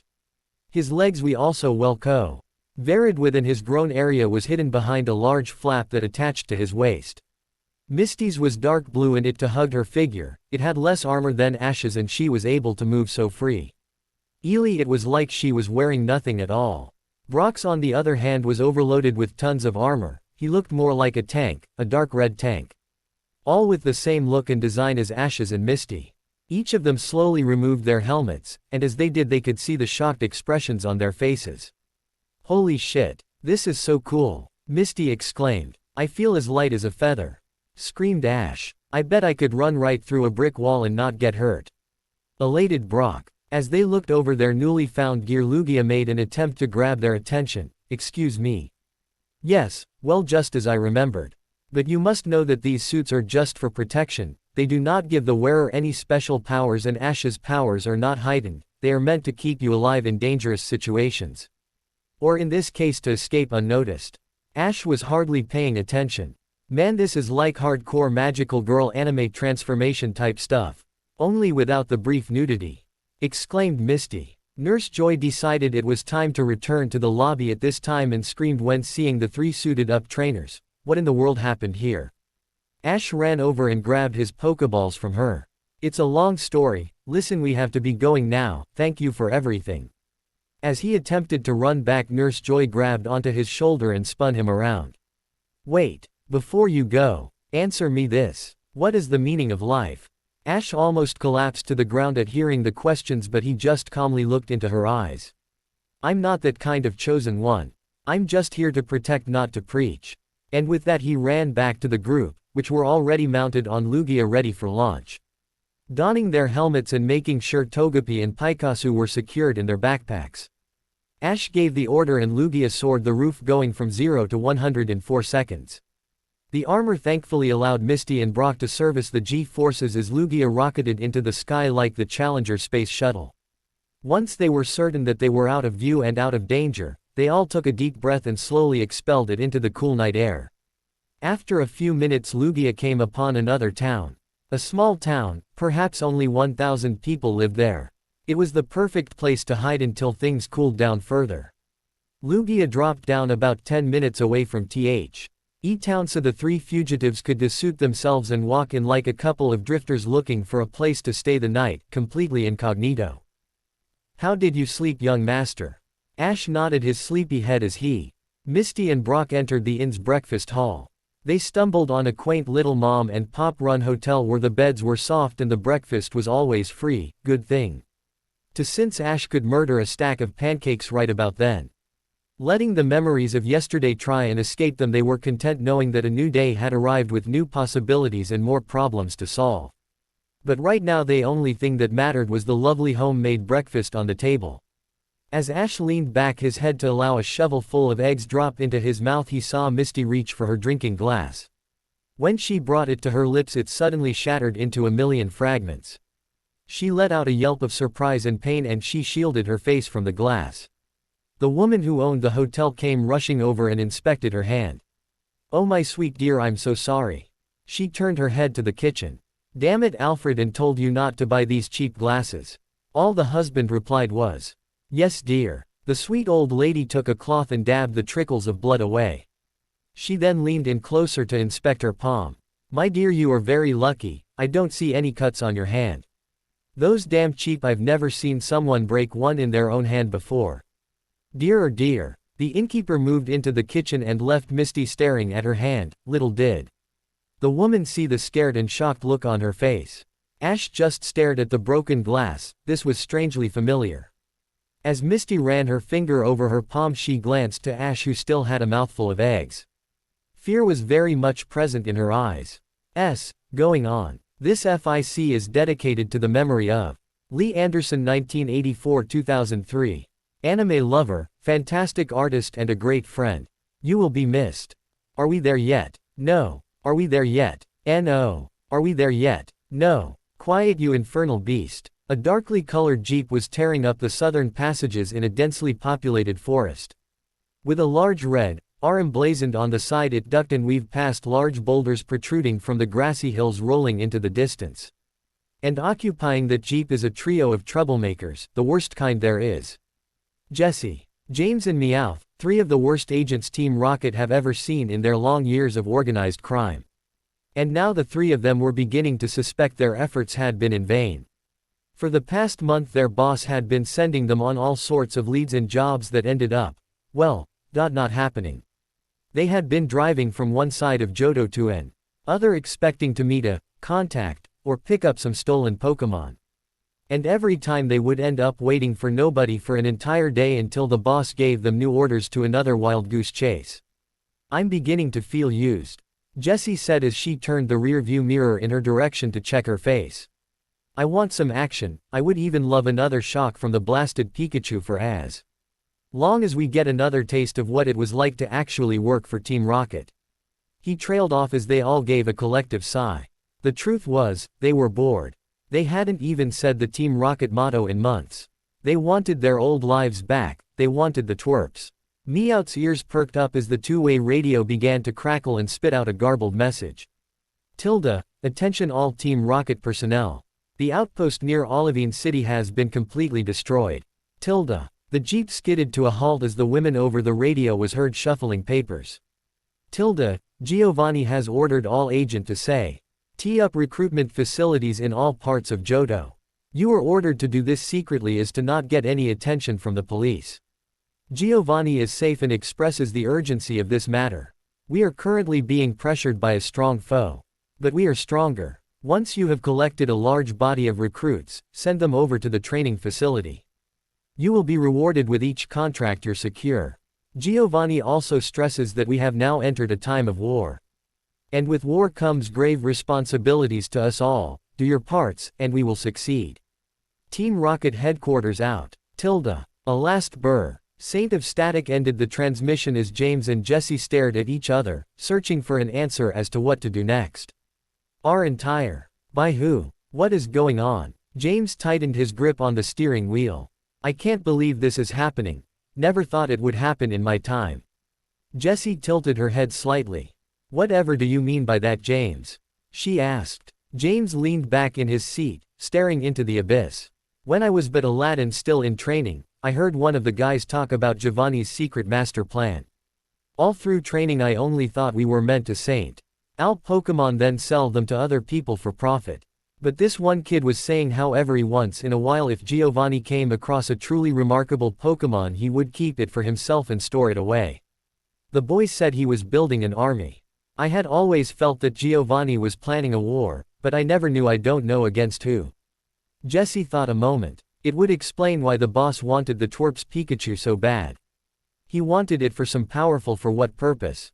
Meowth hopped into the seat between them. Well, take it from Meowth. Let's just be glad we're on the boss's side. With that comment James kicked the gas pedal to the floor and sent the jeep careening down the path once again. There was much work to be done. Pikachu was resting neatly on the base of the Fair bed sitting near the middle of the room. On the far side was a huge window letting in a calm breeze and peaceful noises outside. Truly nap time was the best time in the day. Of course there are me's where you can never have what you want. Suddenly the door burst open and Misty ran inside crying, closely followed by Ash and Brock.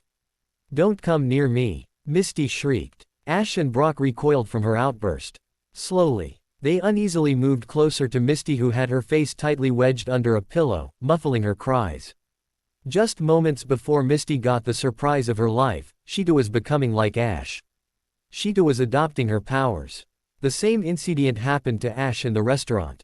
Enhanced strength and accelerated healing abilities. It was identical to Ash. But she was only a prophet. She was not supposed to have all these scary abilities. What if she couldn't control it? What then? The swirl of emotions of anger, confusion and fear penetrated deep into her mind, causing her to lash out. Ash sat down next to the bed and slowly placed his hand on her back. Calmly he rubbed her shoulders, trying to comfort her. He was completely caught off guard as she spun around and slapped him. Ash was sent careening of the bed and onto the floor. It was true, she did have enhanced strength, and he was feeling it now. I said don't come near me. You did this to me. Ash picked himself off the floor and brushed off the dust. How could you be blaming this one me? With tears still streaming from her face, she rolled up her sleeve and pointed to her arm. It was the same place where she was injured. It was the same place where it mixed her blood. Oh, it was his fault. When he rubbed his blood into the wound, he only thought it would work once. He didn't think it would give Misty some of the same powers he received. He did it to save her life. Now he may have very well changed her life as he knew it. Ash motioned for Brock to leave the room, and he did so, closing the door behind him, taking one last look at the tense aura in the room. Misty continued to cry as she still pointed to her arm. You did this to me, you mixed your blood with mine and gave me your stupid powers. I don't want this. Ash was beginning to get angry with what she was saying. What made you think I wanted this? What makes you think I wanted any of this? The young redhead stood upright and walked around the bed towards Ash. Don't give me that. You strut around here with your damn chosen one shit and show off to everybody. You love being in the spotlight, being Mr. Special. Look at me. Look at me. I'm gonna save the world. But you don't care for those that are around you. And look what you have turned me into. Ash fell silent, his gaze cold and angry. Have I turned you into? He said with little feeling. Misty walked right up to him. You turned me into a freak. There was an unsettling silence in the room for what seemed like eternity. Neither of them moved. Pikachu sat in the corner, helpless and scared, watching his master and Misty fighting with such ferocity. Suddenly Ash turned his back to her. His shoulders began to rise as he seethed with rage. The very corners of this mouth became cracked and foamed with salvia. A freak. Is that what you think of me? Is that what you thought about me all along? Without saying another word, Ash left the room and slammed the door behind him. He wanted to apologize, but instead was met with a startling fact. Misty never accepted his change.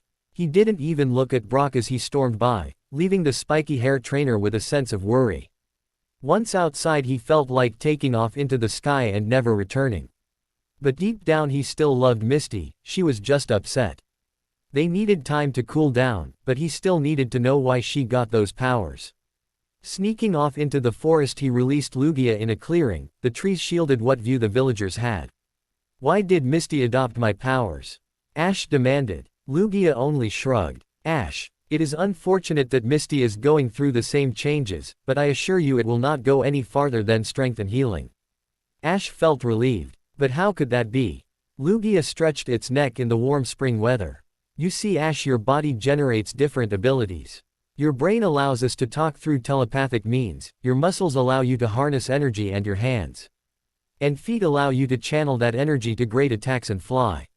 Now your blood and veins carry the abilities of healing, obviously, and also the blood feeds your muscles the ability of enhanced strength. Blood has always been the life source of your body. Now it simply enhances your body. Ash began pacing back and forth as he listened to Lugia explain the situation. But I thought I was the ONL. Why one who was supposed to get these powers? Why did Misty get them as well? You have to remember that Misty is a prophet. She was created the same way as you, only not granted any powers. If you mixed blood with a normal person, nothing would happen because your blood will only trigger reactions with those who share the creation. Know what I mean? Your blood was assimilated by Misty and triggered the healing and strength abilities you already possess. But don't worry, they are less powerful than yours. You see, because your blood carries these abilities, you pass those over to Misty, who was compatible with. Ash scratched his head. This was all very confusing. He didn't realize being a chosen one had some scientific aspects added into it. Okay, so, because we were all created by gods, we all have the potential for these powers, but only I was given them. So since blood is transferable, Misty adopted the power that my blood gives me. Lugia nodded in approval. I couldn't have said it better myself. Content with those answers, Ash resume pacing back and forth. Misty needed to know, but he was going to let her cool down before confronting her. But he couldn't stop the fact that it was all his fault. But when she was lying on the cold concrete floor, bleeding to death, he could think of nothing else to save her. The image of Misty in his arms, beaten and bloody, began to anger him again. For the past month Ash had been changing, 1,000 questions had been circling his mind. But now the path was laid clear. He had a job to do, he was going to get Giovanni. Just then he felt all of his Pokeballs shaken open, releasing all of the legendary Pokemon. The area lit up, flash after blinding flash, as the huge forms of birds and dogs took shape in the morning light. Ash walked around and was met with a fantastic sight. All 8 legendary Pokemon that he has acquired circled around him. Lugia, Ho-Oh, Articuno, Zapdos, Moltres, Suicune, Raikou and Entei all locked their eyes onto Ash. Lugia lifted his wings. We agree that it is time to rid the world of this evil named Giovanni. We have much to discuss, and to be safe I suggest we enter Shadow Council. Ash narrowed his brow. Shadow what? Why? Ho-Oh leaned in closer to Ash. Using our combined telepathic abilities we are able to create a safe area in which to discuss. Any traveler that might stumble upon our position would only be met with a hallucination and we would appear invisible. Also time, as you know, would slow down, so if we have much to discuss, what would take hours would take half the time, understand? Ash sighed. No. But let's do it anyway. The legendary Pokemon bowed their heads and concentrated their powers together. Soon Ash could see a dark blue aura form around them. It penetrated everything, and very area around them began turning very dark. Soon a dark blue cloud of energy surrounded them. The legendaries lifted their heads. When they opened their eyes, bright lights emanated from their pupils. We have now entered Shadow Council. The link has been created. Let the discussion begin. Ash found himself partially floating in the void. Everything is dark. I guess that's why you call it Shadow Council then. Peering into the forest around them, he could see someone walking towards them. Hey, someone's coming. Fear not, he will not see us. Now Ash, what do you propose we do about the threat that faces humanity? Ash couldn't even tell which one of the legendary Pokemon was talking to him. But not wanting to waste time, it was apparent that some issues would have to be discussed. The battle at Olivine was unfortunate. I was happy that no one was killed, but in the future I cannot be certain that all will be spared if we attempt to overthrow Giovanni. I don't want to kill innocents just to topple one man. But this one man will be responsible for the deaths of millions if we do not act now. I understand the situation and the danger involved, but how do we go about destroying Giovanni? Giovanni's resources are many, his pockets are deep. He can buy and fool anyone into power. His army is growing. Olivine was just a taste of what he has in store. I fear we may need allies in our struggle. Like the police. I don't think they are equipped to take on such an enemy. I feel as some people are also fighting the evil of Giovanni. I can sense much hatred for him. I think we are going to be alone in this battle, and I believe it will be a terrible one. Did you see that huge aircraft? Giovanni has the upper hand on land, sea and air. It will be impossible to attack on all fronts. Together we are strong, separated we will fall. But this war would drag on forever if we attack one target at a time. You are right, but what other choice is there? It is a time of war. We must find the other legendary Pokemon if our efforts are to succeed. Where can they be found? Unfortunately, they cannot. I'm afraid you will be put through the biggest saint of your life in order to acquire is the only way. Here we are at the brink of war and I have to be put through another test. Have I not proven myself to the gods? Have I not proven myself to the legendary Pokemon? Yes, but have you proven yourself to yourself? He's here. Misty gazed out the window as she hugged her knees tightly to her chest. After saying those words to Ash, she immediately regretted them. Sure, she was upset at the time, but that was uncalled for. She knew that if Ash hadn't mixed his blood, she could very well be dead now. She hoped that he would come back so she could apologize. Enhanced strength really isn't all that bad. She could defend herself better, plus she didn't have to work out. And if she got hurt, the healing abilities sure would come in handy. It was quite a shock at first, but if she looked at it in a positive, it really didn't seem too bad. Hopefully she wouldn't start flying or anything. Shaking her head to be rid of such thoughts, she rose from the bed and slowly walked to the far side of the room. Taking in a heavy sigh, she opened the door, thinking and hoping Ash would already be there waiting. Much to her chagrin, she was met with an empty hallway. Misty dragged her feet back down to the common room where Brock was sitting impatiently watching a small colored TV depicting scenes of the Pokemon Center they had just broken out of the night before. Brock switched off the TV when he saw Misty enter the room. Hey, how are you doing? Misty gave him a comforting smile. A lot better actually. It was just kind of shock, too much at once, but I think I can handle it. I just hope Ash comes back so we can make up. Brock wasn't in the room at the time and didn't know what was said between her and Ash. Why do you have to make up? What happened? Misty twiddled her thumbs. Hey, what was on TV? She said as a lame attempt to change the subject. She was only met with a cold stare from Brock. Geez, okay. I kinda told him, he sorta turned me into a freak and he kinda got angry at me and stormed out of the room before I could apologize. Brock shook his head in disapproval. During this entire ordeal, haven't you ever wondered what this was like for him to go through? I mean, yesterday when that armor clasped around our bodies, I finally understood what Ash was struggling about, even though it was a small portion. Now that you have some powers of his, it should be easy to understand.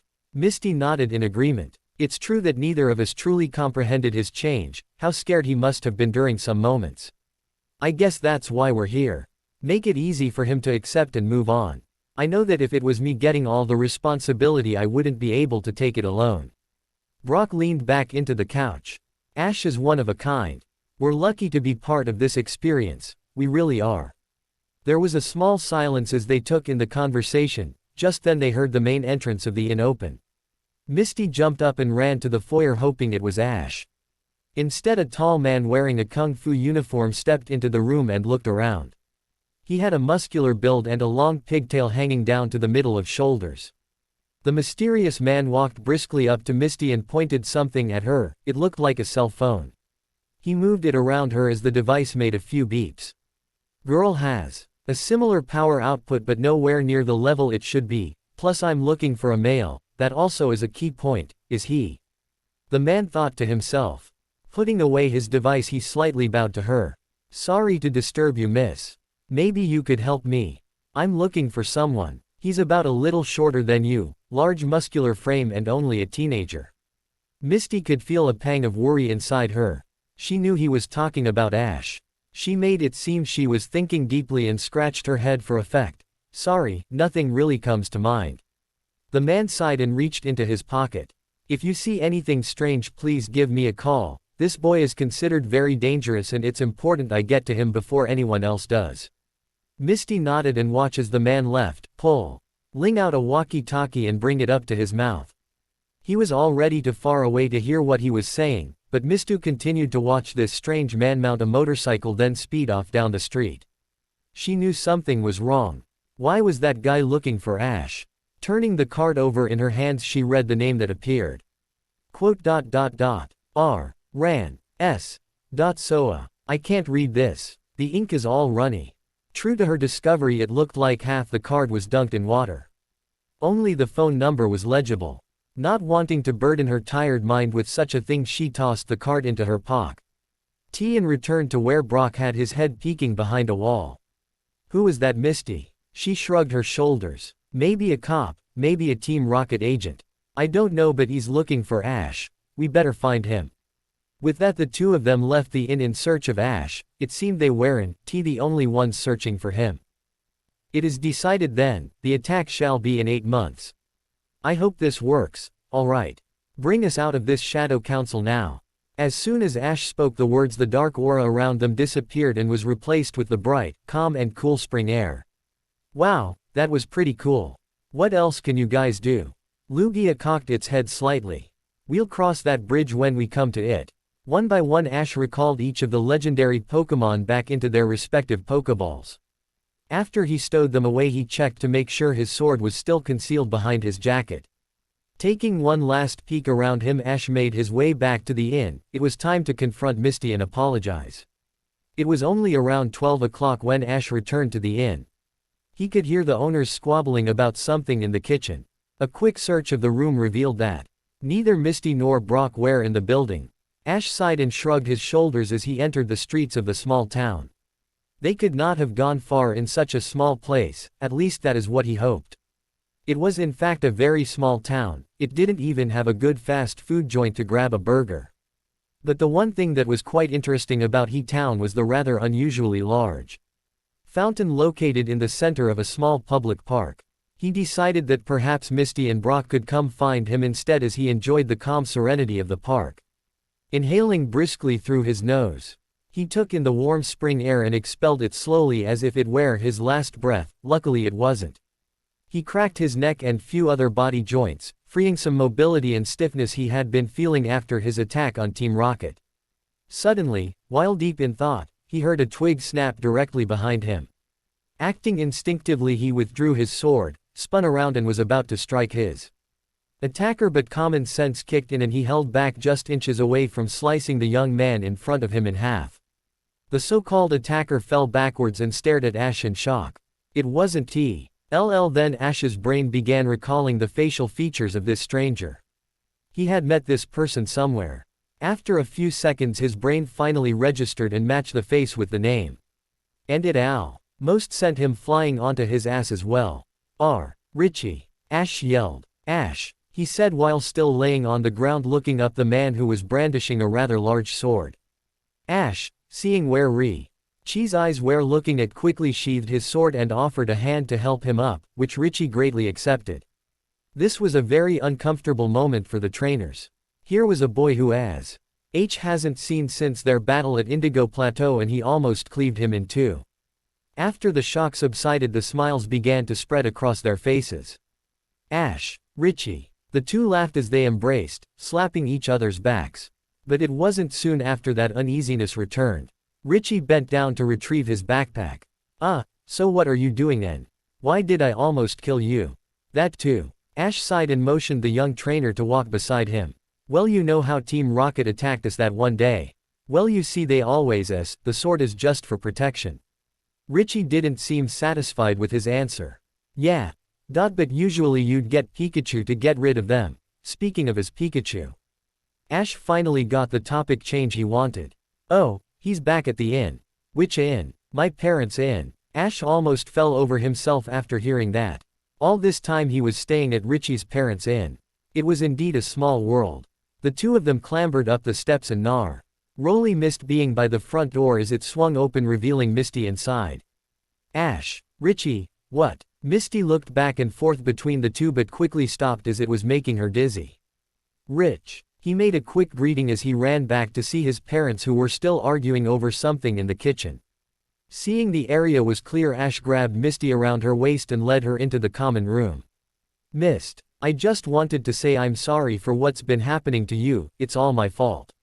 He looked forlornly, not wanting to look into her eyes, thinking they would be filled with hate. He was as surprised when she felt him take his hand and soothingly rub it. It's okay, Ash, I admit I overreacted, but you have to understand it was such a shock to my system. I realize that you had to do what you did back there to save me. And I don't mind these new abilities. Truly, for the first time I understood what it was like for you to go through what you have. It opened my eyes and I'm sorry if I hurt you. Ash was shocked. He didn't expect Misty to be this understanding. What he was expecting was to go down on his knees and beg her for forgiveness. This was a pleasant surprise. Ash brought her closer and decided it would be safe to look her in those gorgeous green-blue eyes. The good thing is I've learned it won't go past strength and healing, so I'm afraid there won't be any flying for you. Misty melodramatically began to whine. They both laughed and shared a kiss. However, it was quickly interrupted when someone yelled at them. I knew it. The both whipped their heads to see Richie pointing frantically and laughing. I knew you two would get together. I just knew it. How long has this been going on for? Misty snuggled up to Ash. About 5 months solid. The newly informed trainer sat down on one of the sofas. Wow, no kidding. So I guess you're gonna be his personal cheerleader at the Johto Championship. Ha ha ha. Oh man, this is too cool. So Ash, I've been dying for a rematch ever since Indigo. I'm so happy we ran into each other like this. You heading towards the tournament too? It starts in about 2 weeks. Ash and Misty froze, they didn't know what to say. They searched each other's faces for an answer. Unfortunately they were only met with blank, open-mouthed stares. Was it a good idea to tell him everything that happened, or tell him something less accurate from the truth? Being the one who would have faced Richie in the tournament, it was up to him that would have to give the bad news. Richie. I won't be able to make it this year. He could immediately see the shock and disappointment on Richie's face. Why? Another tense moment as Ash's brain went through a Rolodex of excuses that he could use. Well, you see, early in the year I had an accident and was in a coma for months. After rehab I didn't have enough energy or strength to collect enough gym badges, I only got 3. He sighed mentally. The story he told was partially true, he was in a coma. But the part about being out for months in rehab was a lie he would never feel good about telling. However, there was no way he was going to go into great detail about what happened while in the coma and the events that took place afterwards. This was an easy and safe way out. Richie, however, was still very saddened by the news. But, all this time I was looking forward to battling you in the stadium, it kept me going. When I heard you won the Orange Island trophy, you kinda became a mentor for me. Ash couldn't take this much longer. Here was a perfectly honest and good-hearted kid, pouring his heart out, and the truth would have set many things straight. There was no going back now. They watched Richie as he reached into his pocket and withdrew several small objects.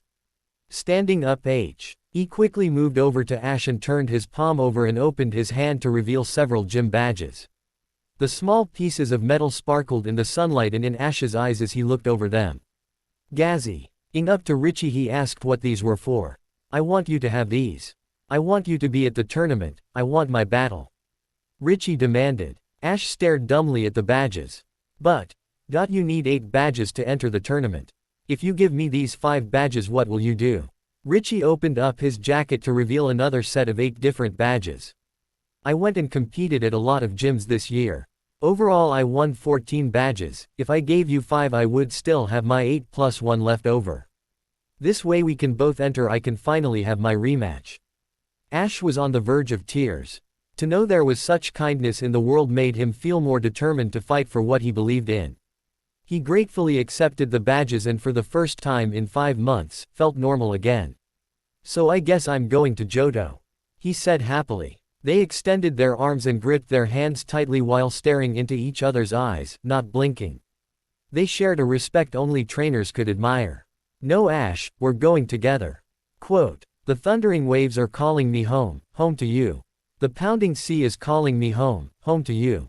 It had been just another stressful day in Kasumi's life when the Chosen One had walked into it. They had started off enemies, but as time passed, they began to learn of each other. On a dark New Year's night, on the west coast of Clare, I hear your voice singing. Your eyes danced the song.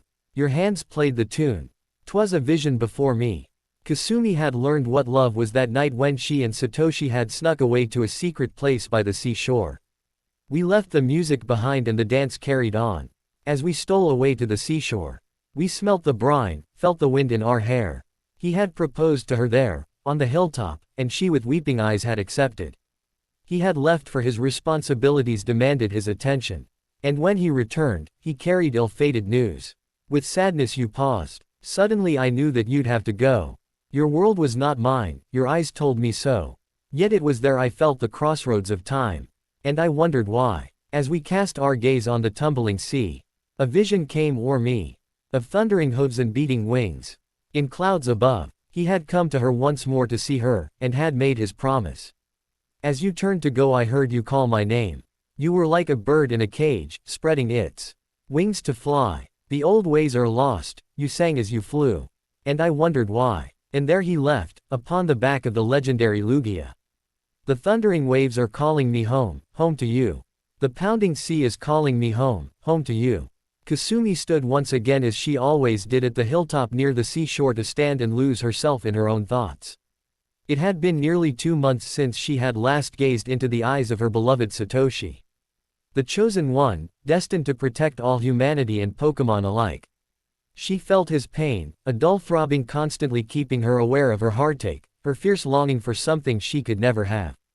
When he had told her he couldn't fulfill the promise he had made to her, it had been the story of her life. Used to disappointment, Kasumi had accepted the pain as she always did.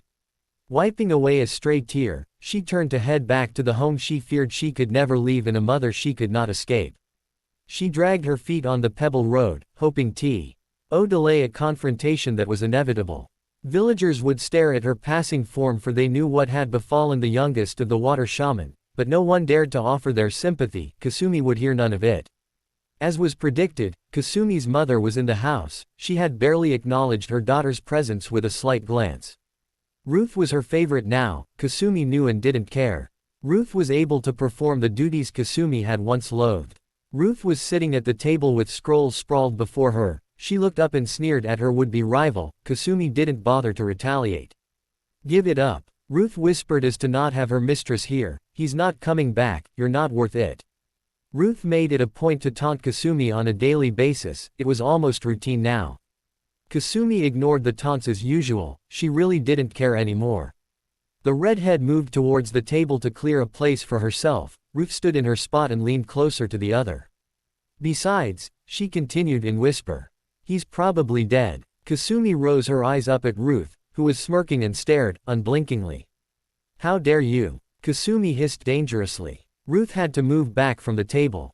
A flicker of fear crossed her features. Kasumi advanced on the younger woman with threatening menace. Ruth held up her hands and nearly called out for Kasumi's mother, but Kasumi already lunged on her quickly. Blinded by tears, Kasumi swung her fists, beating Ruth with anger pouring from pain built up for so long. Ruth cried out and somehow managed to escape her attacker. "What is going on?" Kasumi's mother rushed into the room, dropping utensils onto the table and grabbed at Kasumi, trying to force her daughter to stop. The older woman's attempts were fruitless as Kasumi violently pushed her away. Grabbing the bread knife from the table, she once again advanced on Ruth, the blade pointing at the young shaman. Kasumi's mother managed to push herself back up from the floor and tearfully protested. "Kasumi, stop. You've gone crazy." Kasumi turned around and bared her teeth. "No, mother, I've put up with you too long. You may hate me and may have pushed father away, but believe me, I hate you just as much." Her mother stared stupidly at her. Kasumi turned to see Ruth run for the door. The redhead chased after her, still infuriated, and followed Ruth outside. "Stop running!" Kasumi screamed and lunged for Ruth again. She missed her mark as the younger woman dodged out of the way. Kasumi spun towards her, but strong arms wrapped around her thin frame. Kasumi thrashed wildly to try and free herself. "Kasumi, get a hold of yourself," Takeshi said through gritted teeth, trying to remove the knife from Kasumi's hand.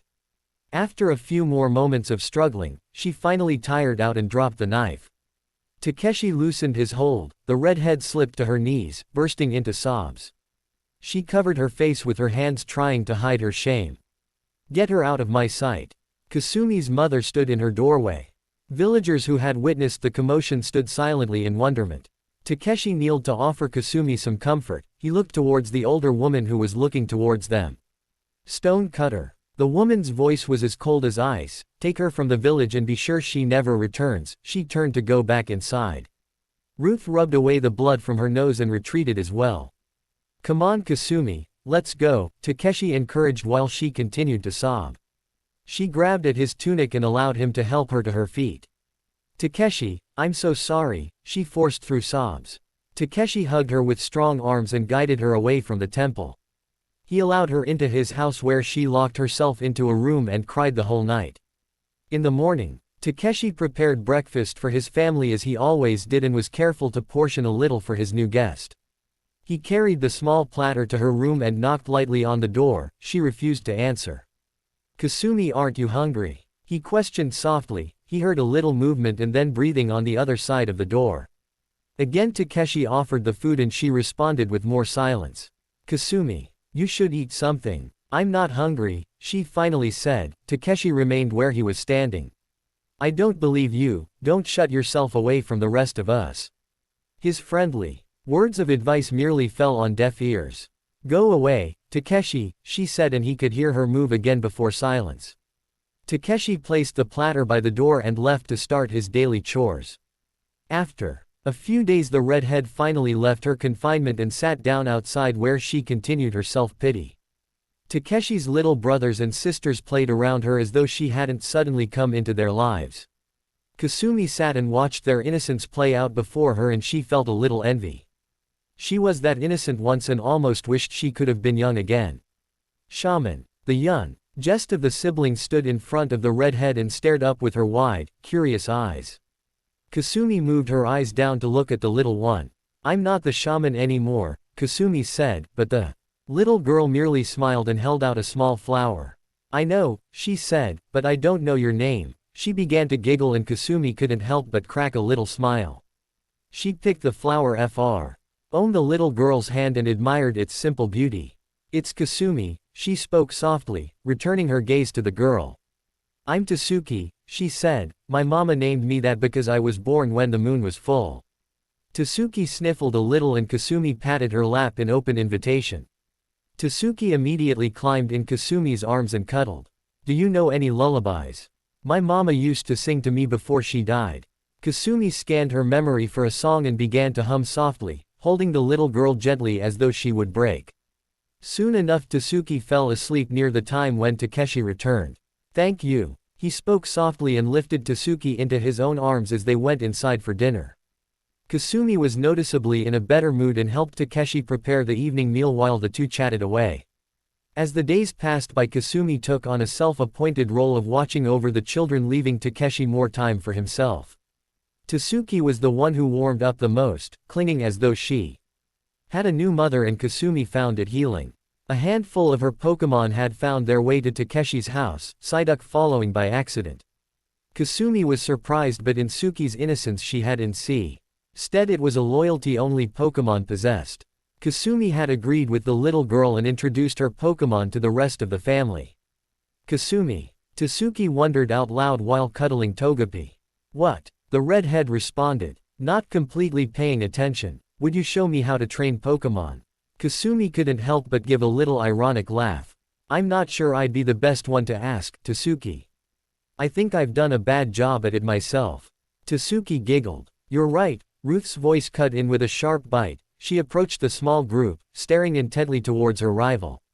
Kasumi glared back. Tasuki stood behind her. "What are you doing here?" Instead of questioning, it came out in an equally icy tone. Ruth rose her eyebrows. "You've got something that's mine," was her answer. She bobbed her head towards the Pokémon. Kasumi followed her gaze and returned her glare. "You're wrong. Now get out of here before I finish our fight." Ruth placed her hands on her hips in mock challenge. She took a knife from her shaman robes and tossed it on the ground in front of her rival's feet. "That was my intention," Ruth said. Kasumi could see she was serious. She looked down at Tasuki and sent her away.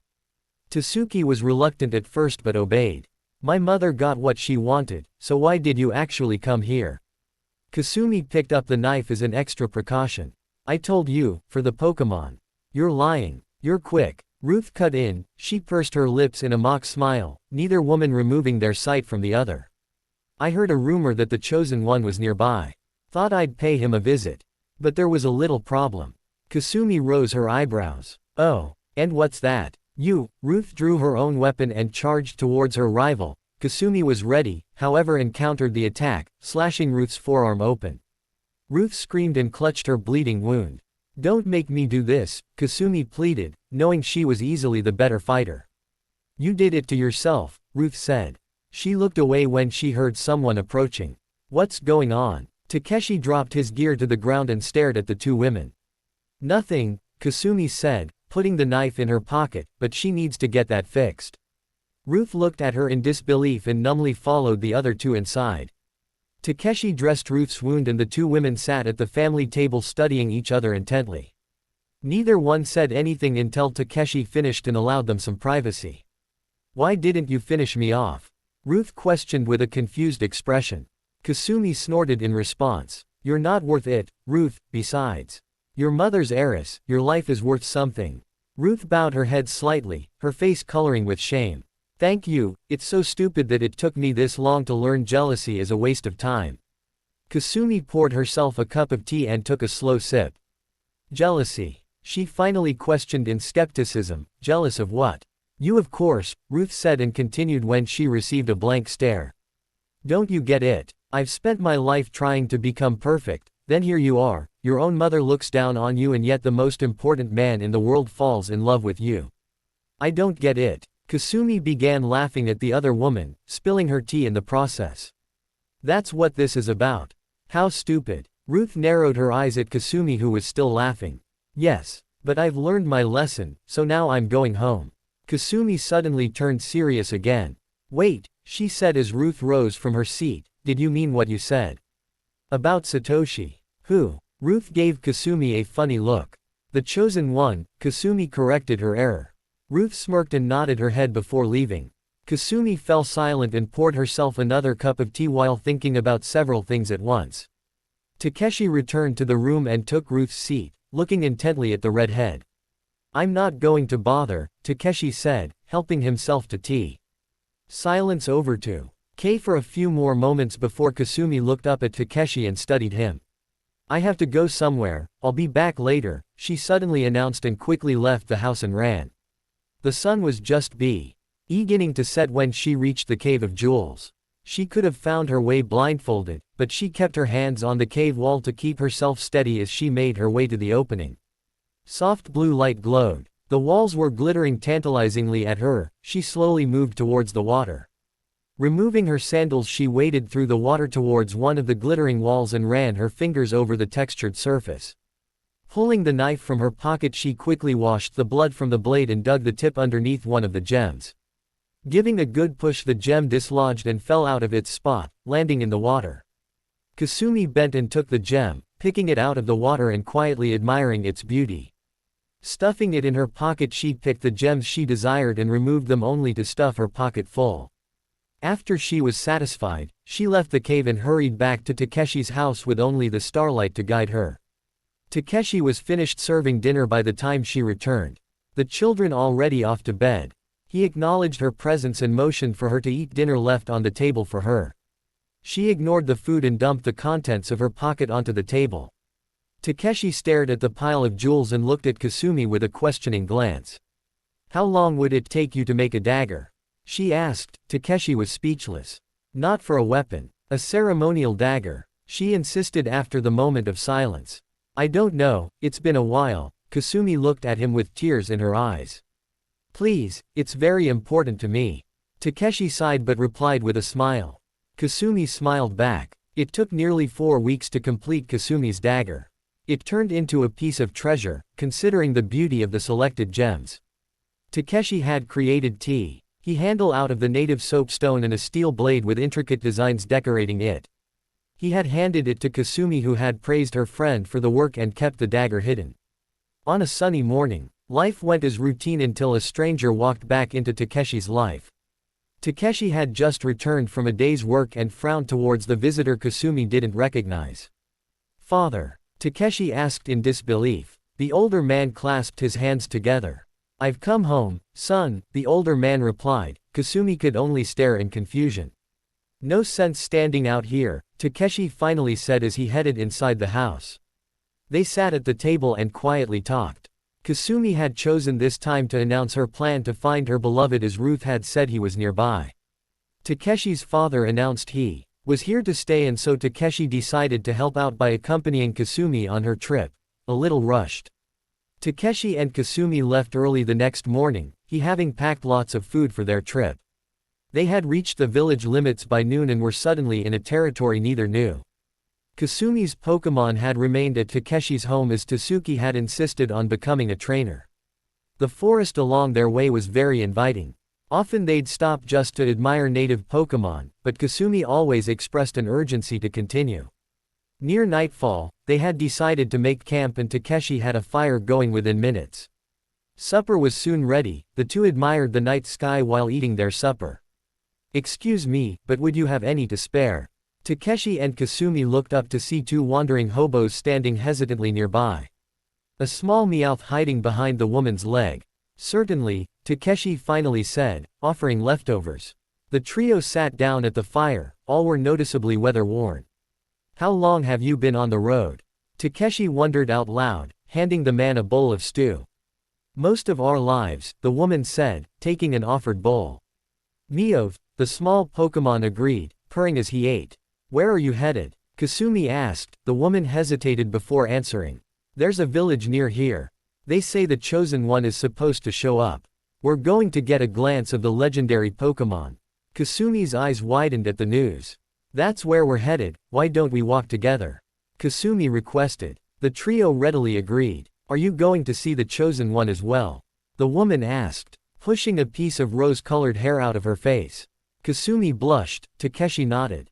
She's the Chosen One's intended, Takeshi explained. The strangers took a moment to appreciate Kasumi's presence. The trio remained to sleep near the fire as everyone drifted off excited for the day to come. Kasumi twitched unconsciously as dreams flooded her mind, feeling as though they were real. Dream X. Kasumi smiled as she saw herself once again standing on the hilltop watching a breathtaking sunset. The breeze was pleasantly warm, whipping Kasumi's red hair, making her feel as though she were free, even for a moment. She heard a sound that caused her to turn and see a great shadow approaching. Lugia landed just behind her and Satoshi smiled at his intended. Satoshi, she whispered, unsure of what she was seeing was real or not. Satoshi's smile turned into a wide grin as he held out his hand. How about that ride? He asked, his rich tenor voice sounded like bells ringing in the temple. Kasumi smiled back and rushed towards him, reaching out to take his hand. Satoshi lifted her upon the legendary bird's back and held onto her as Lugia launched into the sky. I've missed you, Kasumi spoke softly, closing her eyes, enjoying the emotions welling up inside of her. And I want you to stay with me forever, Satoshi said, looking into Kasumi's ocean blue eyes. Kasumi studied his face, but she remained silent as she noticed his features were absolutely perfect. No, she breathed all too soon. Satoshi's smile faded, and suddenly he was gone.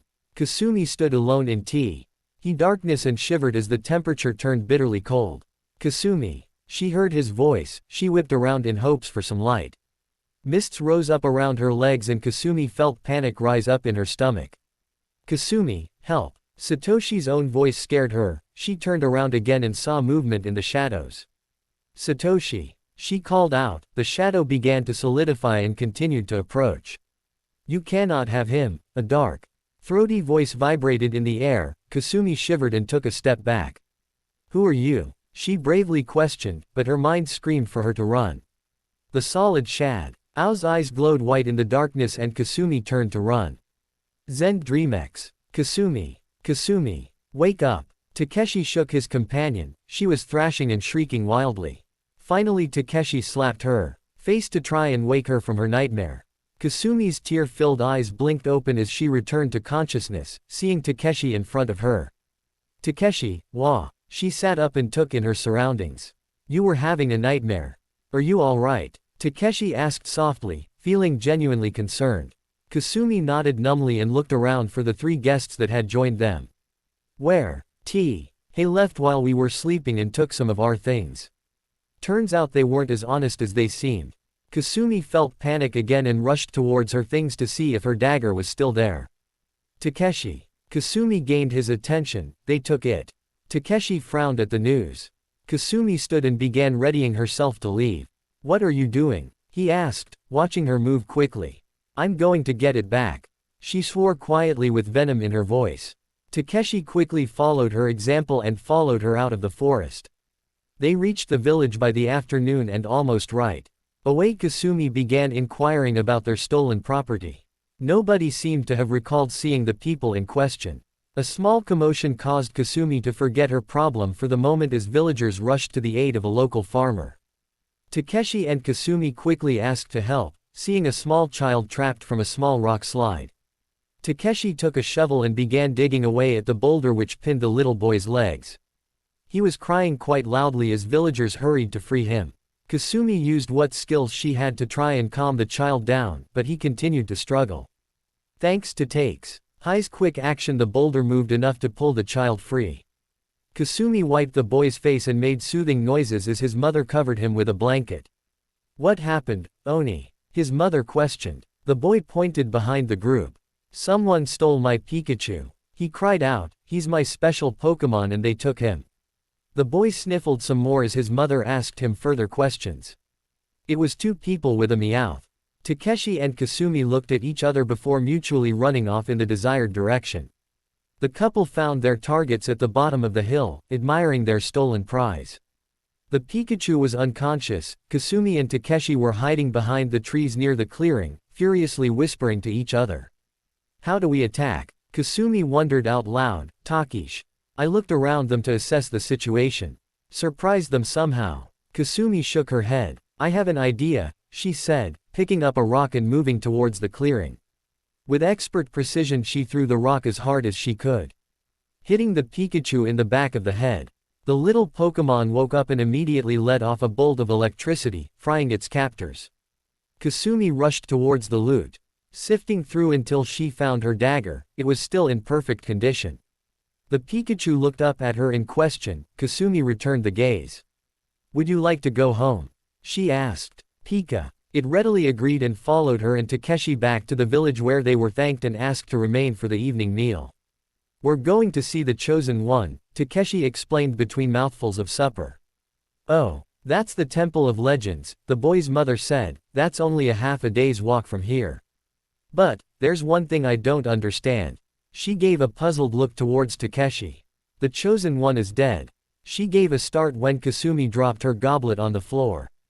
When? Takeshi asked. The woman shook her head. A while ago, we received the news a few days after it happened. Didn't you know? Takeshi shook his head. Kasumi rose from her seat and left the house with Takeshi to follow. He wrapped his arms around her as she sobbed piteously. We're still going, Kasumi spoke softly. Early the next morning. I just want to see the temple. She and Takeshi made the half-day journey to find an elaborate temple with Pokémon all around. The temple's head shaman was a Slocking, gifted with human speech. Kasumi had showed him the ceremonial dagger and had explained how she was Satoshi's intended. Broken-hearted, Kasumi asked for a little time alone and climbed the steps to the holy chamber. The walls were elaborately decorated with hieroglyphs depicting the legend of the Chosen One. She spent a few moments taking in their beauty. Seeing the marble table covered with treasures, she pushed all of it off and ignored the loud clang of the falling metal. She lifted herself onto the table and gazed longingly towards the hieroglyphs. Removing the dagger from her pocket, she used the blade to cut a lock of her hair, twisting the soft strands around the same blade. It was a wedding dagger. She had wanted to marry her beloved, but he was no longer alive. She would rather be with him in spirit world instead of living bitterly alone. She placed the tip of the blade on her chest and took one last tearful breath before plunging the dagger into her heart. She fell backwards, coughing up blood as she began to die. Kasumi. Takeshi rushed to her side, having heard the noise from the falling treasures. He took her hand as she turned her blurry eyes towards him, her breath ragged. Kasumi, why? He asked, his own eyes tearing. I have nothing here, she forced out in whispers, choking on her own blood. I love him, she smiled at him, turning her eyes away. Takeshi blinked back tears as he let go of her hand. It fell limply to Kasumi's side. Her last tormented breath echoed throughout the chambers as her life force emptied from her body.